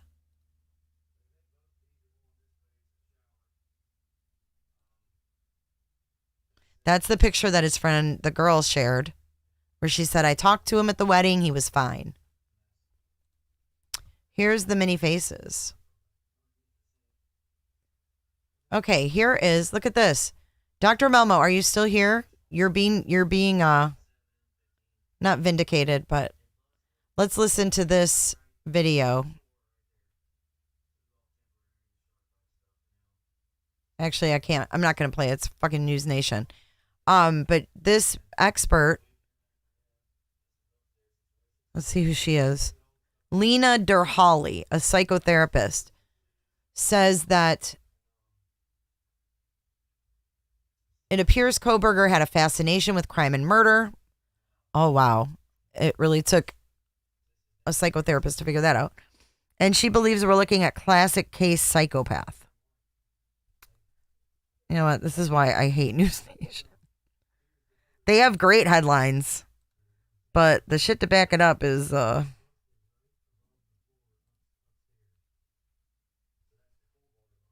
leaves some to be desired. Okay, well, you know what? I gotta go eat. Oh, that's a good one. He looks like Lyle Menendez there.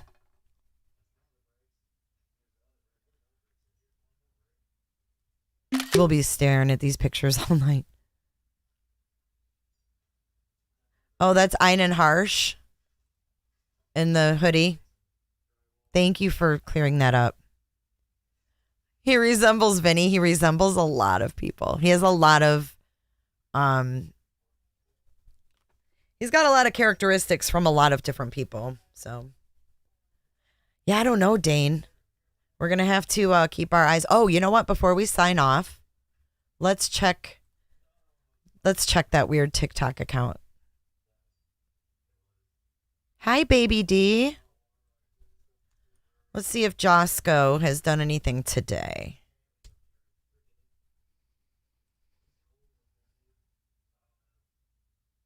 Nope. Nope. He hasn't done anything today. But this doll one still creeps me out. Do you want to play with my teddy bear? Oh, look. Oh, God, the screen is all big. I never want to see that doll in a store for as long as I live.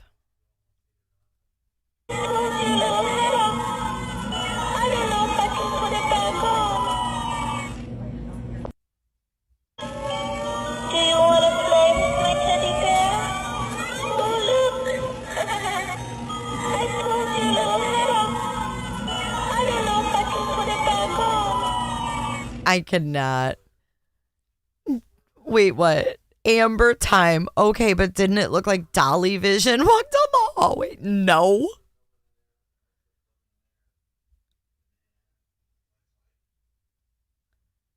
Tofu burger. Oh, shoot.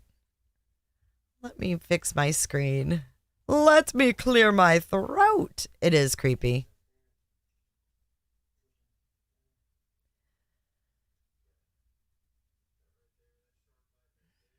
His dad did a call-in and he did a call-in, you think?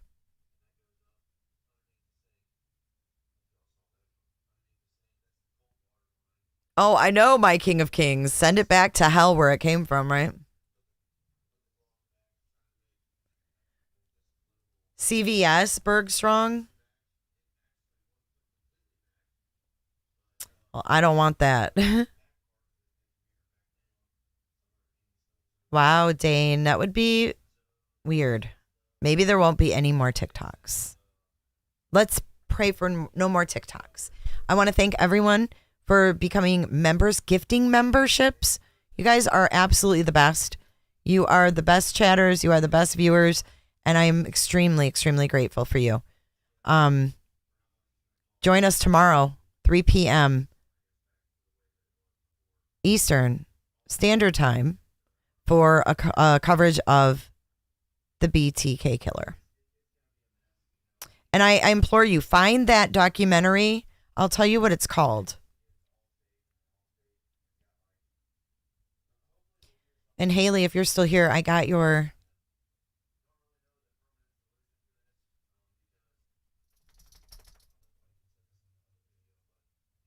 email. So I'll hit you up. I'll give you the link to this BTK documentary. It's super interesting.